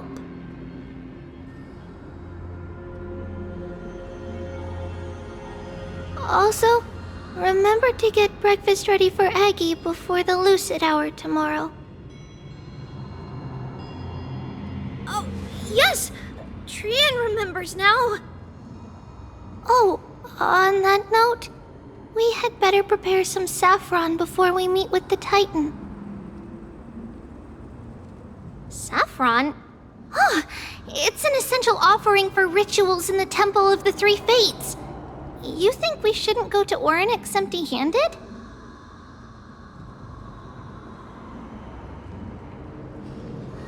Yes, it's also a symbol of Yanisopolis. If we are to replicate memories, we need to use something that has experienced those days. And when we first met Aggie, we added that to the porridge we made for her, and she really loved it.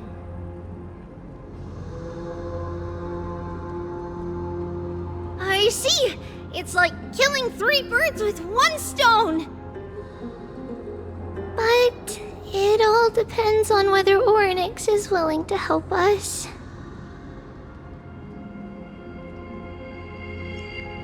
This could be a problem.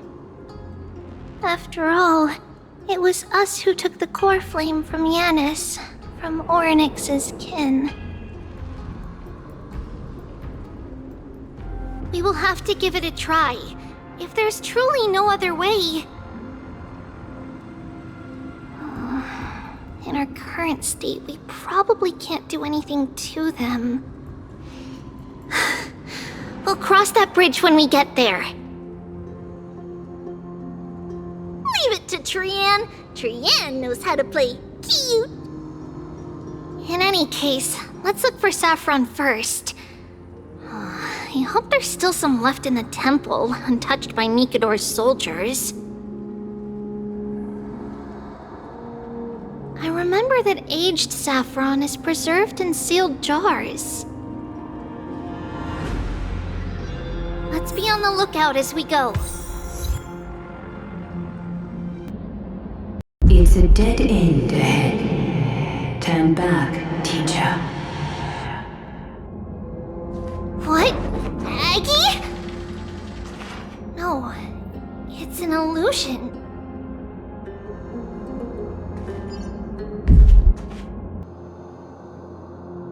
Wow, this room is huge! Trinan, did you? Yeah, I saw it. Was that a warning from Orynyx? What are you two whispering about? Treeby? Trinan?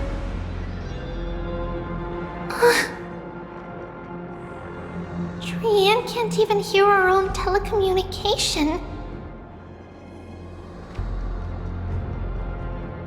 Well, never mind.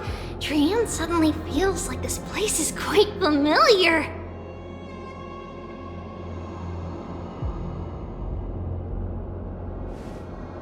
Oh, there's a whiff of safari in this room. It's right over there.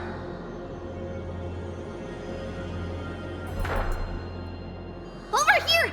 Follow Trian! Trian, slow down! Even if separation is our fate, a futile death is not the solution. It appeared again!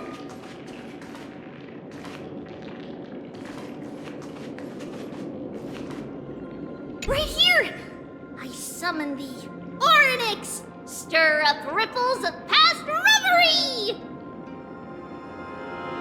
Something's appeared! Wait, we should read it first.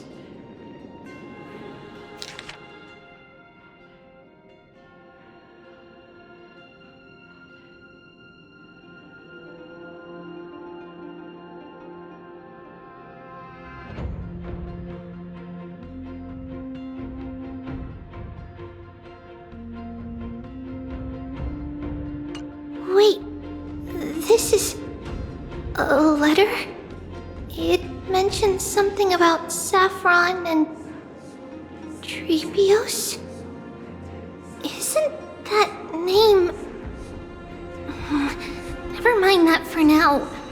Why is this letter here? And how did Trian sense it? Could it be our lost memories? Is it possible that we were already noticed by Orynyx and entered their trial?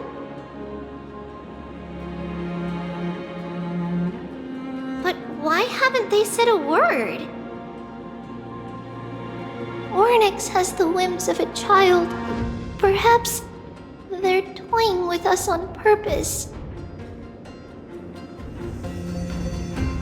Come on, this isn't the right time to be playing games. Separation and death are two. Reconciliation doesn't come easily for a mortal. Are these visions also fragments of the past?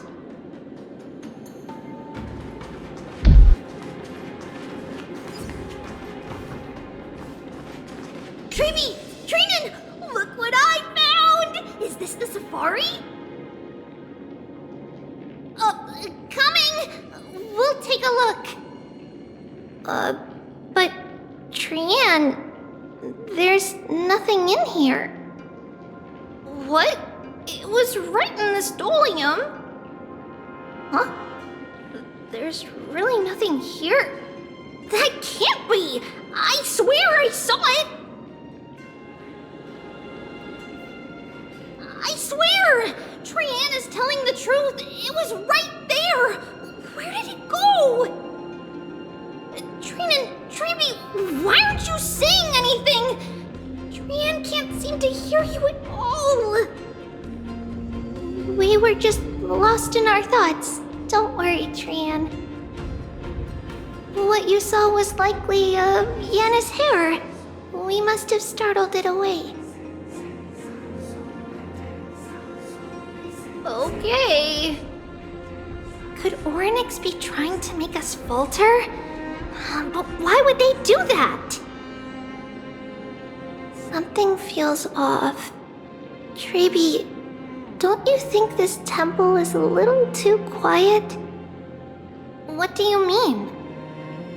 It might just be an illusion, but Trinan wonders, is Orynyx really putting us through a trial?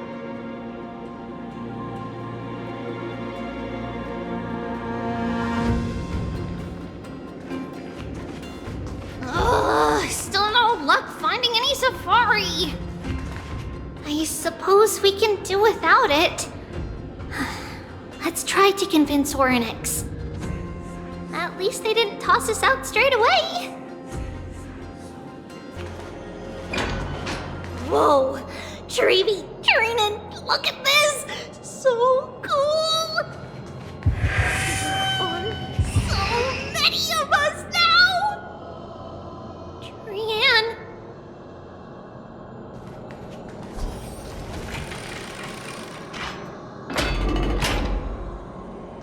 It's really quiet in here.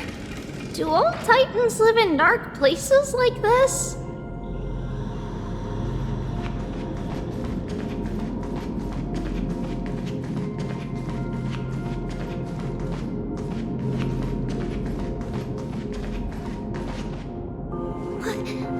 What's going on? Orynyx disappeared?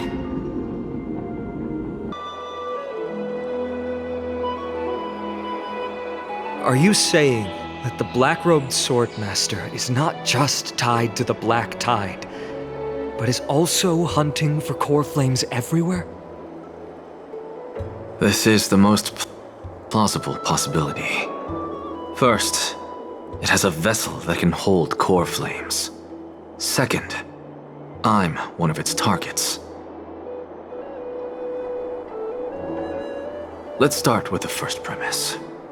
Its peculiar ceremonial blade can interact with a core flame, as evidenced by the pull I felt when it stabbed into my chest. I hypothesized that the blade can sense, absorb, or even retain core flames. The second premise is even more explicit. When it was engaged in fierce battle with many of us and was heavily distracted, it remained consistently focused on me. Or rather, on the Titan Circes inside me. So it's plundering the flames. But if your argument holds up, wouldn't he be headed to Akama soon? The vortex of Genesis is full of the Titan's core flames. Not necessarily. Let's call that person the Flame Reaver for now. If my presumption holds, that person has 3 targets. The first target is me. The second target is Orynyx, who hasn't yet fallen. And the third is Akama and the Vortex of Genesis, where the core flames are housed. But I suspect Akama won't be their first target. Kefali's core flame is guarded by the Council of Elders' arcane power. And Fagusa's water curtain should be able to block out any external perceptions. What about Thanatos and Aquila? Their core flames are yet to be restored. The whereabouts of Thanatos remain a mystery to all. As for Aquila, can you fly? No, I can't. Why are you asking that? Can that Swordmaster fly? Good point. But what if he does grow wings?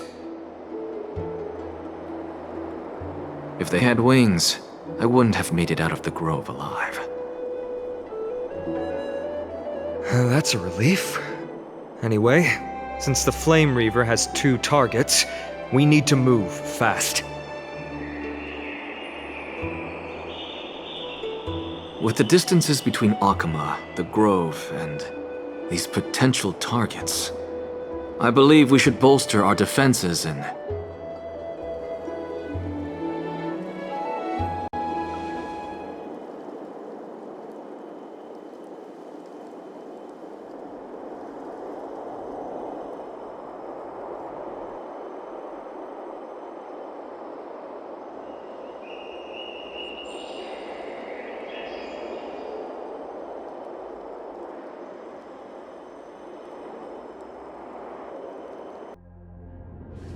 Oryx! Are you in here? No response at all. Did they foresee that we were coming and hide in the fog? Or...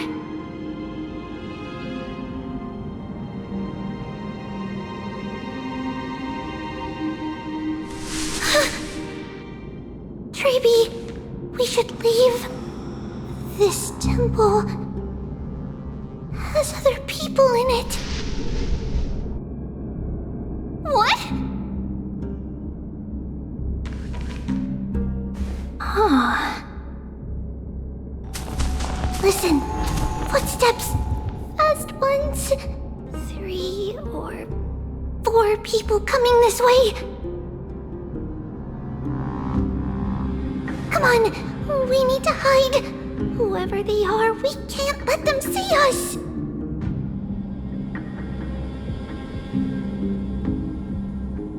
Treeby, Trinan, come check this out!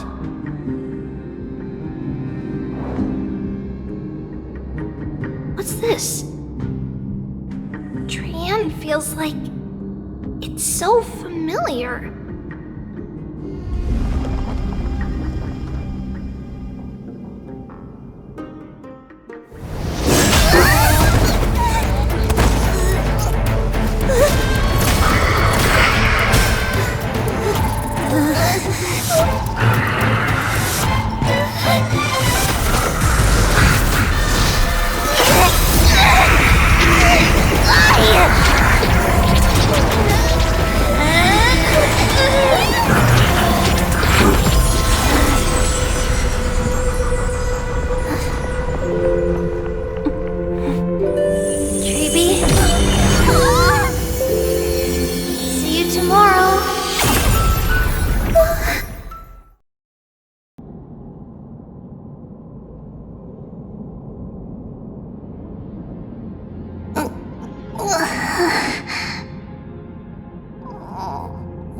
Where am I? Little gray, snowy, and... Wait, where's Trian? Is she back?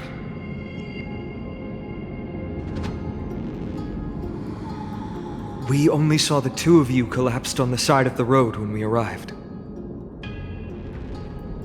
Danny and I looked around, but we couldn't find any traces of Lady Trian.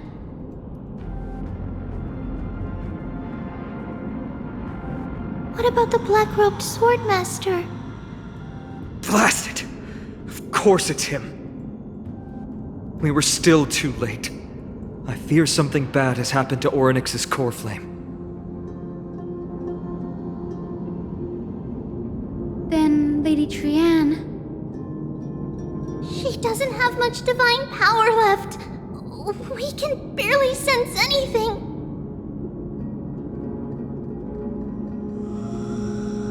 That you're both safe is already a blessing. Everyone, we must take action now. We should split into 2 groups. One group will stay in the Abyss and meet up with Aglaya's reinforcements, then search for Trian's whereabouts. The other group will come with me to pursue the black-robed swordmaster and recover the core flame.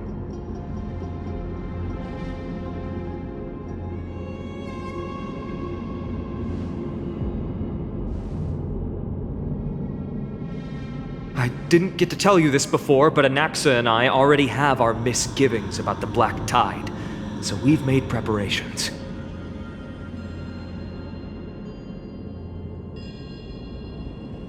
I'll tell you the details as we move. Opportunities are fleeting on the battlefield. We should hurry.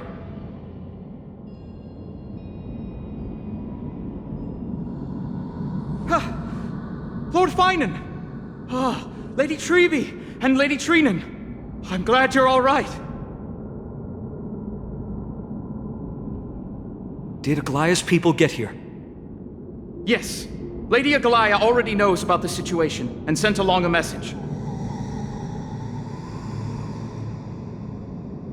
Finan, I understand that Swordmaster is of great importance to you.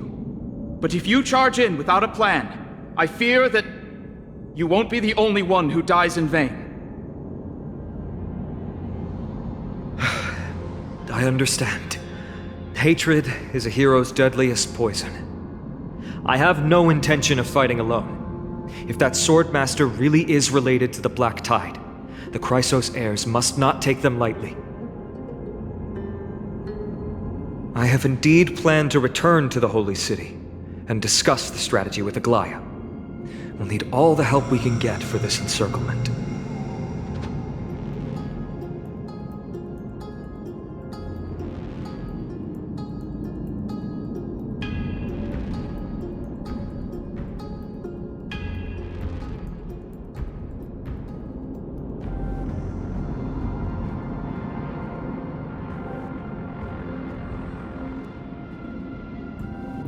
Treenan will stay in the Abyss too.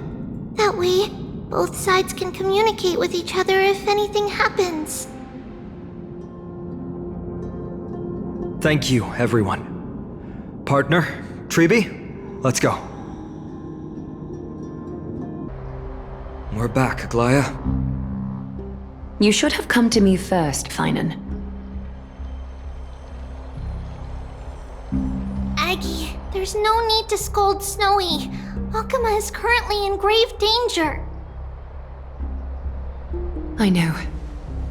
It's beyond my imagination that the only two titans humankind can still rely on fell in such quick succession.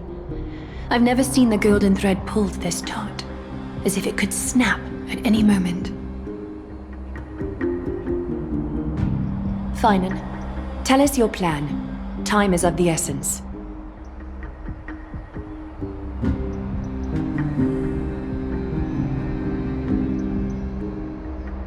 This being is not just hunting titans, but taking the core flames too? Yes, just like the Flame Chase journey is doing. Professor Anaxa thinks the Flame Reaver's arrival is likely a sign the Black Tide has spread further. Regardless of whether you're right, this being is still far more aggressive than we expected.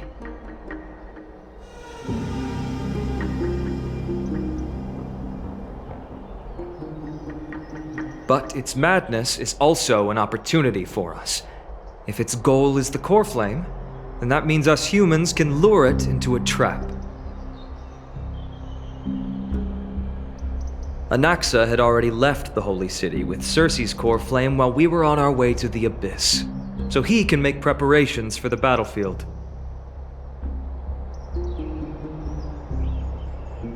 Tell me, what makes you think this won't end with us losing another core flame?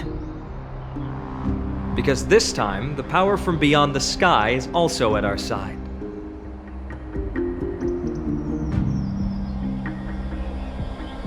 He is the key.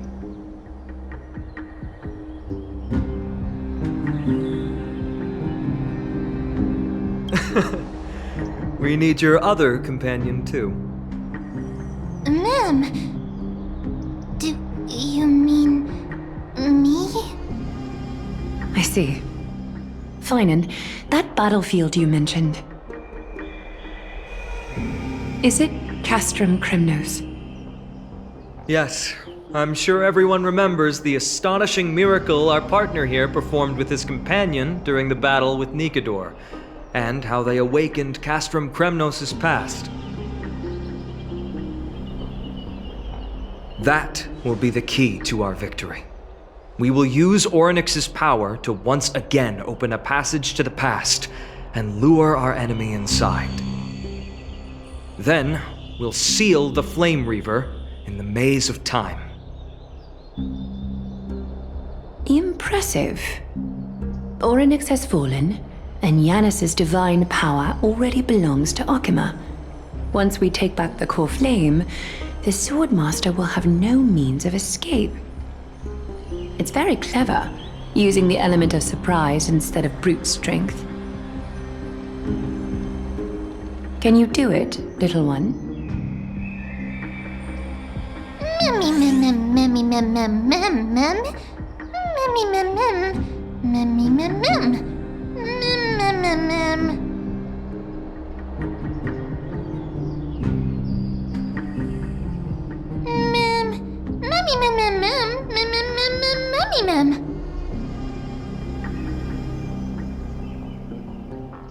Yeah.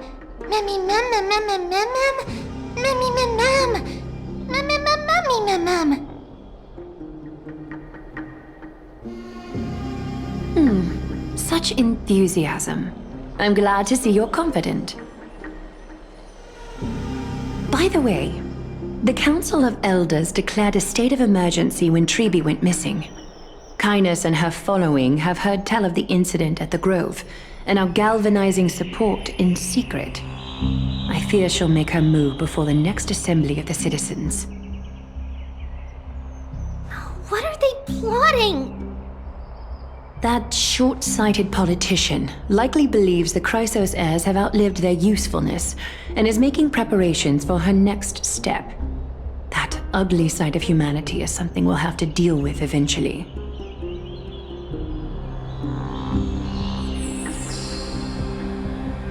But that's a problem for another day. I've sent Castoris ahead to the council with a message. She should be able to keep the situation under control for the time being. Finan, it is my hope that we can come to an understanding on this. We must take down the Flame Reaver in one go and retrieve the core flame, and in doing so, grant ourselves an advantage against the Council of Elders. Of course. You may count on me to lead the charge. I apologize for tasking you to spearhead the plan once again, but Okima is currently beset by enemies from within and without. The situation brooks no delay, and we have precious little time to confer and discuss the plan with you. That being said, you are the key to our success, and I shall respect any decision you make.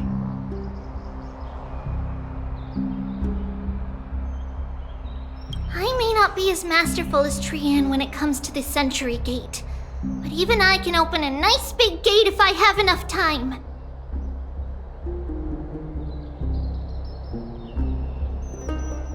As for whether we can take back the core flame, that will be up to Anaxa's capabilities. Based on what I know of him, he can do it. I'll be honest, we can't. But the Flame Reaver will have to step over my dead body if they wish to do you harm.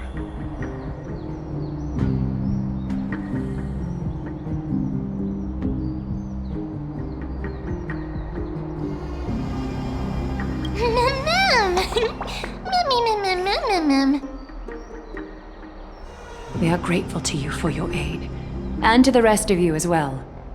Now, let us be off to begin the hunt.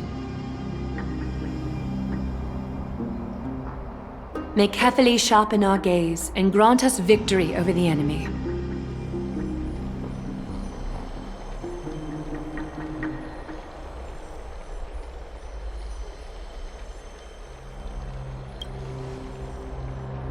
You mean Mighty? he's dealing with a different problem.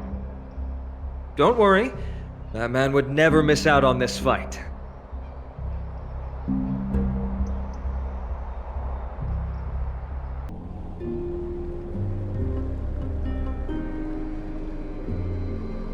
Farewell, my dear friend. You must lead us back home. You and I, we're both the same. We feast on strife and fear. If you're truly capable of leading our people beyond this blood-stained fate, then prove it to me once more, Mighty Mos.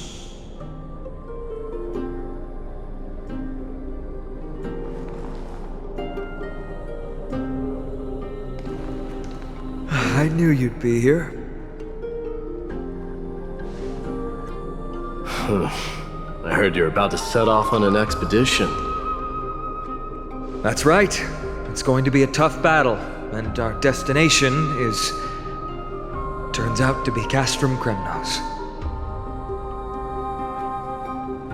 Is that why you're here?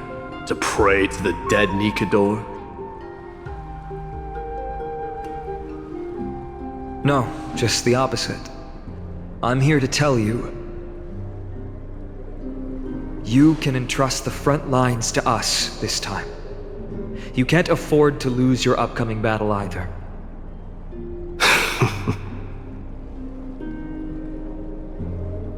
Have you heard the story of Geocles the Mountain Breaker? Sounds like you've spoken with Cartonus.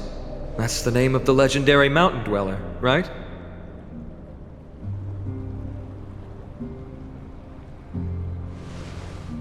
Let's have a chat before we go our separate ways.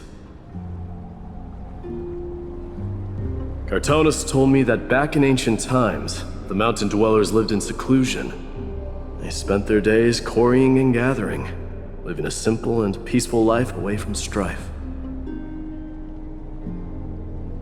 But Geocles was different. He resisted their traditional way of life, yearning for the world beyond the mountain. They're safe, but humdrum culture was like fetters around him.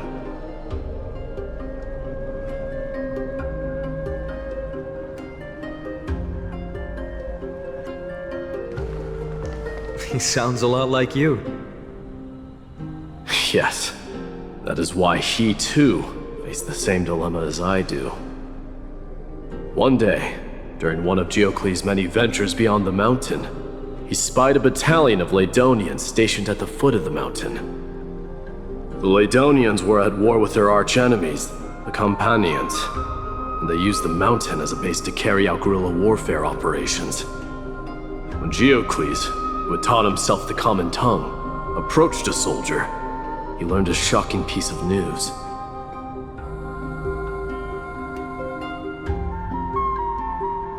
Ladonians were planning to plant mines and explosives all over the mountain, and then lure their enemies within. With danger lurking with every step, the mountain dwellers' homes were no longer safe. Geocles quickly returned to his village to bring the news to his people. But... let me guess. They refused change and chose to put up with the situation instead. That's right. The mountain dwellers were fearful of even the smallest change to their lifestyle, let alone leaving their home. Despite the imminent war, the elders would rather negotiate for peace instead of leaving the mountains. This made Geocles both angry and sad. But he didn't give up. If you were in his shoes, what would you have done? Lead my people on a resistance, perhaps. I'm not sure. I can't think of a solution that would make everyone happy.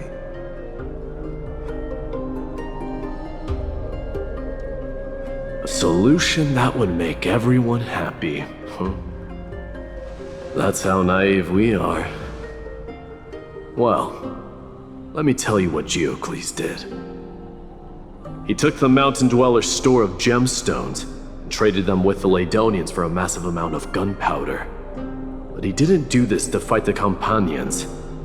Under the cover of night, he set ablaze the forest surrounding the settlement, forcing his people to flee the mountain. That great fire marked the beginning of Mountain Dweller history. Since then, their people became part of civilization, and giants became a common sight in the Holy City. Meanwhile, that mountain they once lived in has turned into little more than foam inside the black tide. But leaving their homeland also brought many mountain dwellers misfortune.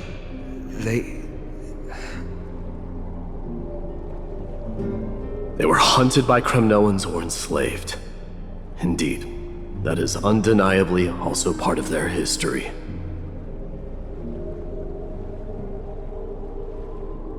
But that is Geocles for you.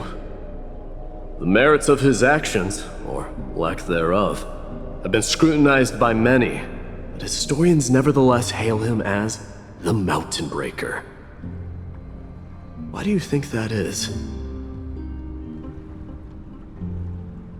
It's simply because he took action and enacted change with his own hands. He didn't try to make everyone understand him, nor did he even waste time trying to make everyone happy. He started a great fire and burned the shackles of tradition to ashes, and then forced everyone to march toward the coming of a new era. You've made up your mind, haven't you?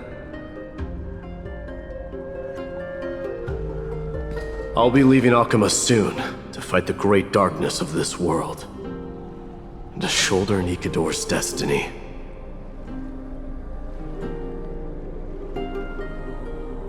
So, listen well. If there comes a day when we meet again on the battlefield, and I stand opposed to the flame chase,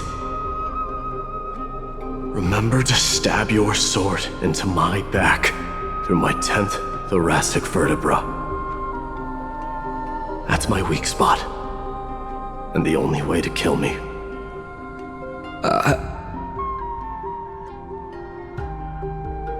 You have my word.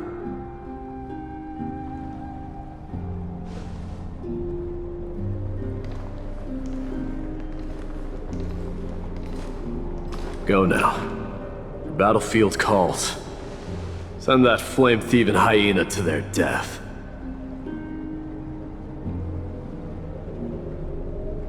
But if you find yourselves with no other recourse, then pray to that blade in the sky.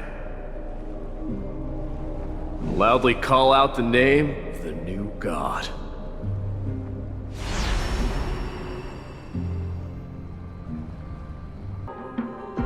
That's the sound of an all-out war. Not the kind of ruckus Professor Anaxa can raise on his own.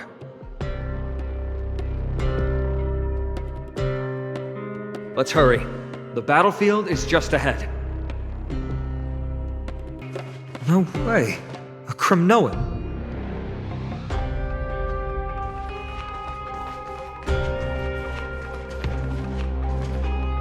I didn't think she'd manage to send the Kremnoans to assist. Brave warrior, what's the situation on the front line?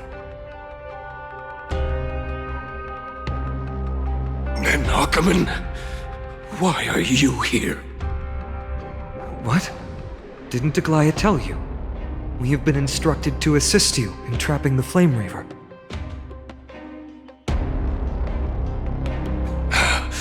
Aglaya, that vile usurper. I spit on her name. Our king will be back soon. He'll be able to deal with you and that black road.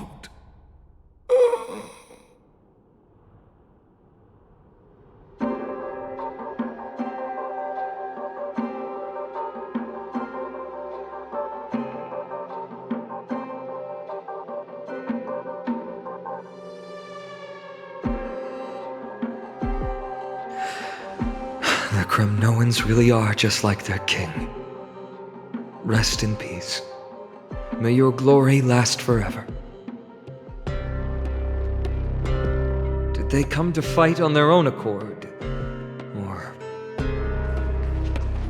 Once we take back the core flame, Yanis's passage will open. When that happens, you must evacuate immediately. Don't stay behind. The rest will be up to how well we work together. But remember what Mighty said before? Cast aside all distractions once you're on the battlefield. Let's go, partner.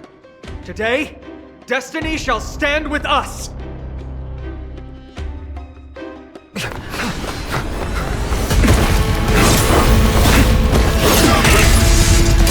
Finally!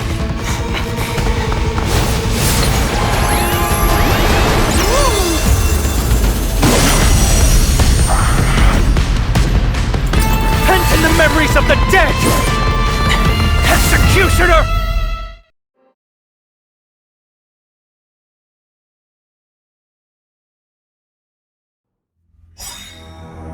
You sure know how to keep a man waiting. Be careful. Any later, and I fear the Titan would have sacrificed me. Frail child of humanity, 'tis more effort keeping you hale and whole against that blade than it is in seeking the truth of the world.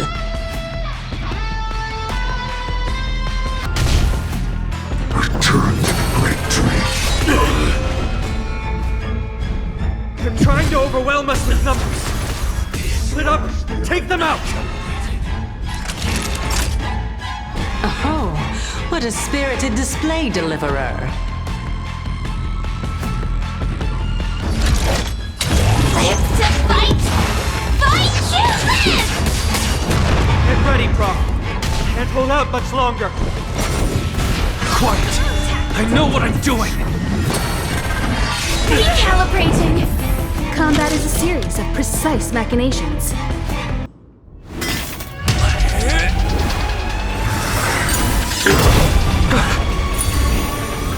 At long last. Century Gate, open!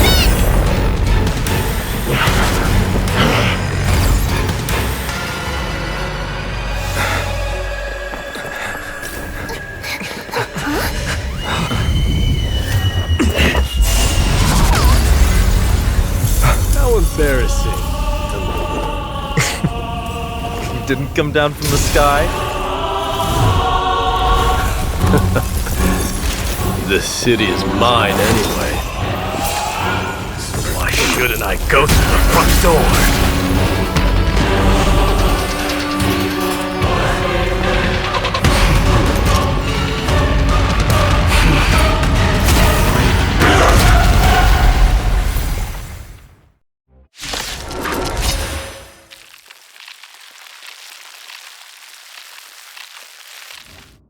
Minion of the Black Tide. I, King of the Kremnoan Legion, be your opponent today.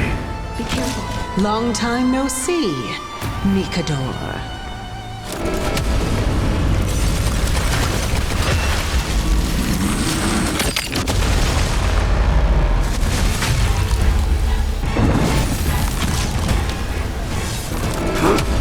Such petty tricks.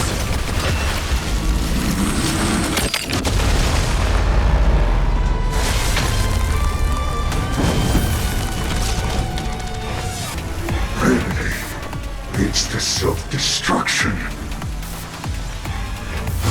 Let's send the dynasty to its end.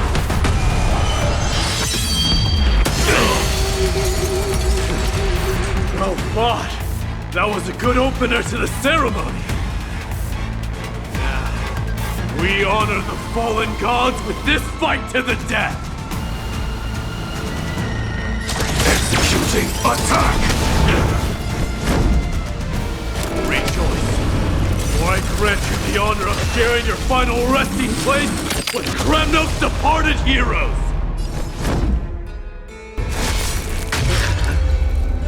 It's time to end this.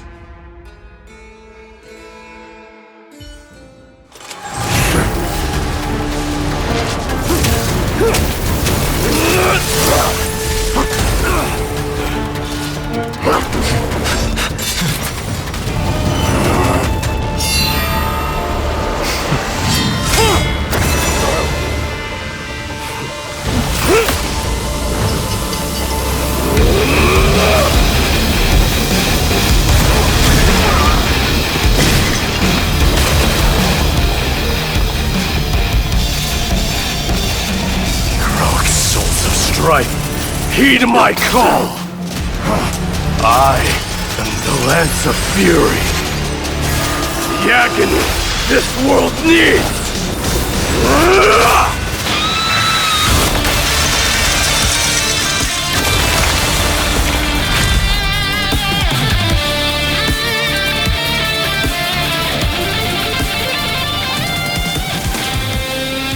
Witness this. New God has come to Castrum Kronos. Look! The warriors have returned! But are the rumors true? Has Ornyx fallen? It's as the Council of Elders said. We face a dangerous threat. Yet the Chrysos heirs are only inciting more chaos. They don't care about the people's safety. They really gave the core flame of strife to a Kremnoan at the end.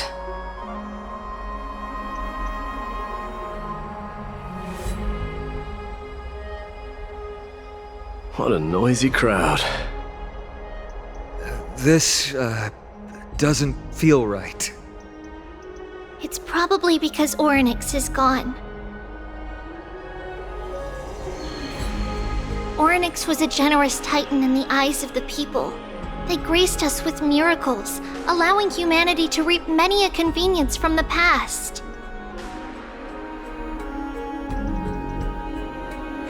What they don't know is that the Titan didn't do all of that of its own volition. Regardless, the Titan has fallen, and we must surrender Ornyx's core flame.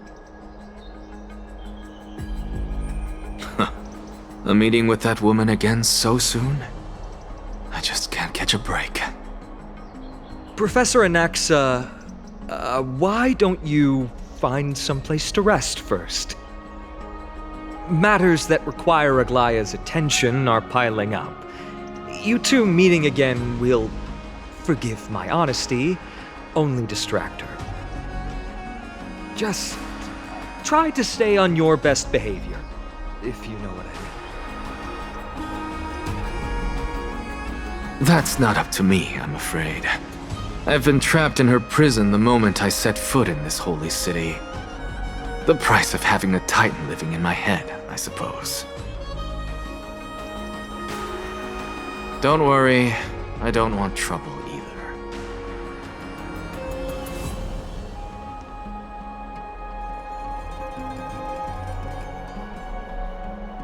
They have differences in ideology. All right, I suppose that's putting it lightly. Don't worry, you'll figure out the intricacies of these relationships sooner or later. I'm sure you don't need my help handling Ornyx's core flame. So I'll be off. I have some personal matters to attend to.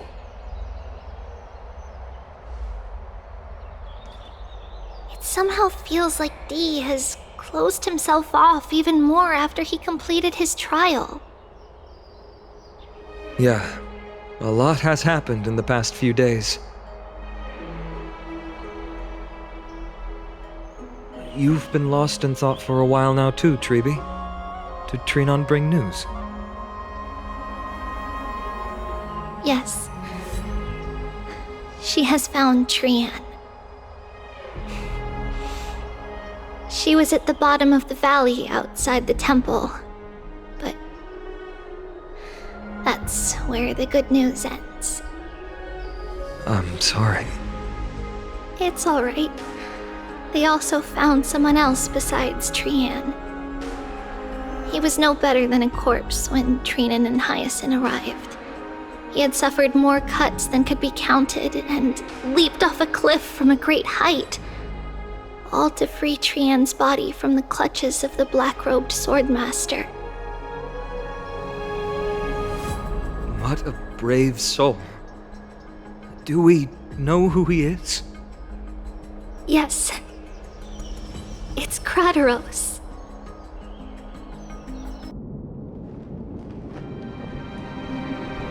Stop!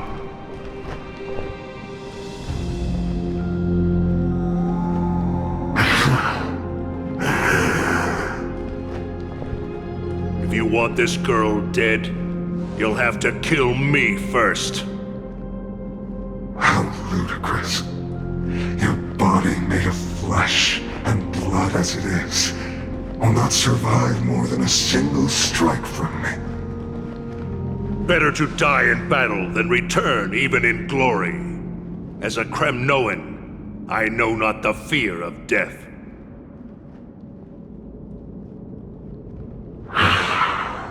She's lost her divinity. I have no interest in an empty shell. But answer me this, child of strife. Why do you raise your shield for her? As the leader of the God Shield Brigade's elite, I protected the king against the Black Tide with this very shield. And I've done this over and over, hundreds and thousands of times. A pathetic killer like you could never understand the weight it bears. Pity. And crumble like rusted iron. Good! Supreme glory shall be mine, as I indulge in the libations and incense offered by my descendants. Come, let us fight! For Kremnos! For my king! For Amphorius!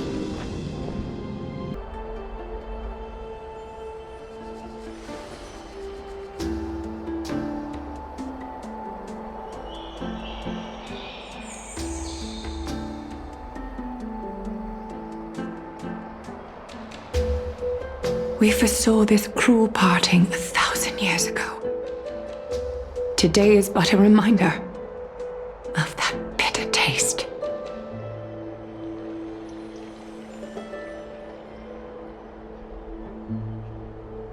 But Lady Aglaya, I don't understand. It wasn't life itself that Lady Trian lost. Why does she look like she really turned into a doll? I don't understand. Don't be sad, Hyacinth. Trian has used up her borrowed time from Yanis, that's all. Her spirit is now riding the west wind, flying ahead to a world free of sorrow. If a world like that truly exists, does that mean everyone from the Grove is there too? It exists, Hyacinth. Do you not remember? The prophecy that guides the Chrysos heirs is the voice of Kefili before it fell silent. It loves all of its creations dearly, and would never bear to lead us astray with lies.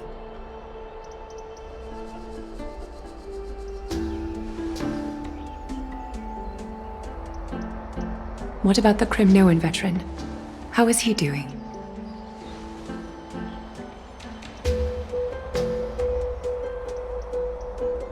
The Twilight Courtyard has done all we can. Even so, we've only managed to keep him from breathing his last. I had to use the Sky Priest's techniques to help him to walk again. But if light ever disappears from Akama for good... No. Let's hope that never happens.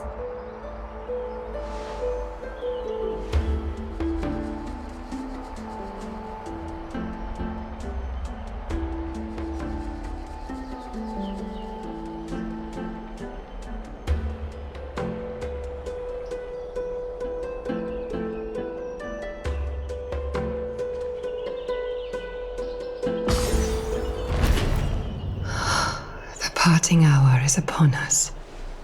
Yet the golden thread runs slack. The heroes have returned with their spoils. Everyone, please take this opportunity to rest and prepare for what awaits us.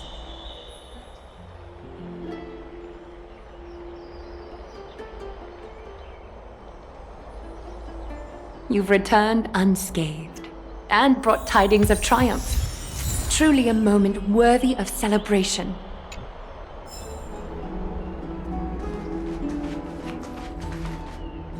It's incredible to think that we returned Nikador's core flame not so long ago.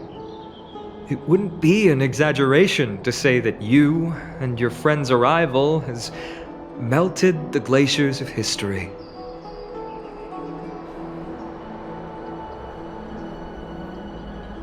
You could say this is the true face of history. It slumbered for 1,000 years, only to awaken for this one moment. Alas, now is not the time for a study of history. I do not see a Naxa around. Was this under your instructions, Finan? Yes, it just seems much more efficient than letting you two go at it endlessly. A rash decision. After all, he still bears a core flame with him. I do concur with your assessment of efficiency, though. Now, let us table the issue concerning him for the moment. The more urgent matter is the core flame of Orynyx. The Chrysos heirs had initially crafted a plan regarding the order to return the core flames. For titans like Orynyx and Circes, who harbor no intentions of harming humanity, our strategy entailed assuming their divinity only at the very end. But this unforeseen turn of events has thrown everything into disarray. If we don't return the core flames to the vortex of Genesis, and we leave the Titan's divine positions vacant, we can't even begin to imagine the disaster that would follow. But the most pressing issue at hand is that we haven't found the Chrysos heir capable of bearing Orynyx's divinity.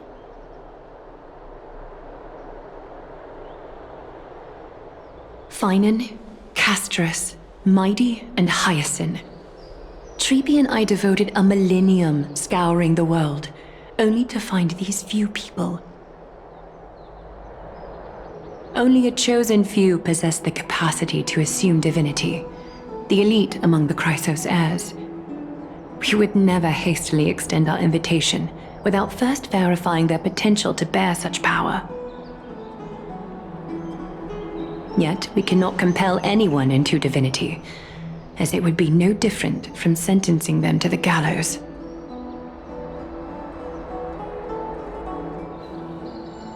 Truly a dilemma. Yeah. How about letting him give it a try?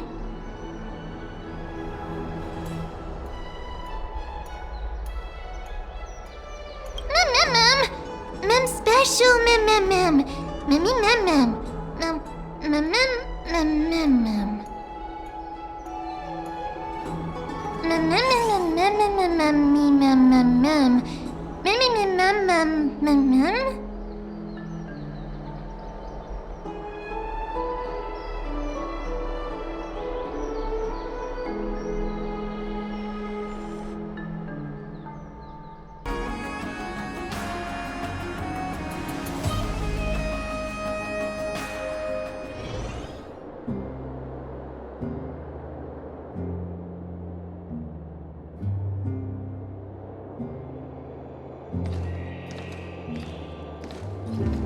I see the Reaper has forsaken you too, teacher. It simply put my life in the hands of the Twilight Courtyard. That priest girl's medical talents are truly exceptional. She might be far from the ordinary girl we envisioned.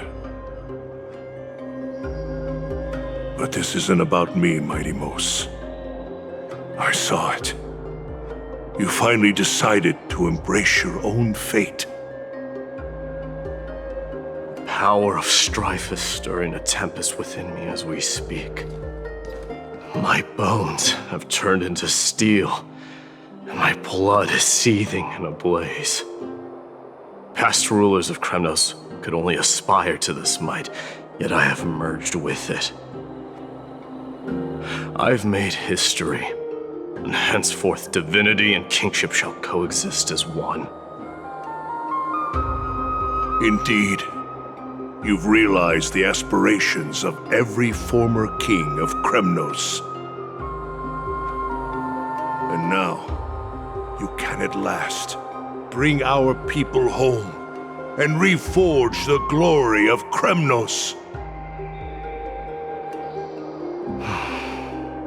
Unfortunately, I harbor no such desire.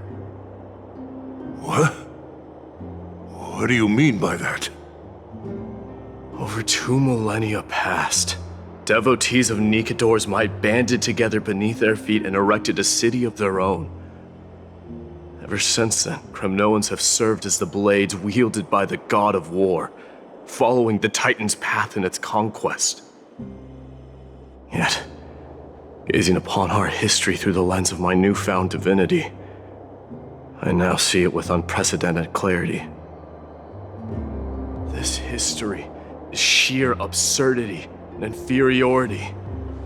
People surge onto the battlefield like ants, plundering and slaying for their own greed, only to be trampled upon like ants.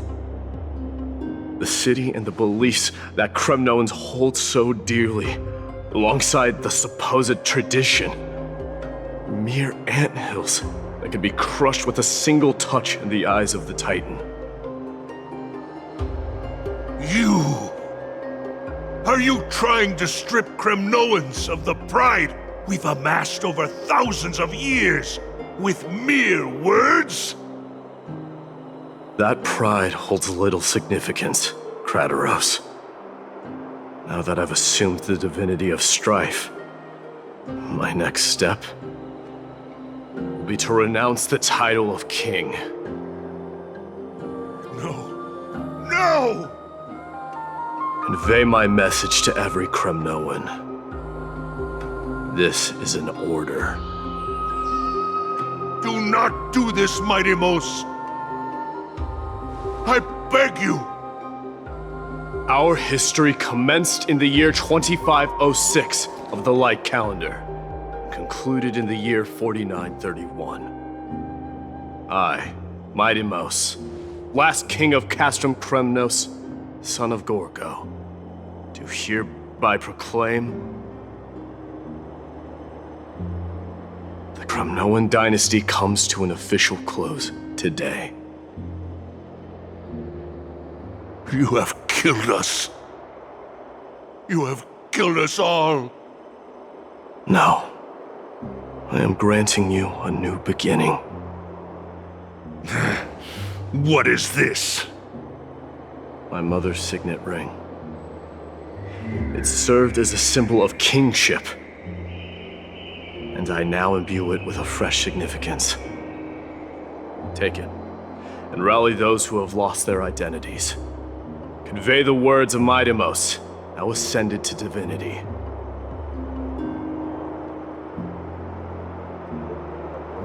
You no longer need to chase fleeting honors or face death on the battlefield as if it were your sole destination.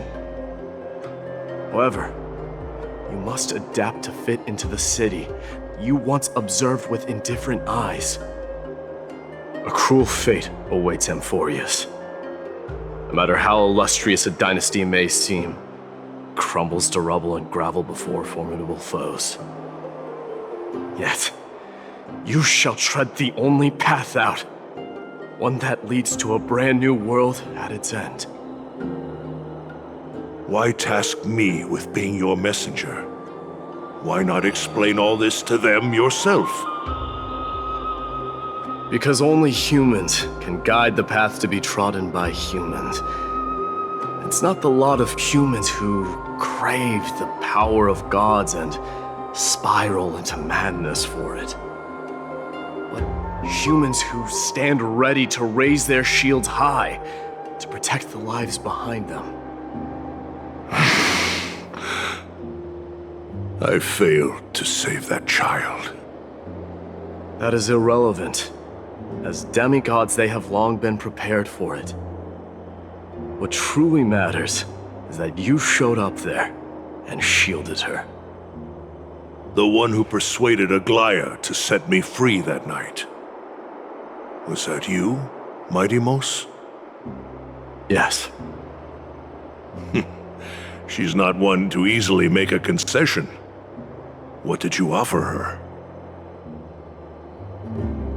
I staked my mother's name to guarantee the integrity of your soul to her. And I promised her that I would dedicate all I have to the Flame Chase journey. And what is next, Mighty Mos? Where will you be headed now? To the place where I belong, to fulfill my promise. The madness that has plagued Nikador and the darkness that has consumed Amphorius. It's now my turn to fight against it.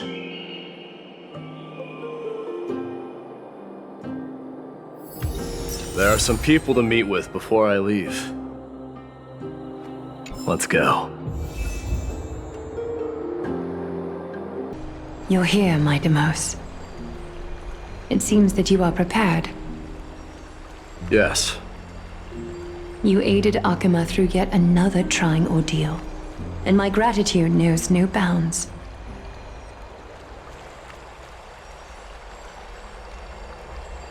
Isn't that exactly what you wanted? Not everything unfolds according to my plan. In the current state of the world, I can only proceed one step at a time. Furthermore, you are ready to dedicate all that you have, regardless of the promise you made to me, aren't you?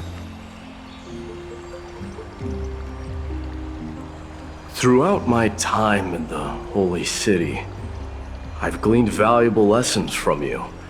Strategy, leadership, and adaptability to change.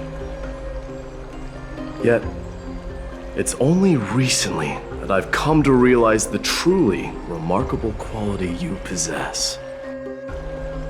And what is it? It's the magnetic allure in your presence. It draws people to gather around you willingly, to seek your guidance. They strive not to disappoint you, not due to fear of repercussions, but out of sincere alignment with your ideals.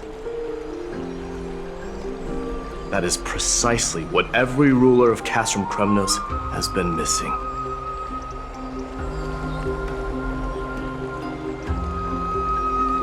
I am truly honored to hear that. And now, my Demos, you have risen as the most powerful demigod in the world. How do you intend to wield this newfound power? I shall see Nikador's aborted mission through to completion, and become the strongest bulwark for Amphorius to defend against the Black Tide. I will secure enough time for the Flame Chase journey, until you manage to lead everyone to reach the miracle of Genesis.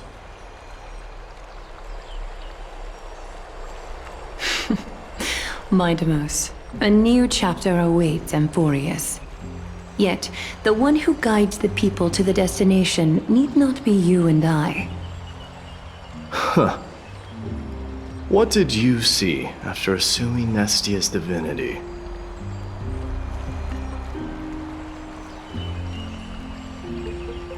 Despite the passage of 1,000 years, every word of that prophecy remains as vivid as ever. You shall have your final bath in warm and radiant gold. Just as cryptic as all the other prophecies. What's the reason for the laughter?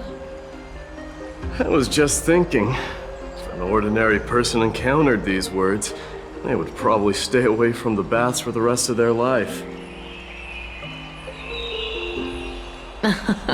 But I cannot forgo the delightful experience a bath offers.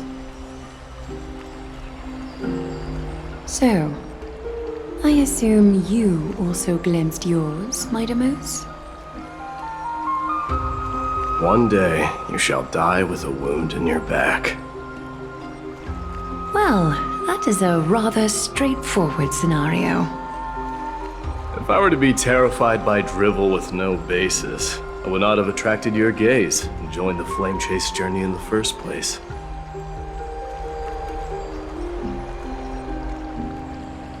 You speak the truth. May you be destined for a powerful fate, and may we reunite in the promised new world. Farewell, mighty. Is Lady Trebios not here? Lord Mighty! Hyacinth. So you are the physician Krateros spoke of. It's no wonder then that he was pulled back from the brink of death. You have my gratitude.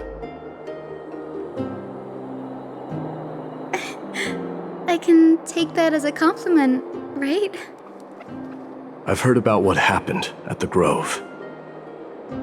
I'm deeply sorry for your loss. I've heard far too much about death and grief recently. To quote Lady Trebi, we should all focus on tomorrow, shouldn't we? That's a valid point. You've always been the most optimistic one among us.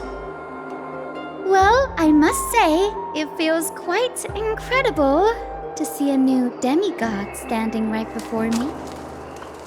You should prepare yourself as well.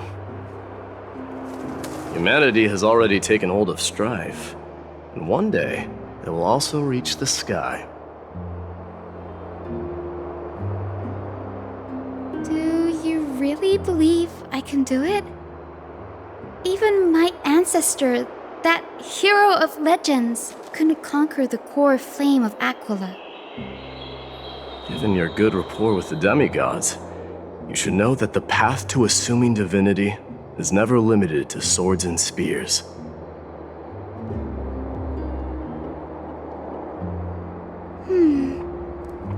You've always been so perceptive, Lord Mighty. Rest assured, if fate has truly selected me, I'll be ready. Right. You are here looking for Lady Trebi and Lady Trina, no? They're not around at the moment. Is there a message you'd like me to pass on to them? No need. I've already bid farewell to Aglaya. Meeting with the Oracle is simply a matter of courtesy. You've bid farewell? I'm heading back to Castrum Kremnos to fight against the Black Tide. In all likelihood, I will never again return to Akama. Oh. On second thought, there is something that I'd like you to help me convey to them. I'm all ears, Lord Mighty. I'll make sure to convey every single word. Tell them that there is no longer a need to send scouts behind enemy lines. With a single message, the Lance of Fury will target anyone who dares oppose Akama.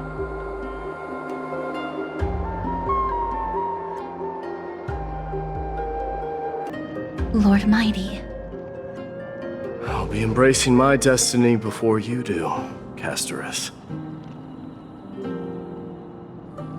Can you feel Thanatos right now? I don't feel them at all, regrettably. You have been painstakingly seeking that Titan for so long. But have you ever considered reaching out to me for help? You mean... Death refused to ferry me. If you were to send me to the Netherrealm, I may uncover clues along the way back.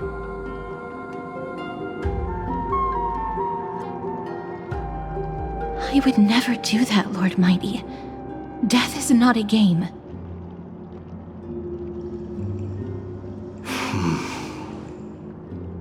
You're right. That may very well be the reason why my people have struggled for millennia. They underestimated the significance of death. So, are you returning home alone, Lord Mighty? Returning home, you say? Maybe. At this moment, Castrum Kremnos is not just my birthplace, but also my fated destination. Work harder, Castorus. Go and do what you have to do, so that the trials we have endured may have meaning. I will, Lord Mighty. May we reunite on the other side, where the warm west wind blows.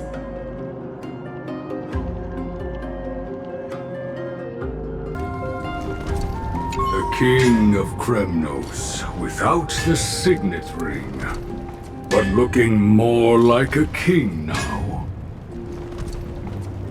I'm no longer the king, Grand Craftsman. Matters not the title. Surpassed all former kings your achievements have. I will honor your trust and liberate the world from the clutches of fear.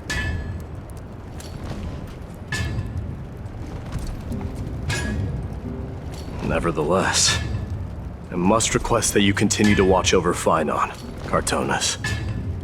I have a feeling that his fate will weigh heavier than all of ours combined. Keep Phainon in mind, I will. Return to your home, brave king. Together with everyone, I shall remain here. That thunder from Castrum Kremnos we wait to hear.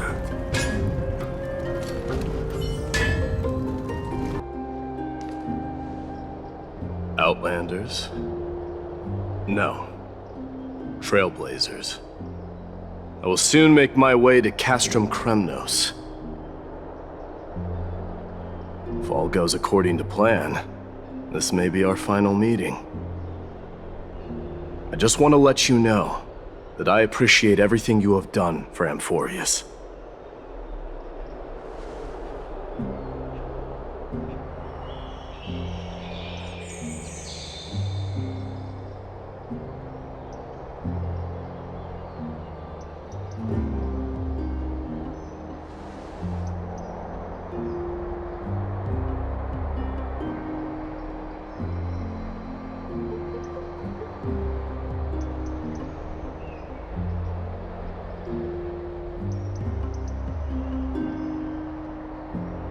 That means a lot to me.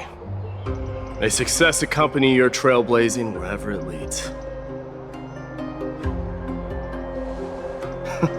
How about you let me guess what's on your mind?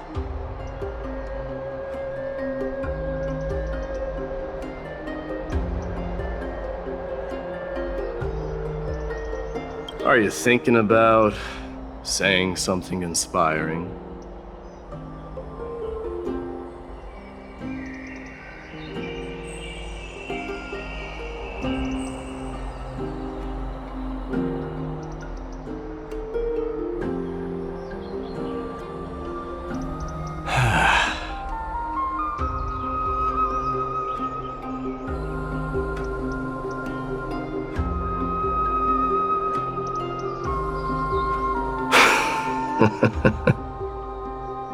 Now that I bear the divine within me, I can get the vague feeling that you have a great significance for the future of Amphorius. With this departure, I fear that I will never again return. Can I entrust you both to watch my back and to continue supporting the Flame Chase journey in my absence?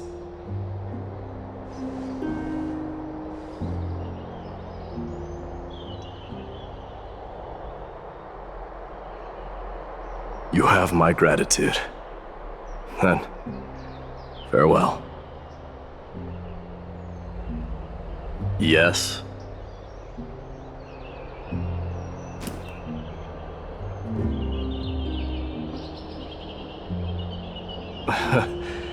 Sure, let's do it.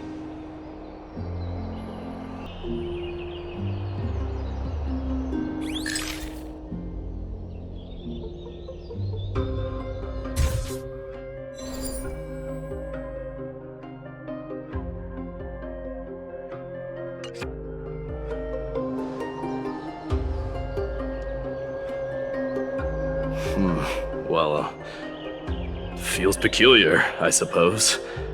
I'm not talking about your photographic skills. It's just that I rarely take photos.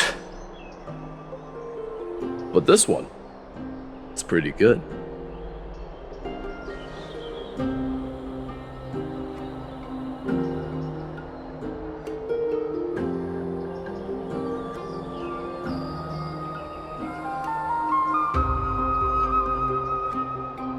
I wish the same for you during your time in Amphorius.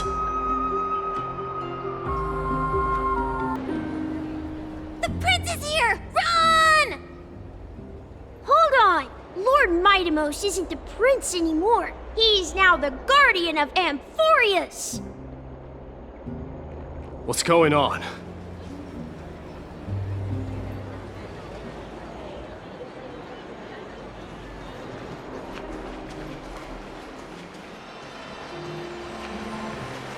We salute the guardian of Amphorius!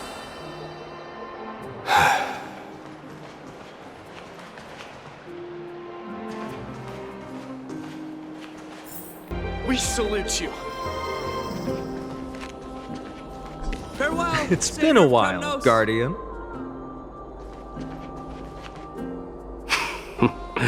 I should have known you were the mastermind behind this. Hey, don't go pointing fingers without cause. I swear I'm innocent this time. See those kids over there? They're the ones who brought everyone together. I admit, that took me by surprise. Were you seriously just going to sneak off without a word with me? Well, I was actually on my way to bid farewell to you, but ended up running into this.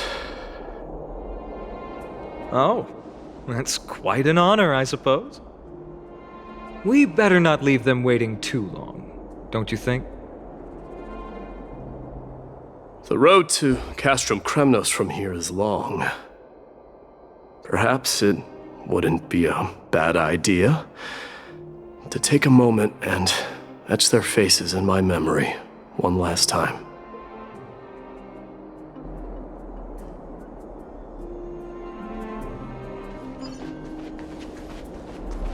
I think I see more than just the Kremnoans here. You're now the guardian of M4. I'm thinking maybe it's about time the god of strife gets a new name. How about the god of solidarity or preservation? Dong Hung mentioned that one to me. All right, it's about time for us to part ways. Any final goodbyes you want to share? This might be your last chance.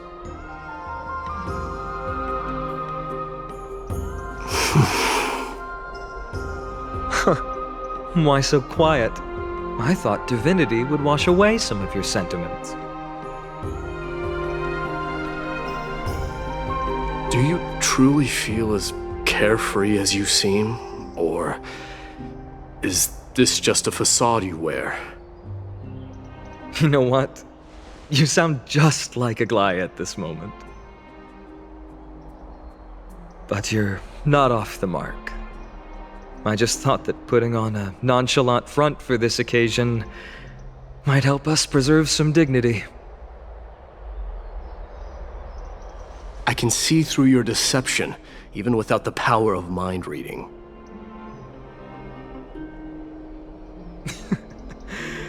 Am I really that terrible at controlling my facial expressions? Well, with that said, thank you for aiding me in defeating my archenemy, Mightimos. No need to thank me. This triumph brings no delight, nor does it signify closure. You understand that more than me. Indeed. In the end, I still haven't unraveled the mystery behind that black-robed swordmaster. And I can't even ascertain their demise. Maybe I've never managed to cut off my destiny. But that matters not. Pain may be cured, but scars remain, and this should not be effaced. Even with the divine might of Ornyx, you cannot stop the past from leaving its marks in our blind spots. Can you genuinely let go of everything as soon as that Swordmaster is dead? That's impossible. Revenge is merely an obligation that must be carried out, and no one can find mental fulfillment through it. You're right. Look forward. Chew up and swallow your past. And make sure emptiness and bitterness are not the only flavors you know.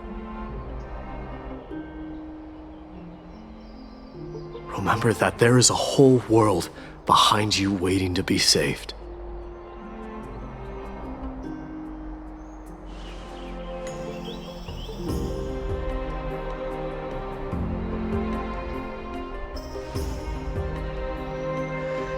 I will keep that in mind.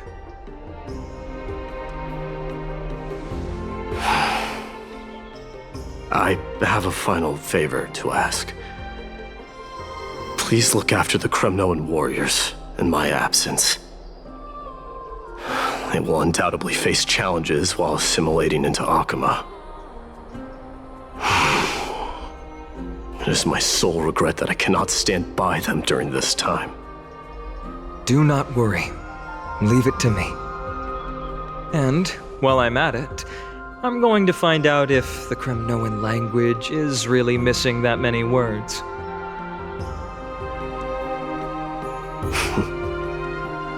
The Kremnoan philosophy can never be encapsulated in a mere dictionary. But if there's a chance in the next life, you should come visit my library.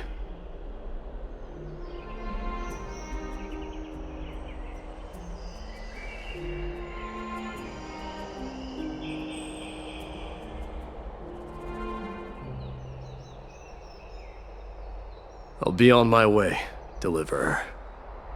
Remember to stay alive till the final act. Yes. Same goes for you. Don't die too easily.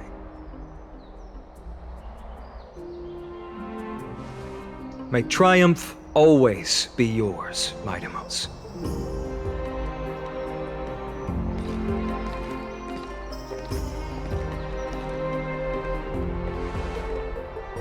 Oh, right. One last question. Go ahead. You better not leave any regrets behind. Are you the one who told Cartonis about the signet ring? Well,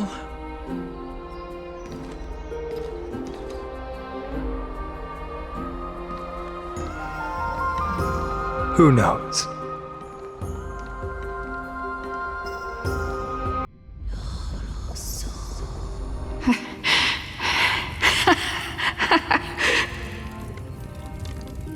Get up, my son. You showed great courage in today's training. Let's wrap it up for now. Yes, Mother. Mother, there's something I want to ask you. What is it, Midamos? Why must we learn to fight?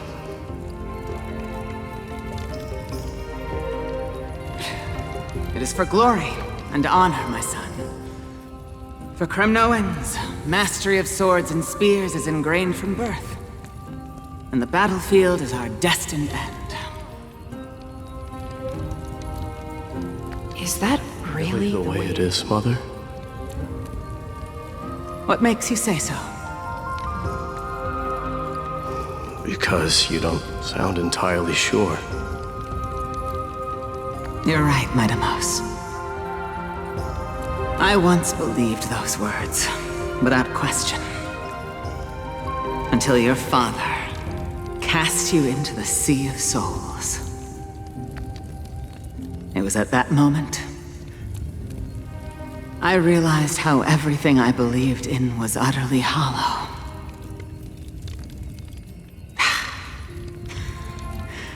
Perhaps the spirit of Kremnos had once existed.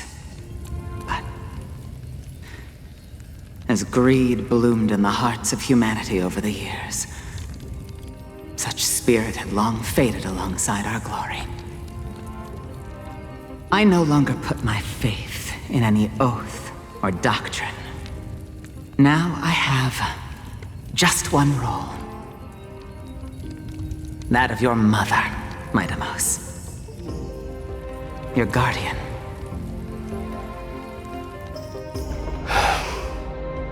That dream always ends there. The journey back to Castrum Kremnos is proving to be longer than expected. Krateros said that shortly after my fall into the sea, my mother challenged my father to a duel. She died through father's treachery, and I never saw her face. Yet each night she would show up, waiting by the flickering firelight. I always anticipated the sequel to that dream, believing she had more words of wisdom or guidance to offer. But now, I think I finally come to understand. That is all she wished to tell me. And now, I too am left with but one role.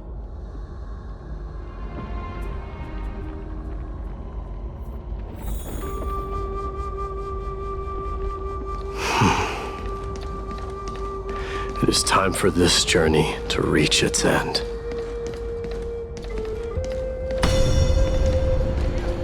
Look! Midamos is back!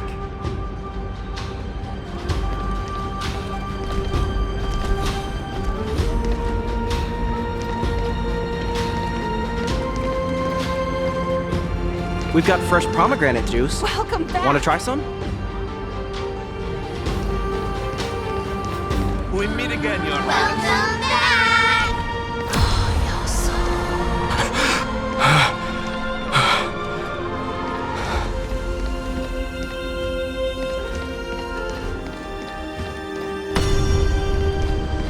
How was your trip? Say, come and check out what I just wrote. You're looking well. Midamos! Did you just come back from training?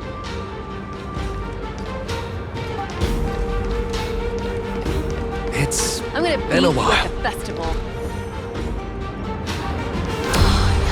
Welcome home, Midamos. Have you found something?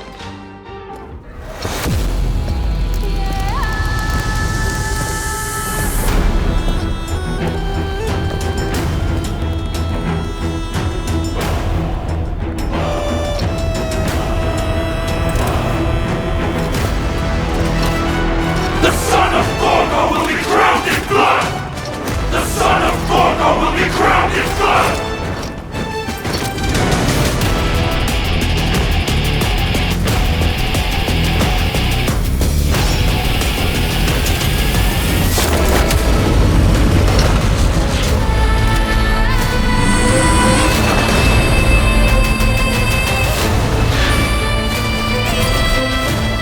Mother, I am home.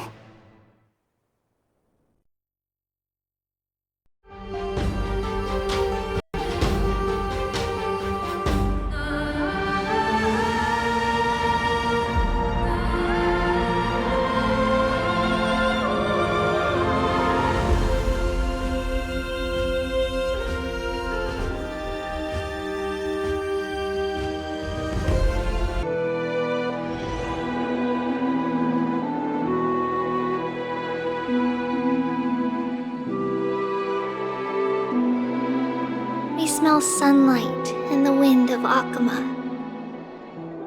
This was your favorite spot, wasn't it, Trian?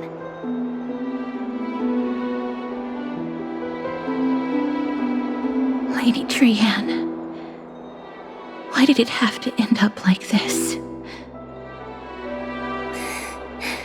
Take Take it easy, Cass. Departure is a part of life. It's just that ours isn't as tumultuous as it is for ordinary folks.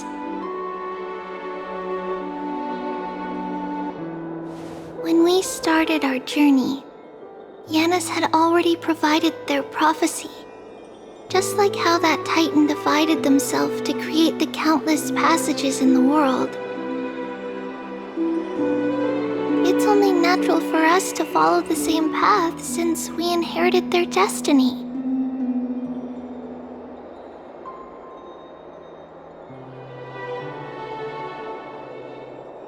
If you don't mind, Treeby, are you still willing to unveil that past for us? The past regarding the prophecy?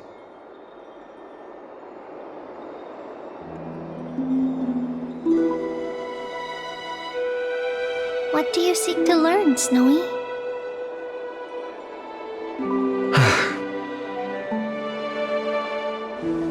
Mightimos has left the city to face his own fate. That is, the fate of every demigod. We will all eventually let go of our past to follow the same path as his. So, what I want to know is, as Amphorius' first demigod, what compelled you to take the first step on this journey? And what has sustained you to make it this far without looking back? Despite the fracturing of your body and the numerous departures you have endured.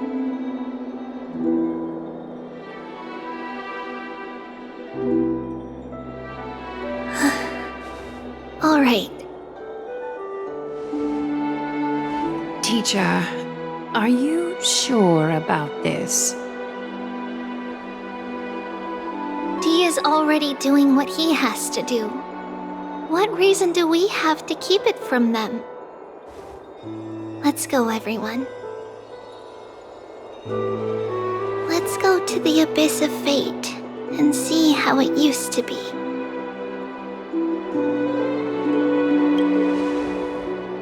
That's great.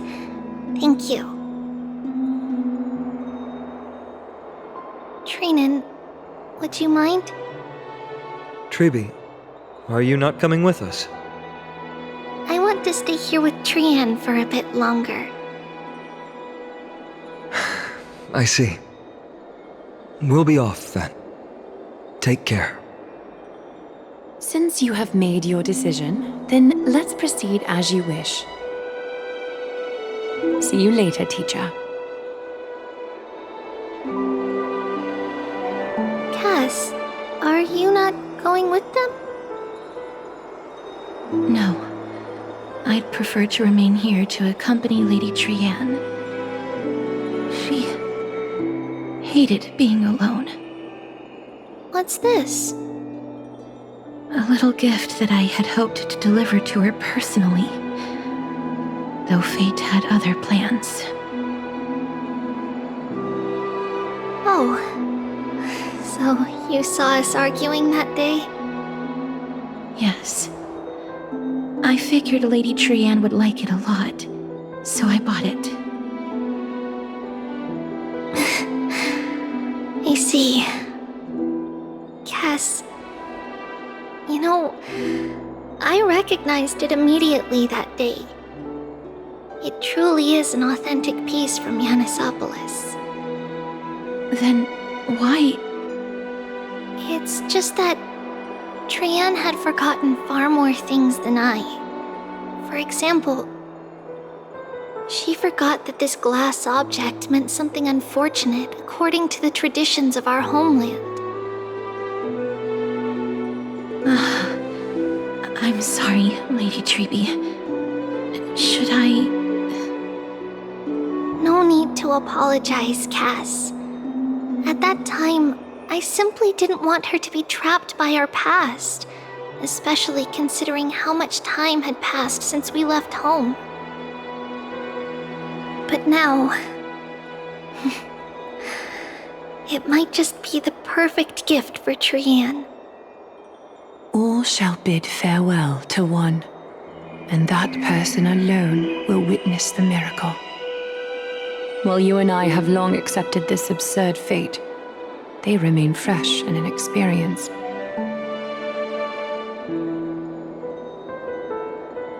Teacher, don't let the weight of that cruel prophecy crush their spines. But it would be even more cruel if we allow them to ignorantly fall before the gates of the new world. They will eventually need to know the truth. We just need the right opportunity.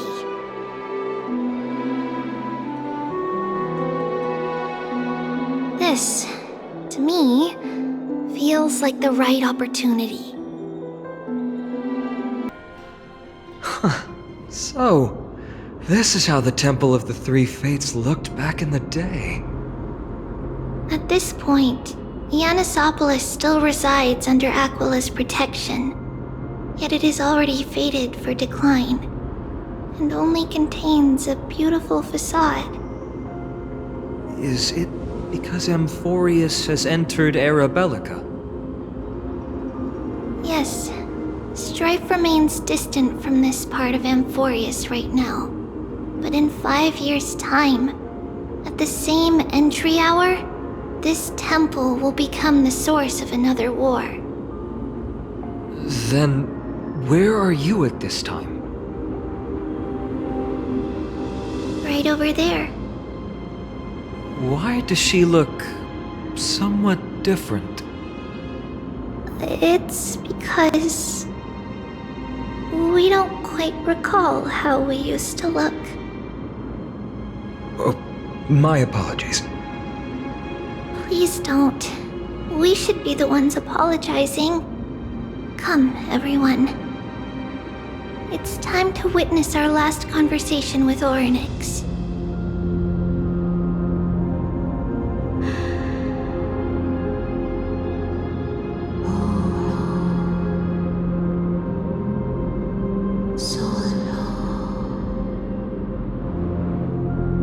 You're here, Orynyx.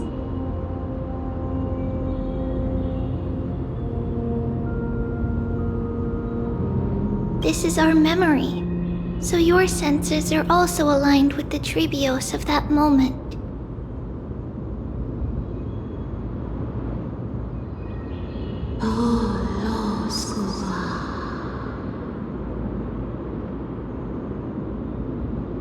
False prophecy, huh? So you still think that way?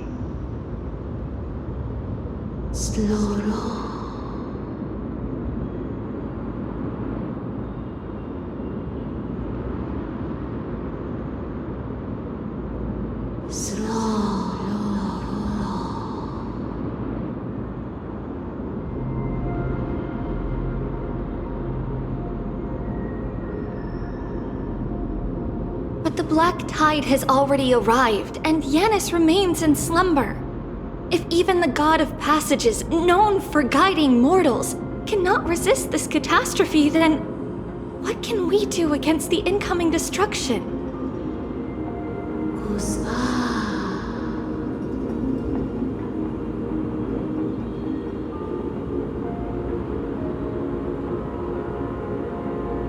Those chosen by fate would never have their family taken from them.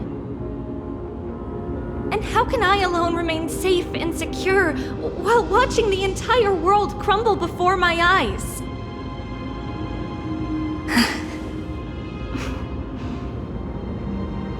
This might be our last conversation, Orynyx. I will do everything I can to protect you from the black tide.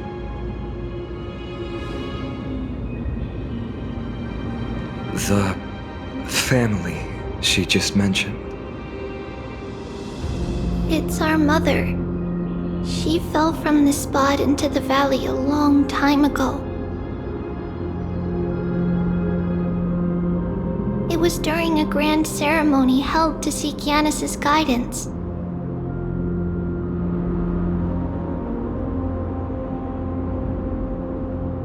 But things took an unexpected turn. it was Kefali who responded instead. Did something go wrong with the ceremony? Yes, but those two occurrences were in fact unrelated. Kefali's response was simply a coincidence. On that frosty night with treachery abound, as the Holy Maiden of Yanisopolis met her demise, the world-bearing Titan also fell in another corner of the world. Let's keep up with her. This story... she should be the one to tell it. That thing ahead. It's the altar of Talantin. But that's not our destination. We're heading to the left. This place used to be passable. I never thought there would be such a hidden space in the abyss. This is the Archive of Prophecies, an important ceremonial site back then.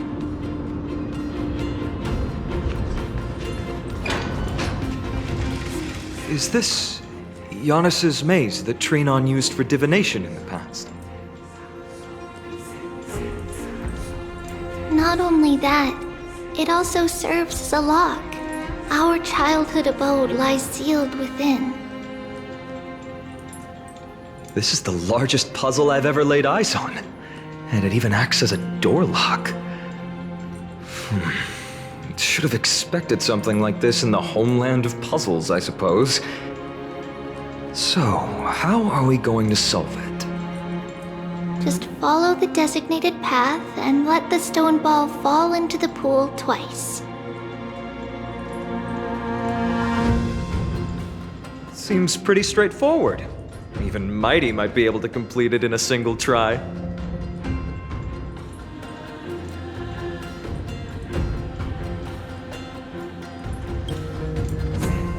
You still don't know him well enough, then. He might not even need a first try. He just punched the door open. Mighty. If he were still here, we'd probably take a lot fewer detours to solve our issues. Enough with the talking. Let's just get started.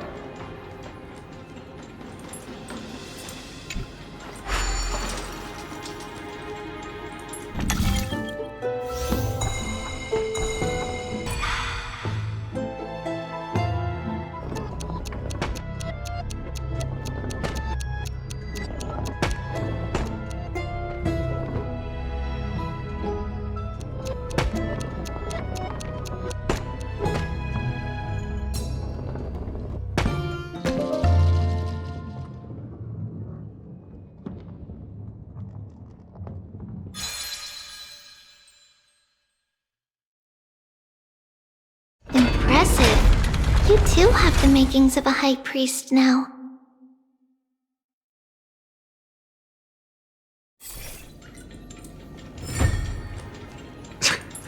Getting that stone ball to the endpoint looks pretty tough. My hands are shaking just from looking at it.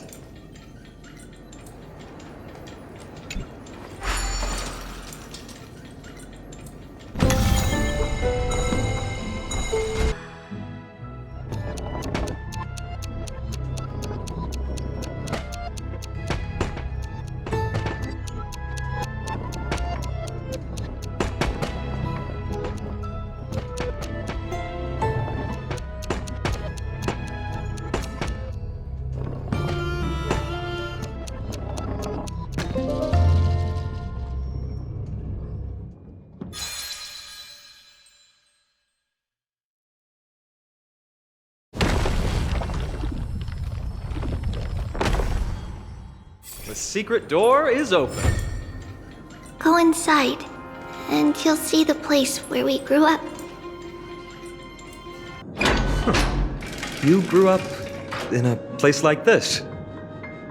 By the time we were born, the role of the Holy Maiden had already diminished to a mere title. Those in tune with the Titan's guidance are bound to become messengers for others. To maintain appearances, those in authority added some embellishments. And with Mother around, our childhood wasn't entirely without joy. Even so, I still find it hard to imagine. 20 years can go by in no time. Trinon, for most people, 20 years is a long period of time. Right. Becoming a demigod sure changes how one lives through time. It's hard to believe it's been so long. Your power is exceptional, Little Gray. This place looks exactly as before. Let's explore the room a bit.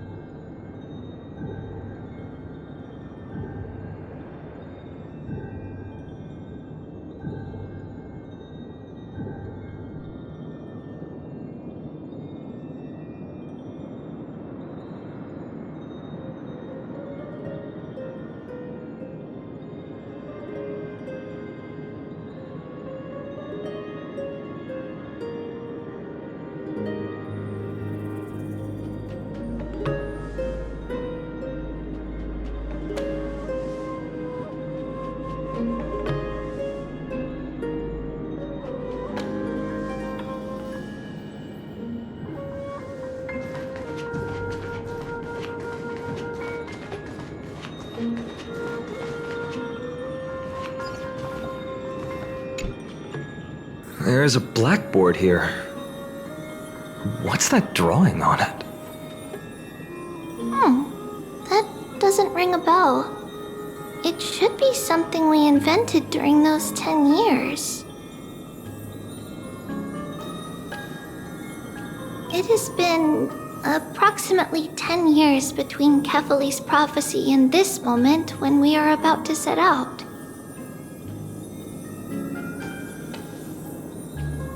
We were raised in this temple complex and had never stepped outside the gate of infinity. To understand the outside world, we spent much of our time acquiring knowledge and developing a few inventions along the way. Sadly, the inventions served no purpose except to deliver letters, and the knowledge we gained has all faded away by now.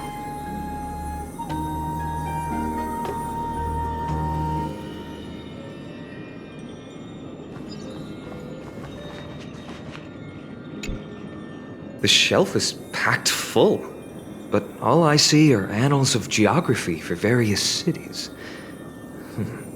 There are also documents about various kinds of Titan worship. Because we believed that we would need to travel great distances to convey Kefali's prophecy to everyone, and should learn about the terrains and customs of various places beforehand.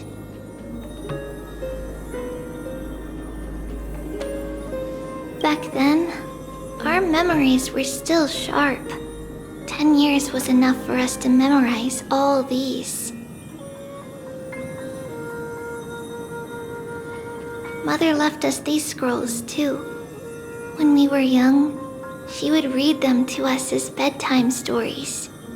Her stories were so engaging that we could vividly imagine all of Amphorius in our dreams. Unfortunately, only after Mother was gone did we realize that what was written in the scrolls was far from engaging.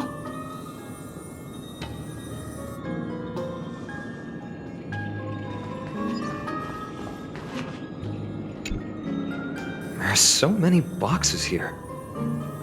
These should be our belongings. What's this? A red glass fragment? We were still very young the first time we saw it. Mother came back with a beautiful glass piece, but her face was streaked with tears. She simply placed it on the table. It looked so sparkly that we couldn't resist playing with it, but we ended up breaking it by accident. Mother didn't get angry. She simply held us quietly for a long time. It wasn't until we were older that we learned in Yanissopolis, if someone gloriously died for destiny, the Holy Maiden must pick a piece of glass from the volcano's quarry and polish it, then give it to the deceased's family. On the day Mother returned with the glass, her friend lost his life on the battlefield. Since he had no family left, Mother had to keep it herself. Later, on the eve of the ritual, Mother also gave us a beautiful piece of glass. Let's move on to the bedroom.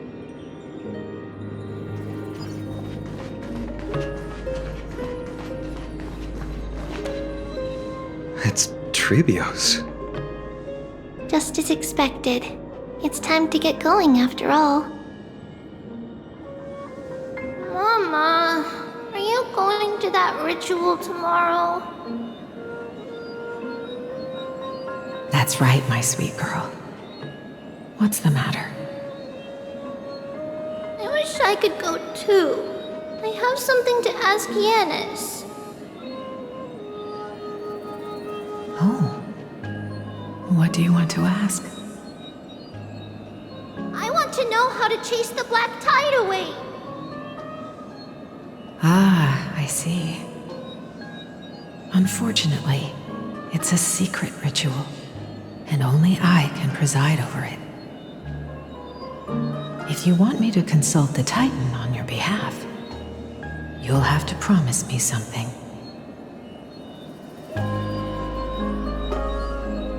What is it? Be a good girl and go to sleep now. And whatever you dream of, don't be afraid. Just sleep through the night until morning comes. Until the next time Aquila opens their eyes. Can you do that for me, sweetie? That's it? Of course I can! Trivios is the most amazing Holy Maiden of Yanis! Well, little Holy Maiden. But why, Mama? Because this ritual might take a long time. How long? Tomorrow, my sweet child. I'll be back tomorrow. If not tomorrow, then the next tomorrow. If not, the tomorrow after that. But if I still haven't returned for a very long time, that means the ritual has succeeded. It means I found a way to chase away the black tide and reach the new world on the other side. But for various reasons, I can't return to bring my sweet girl with me. But I'll be waiting for you there. As long as you stay brave and kind, we'll meet again in that new world. It's the end of the west wind, the black tide's other shore. A radiant sea of flowers, blessed and protected by the gods. In the rosy horizon, you'll see a silver-white shoal. It marks the end of your voyage. A haven, free from storms, cold, and heavy rains. No sorrow can linger there. That is where I'll be, waiting for you. Wow, that sounds just like the island from my dream. Oh, I know. I'll turn the moon into a ship and the stars into sails to go find Mama. pinky promise?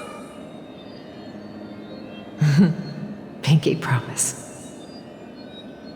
As long as you sail toward tomorrow, as long as the sun will rise for the next day,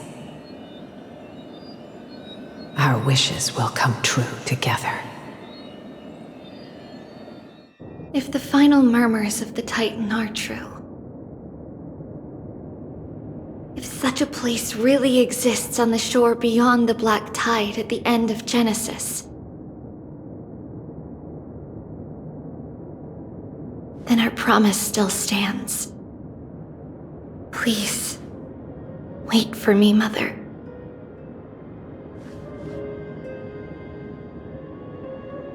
After those 10 years of darkness, when Aquila opened their eyes for the last time, we finally set off. But where did she go?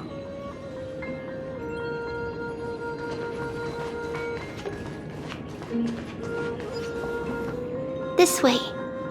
Now, we'll go through this shelf. But how? With Yanis's power?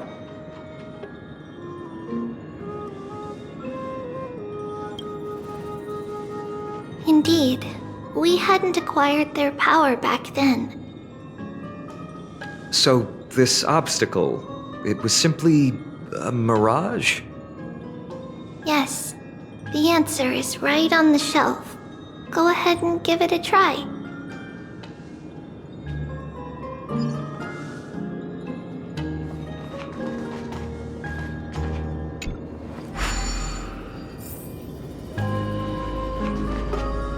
It's a secret passage. It was a secret passage prepared by the Holy Maiden's supporters for Mother and me as a precaution.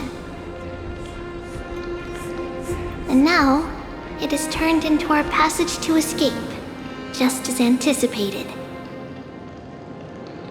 The path to the temple was in quite a state. Did someone do it on purpose? No surprise at all. Some people caught on to what we were planning and tried to intercept us, while others were willing to clear the way for the Holy Maiden. I can't move it. I can't climb over it either.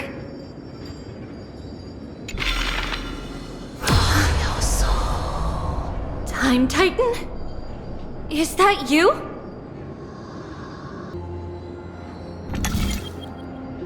Just like this. Regardless of our actions, the past will remain unchanged. It was someone else who helped Trebios in the actual events of history. We don't remember the details. As for why memory recreated the past to be like this, it must be because it's closer to the answer within our heart. The passage is now cleared. Thank you, Nameless God. Whoa! It looked truly magnificent back then. Relax. Take it easy. All these people, they're just civilians, not enemies, correct?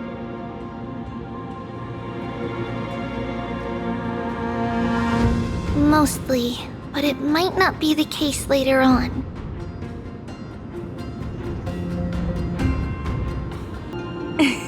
Hey, little ones. How did you sneak in here? Shh! Please keep it down. We had to be really sneaky to get in here.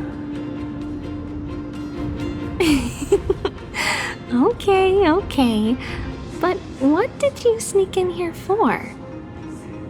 I heard there's a lovely holy maiden living in the temple, and I want to meet her.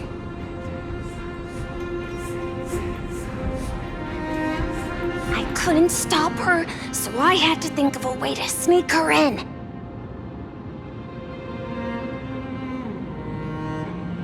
Oh, really?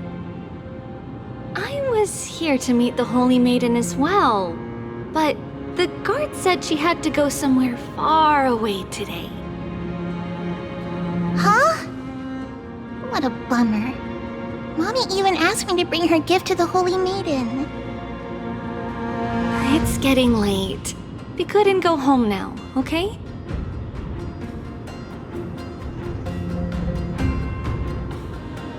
Okay then. We'll come back next time. Thank you. By the way they are dressed, the siblings look like civilians living outside the temple. Mother mentioned that when she was a holy maiden, she caught a girl sneaking into the temple to steal the tributes. Stealing from the temple was punishable by death, but that poor girl had no family and just wanted something to eat. So Mother took her outside and even gave her some food. Perhaps these two children are the descendants of that girl from back then.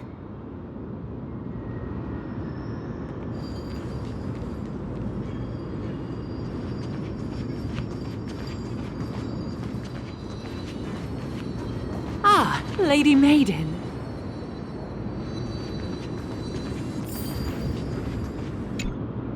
Lady Maiden, you need to dress warmer.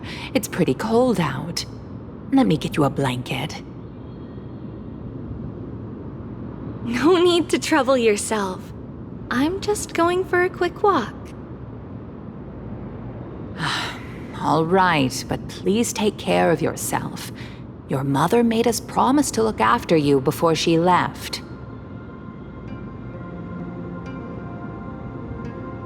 It's been a while since I last saw you. I just realized you've grown into such a beauty, just like your mother. Oh, here, have some of my sweet pastries. She used to enjoy them, so maybe you'll like them too.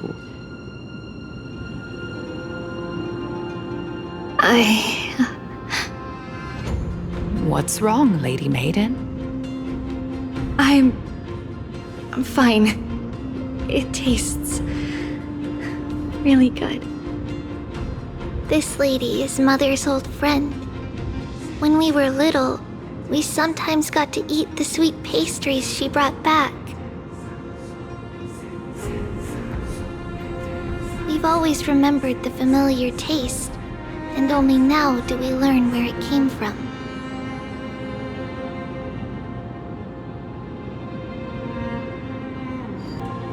Apologies, Lady Maiden, but the Janus Vault is under maintenance today.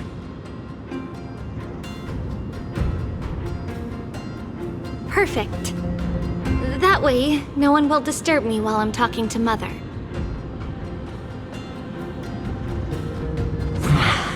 All right then.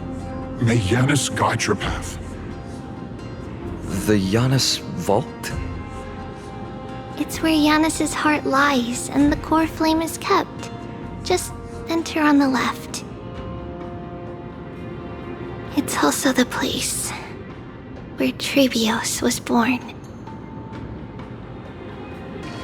Trebios? What does that name actually mean? The one with 3 lives. Mother believed our birth was blessed by the 3 titans of fate. She named us thus to express her gratitude. Looking at how things have unfolded, fate might have had a role in it. Finally, the Janus Vault is right ahead.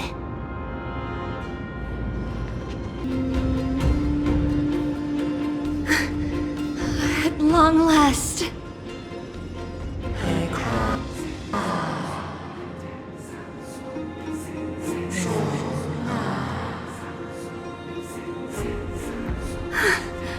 I knew there was some sanity left in you, Janus. Just as I thought, you too have been confined.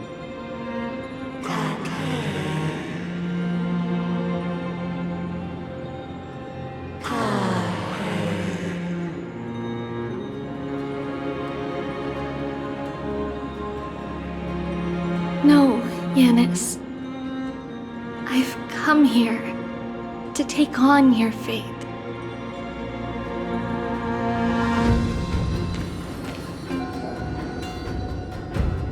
By the blood of the Lamb and the strength of my blade-wielding right hand,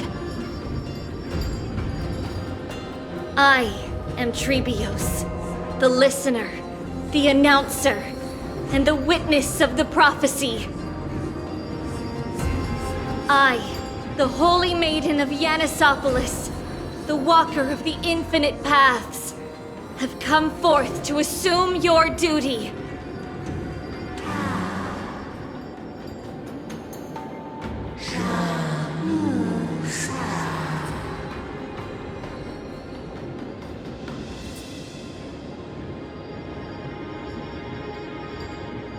Just as I wished.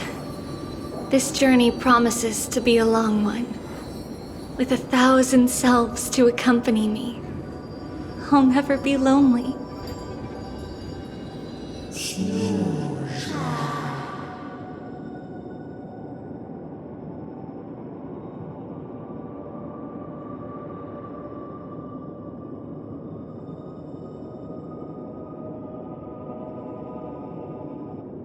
No matter.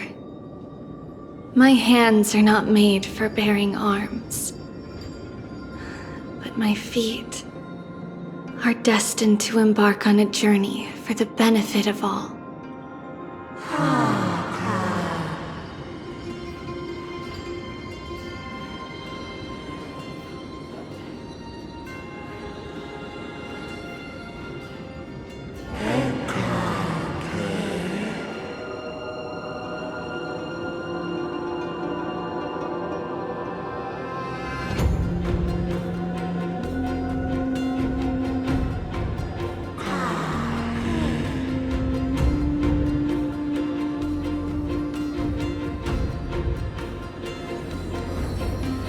Without a doubt, Titan. Let the prophecy shatter me, so that I may open a myriad of paths for this imperiled world.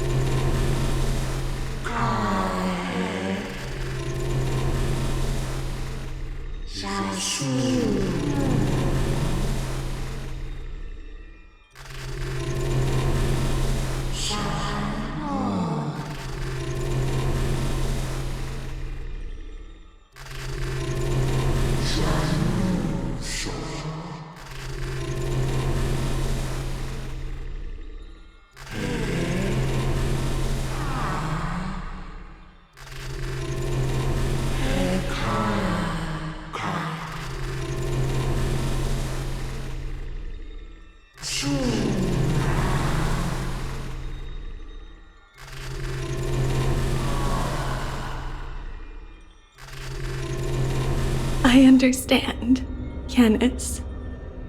Thank you. Now, may you rest well.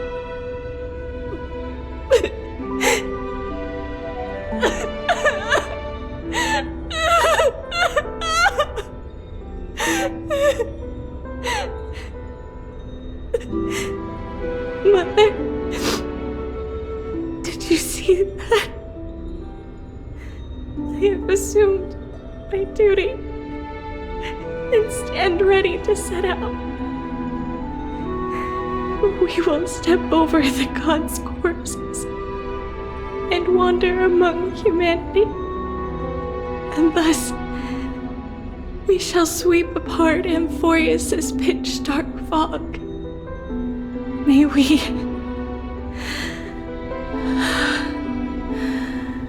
the world follow the myriad paths trodden and reunite at the end of the west wind, where flowers bloom in spring. Mother, I shall see you tomorrow. Who dares lay hands on the core flame? Drop your weapon and surrender at once! I knew this would come. It's opening up! Move aside and get ready! The Holy Maiden?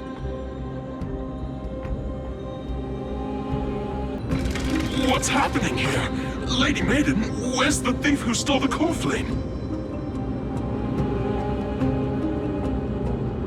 Look at what she's holding, you buffoon! She is the thief! Take your positions and bring your arms! We're taking back the core flame! Bring it on! What? Come forth, loyal guards. At least do it properly.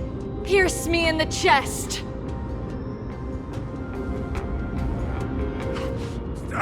What are you scheming? This is your last chance. If anyone wants to earn a promotion and rise through the ranks,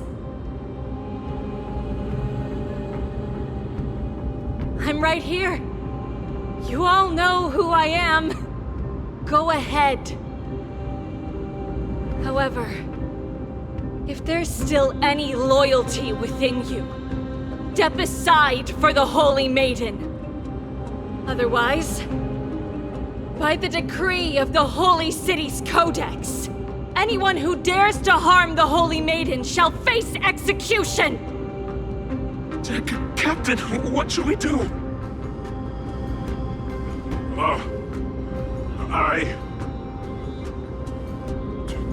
Do it! Kill her! If any of you want to get rich, then come with me! Take this traitor's head and wealth will be ours!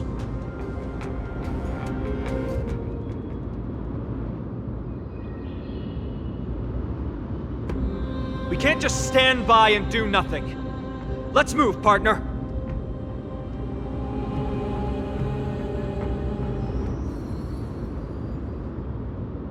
How's that possible? Could the Titan actually be on her side? That woman is the traitor!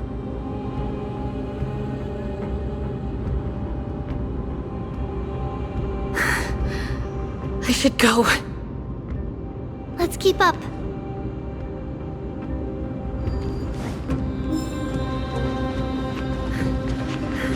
The path is opening up for me. Oh, Yanis, protect me. Oh, the main path is likely well guarded. What do I do?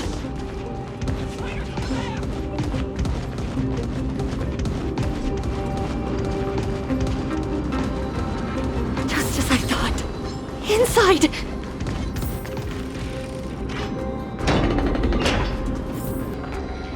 There are guards here too. Don't alert them.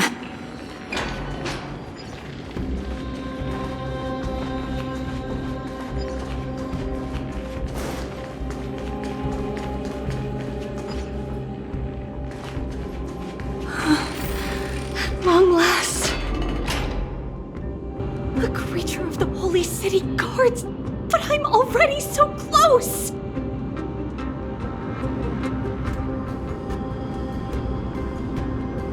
This should be the last fight. We have to help her get through.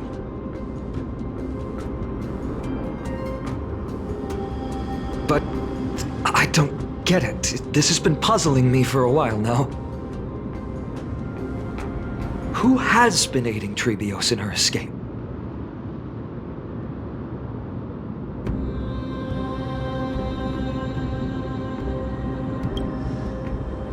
While history might be blurred by memories, seeing how the whole city is hunting her down, she clearly had no allies.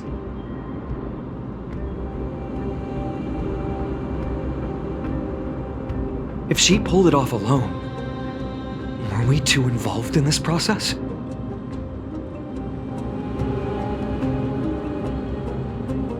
Trebios had been on her own since she entered the vault. what did we truly mean to her? You'll find that answer at the end of this memory. In that case, let's focus on the mission at hand now. Let's do this, everyone!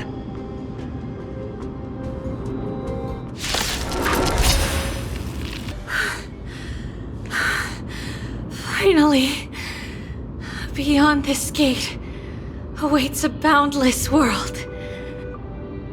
This is where my journey begins. God of passages, can you see me? I will complete the path that you started. No response after all. Yanis, may you have a good dream. I can't stay here much longer. It's time to leave. Well, looks like this is the end of the memory. Not yet. The question that has been puzzling you. She's about to reveal the answer. But nothing happened. What was making her or you hesitate at this moment? If she had known this flame-chase journey would proceed as the Titan foretold, bringing about great suffering and fatalities, including her own, would she still have chosen to walk through the gate and start her journey? I think the answer is already within you. And you've made your own decision. What? You can hear us? Not really. She can neither see nor hear us. Yet she knew that one day, someone would return to unveil this dust-covered memory. We can never know for sure who helped us back then. But that kindness was forever engraved in our hearts, motivating us to move forward.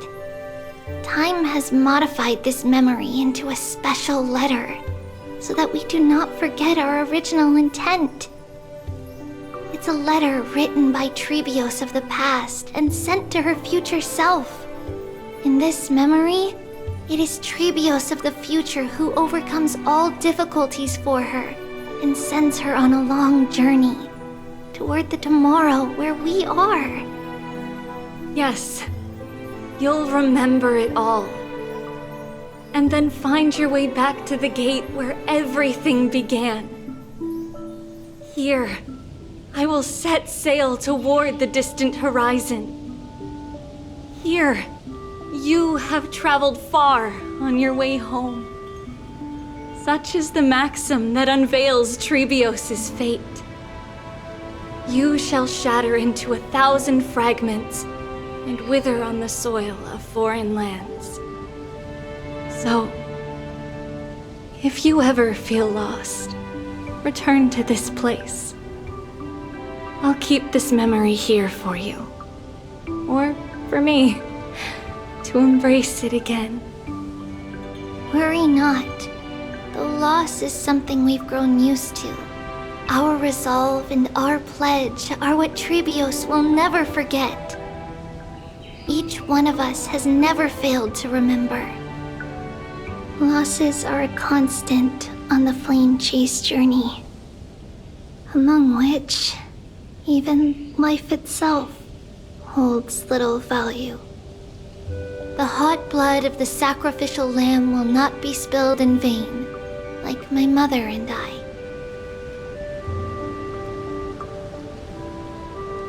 The libations poured are guaranteed to bear fruit, just as my blade-wielding right hand is not a hollow formality.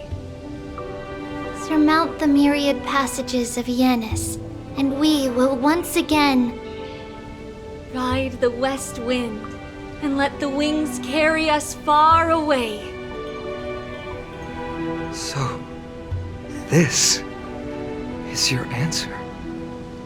That's right. In the name of the three fates, I stand by my answer with no regrets. Now, with or without the gods' blessing, I run towards the world's agony. If I can truly pierce through the utter darkness, we will meet again at the end of the west wind, where flowers bloom in spring.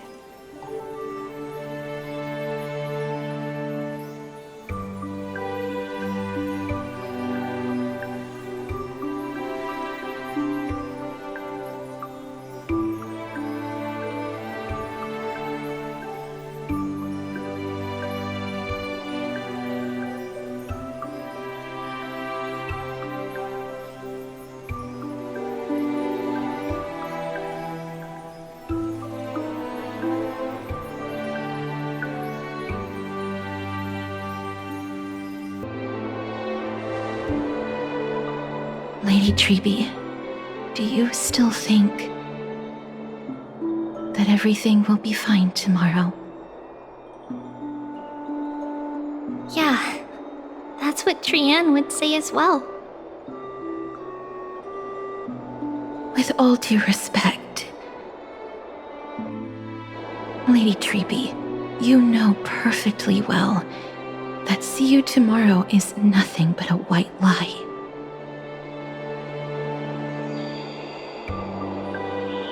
I hope your toughness is not a mask hiding a lonely heart.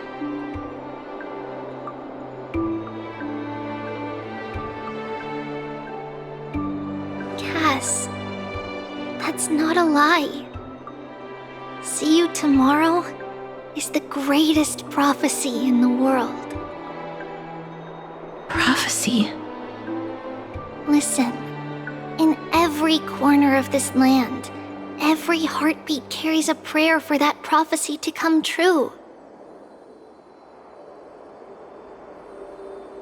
It may be that only a few heroes will bring tomorrow to the new world, but the prophecy of leading everyone to tomorrow belongs to all in Amphorius. But not everyone has the chance to see tomorrow. How can such words be called a prophecy? Because people believe it will come true, and they are trying hard to hold on to that belief.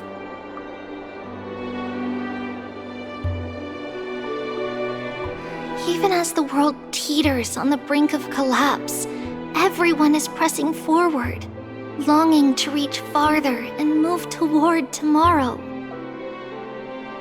And that is why a holy maiden exists to lead the world toward tomorrow, and why Yanisopoulos' prophecy unfolds as passages. Fate is not about the outcome, but the journey. It's not the flowers that bloom at the end of the road, but rather the paths that lead beyond the gate, where people tread toward the sea of flowers.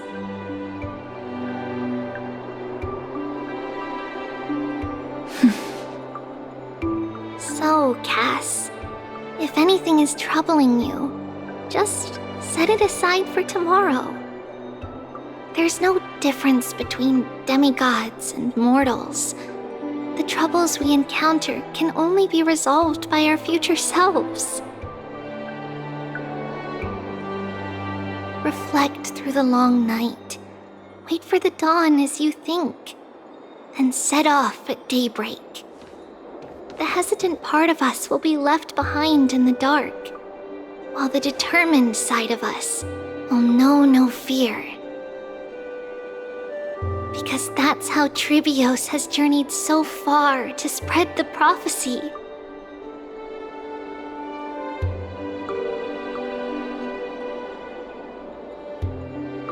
Beckoning the morning sun and the tomorrow it promises to bring.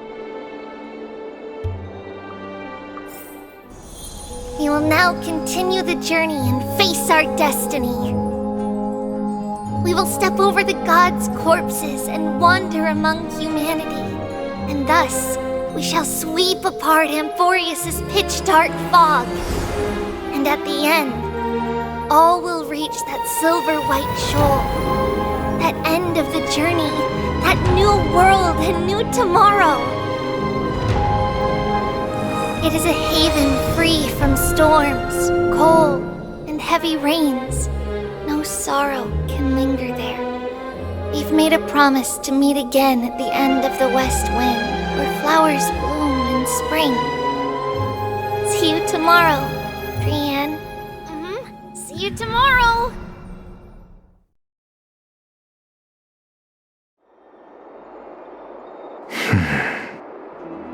Child of humanity, surely you are not waiting for the arrival of night. Nights do not fall upon Akama. That's why it's futile for you to wait here. Honestly, I didn't expect the renowned Reason Titan to behave like this. And that's all thanks to you. If your soul weren't as prickly as a hedgehog, I wouldn't have to act this way. If you were more accommodating, you wouldn't be opposing me all the time, and I could teach you more freely instead. It was you who insisted on implanting the core flame in me. Forget it. Cut the sarcasm and just say what you need to say. Fine, fine. All I want is to remind you. There's not much left in your soul. If you don't do something soon, I will have to take over this body. If I'm not worried, why should you be? I know what you're planning. You just want my help answering the question.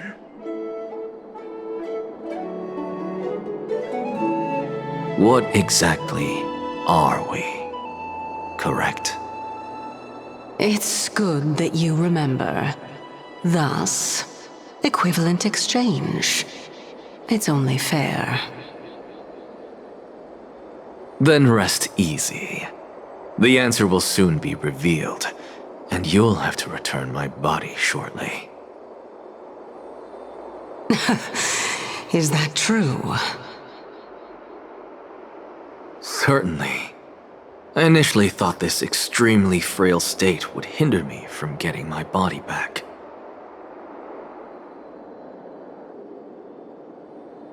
But I didn't expect the answer to be right within it.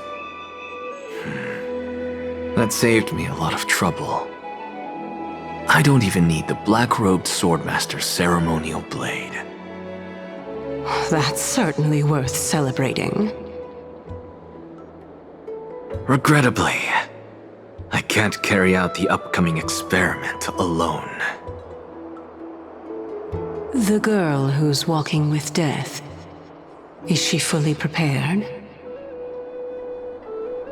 Be patient, Titan. If we're always so guarded, how can death reach us easily? Unfortunately, on behalf of Okima, I must ask you to slow your pace. I forgot about you. My apologies. A child's words are always carefree. I'll just dismiss these words as nonsense from a cheeky child. Come now, conceited performer. It's time to address your relationship with that Titan.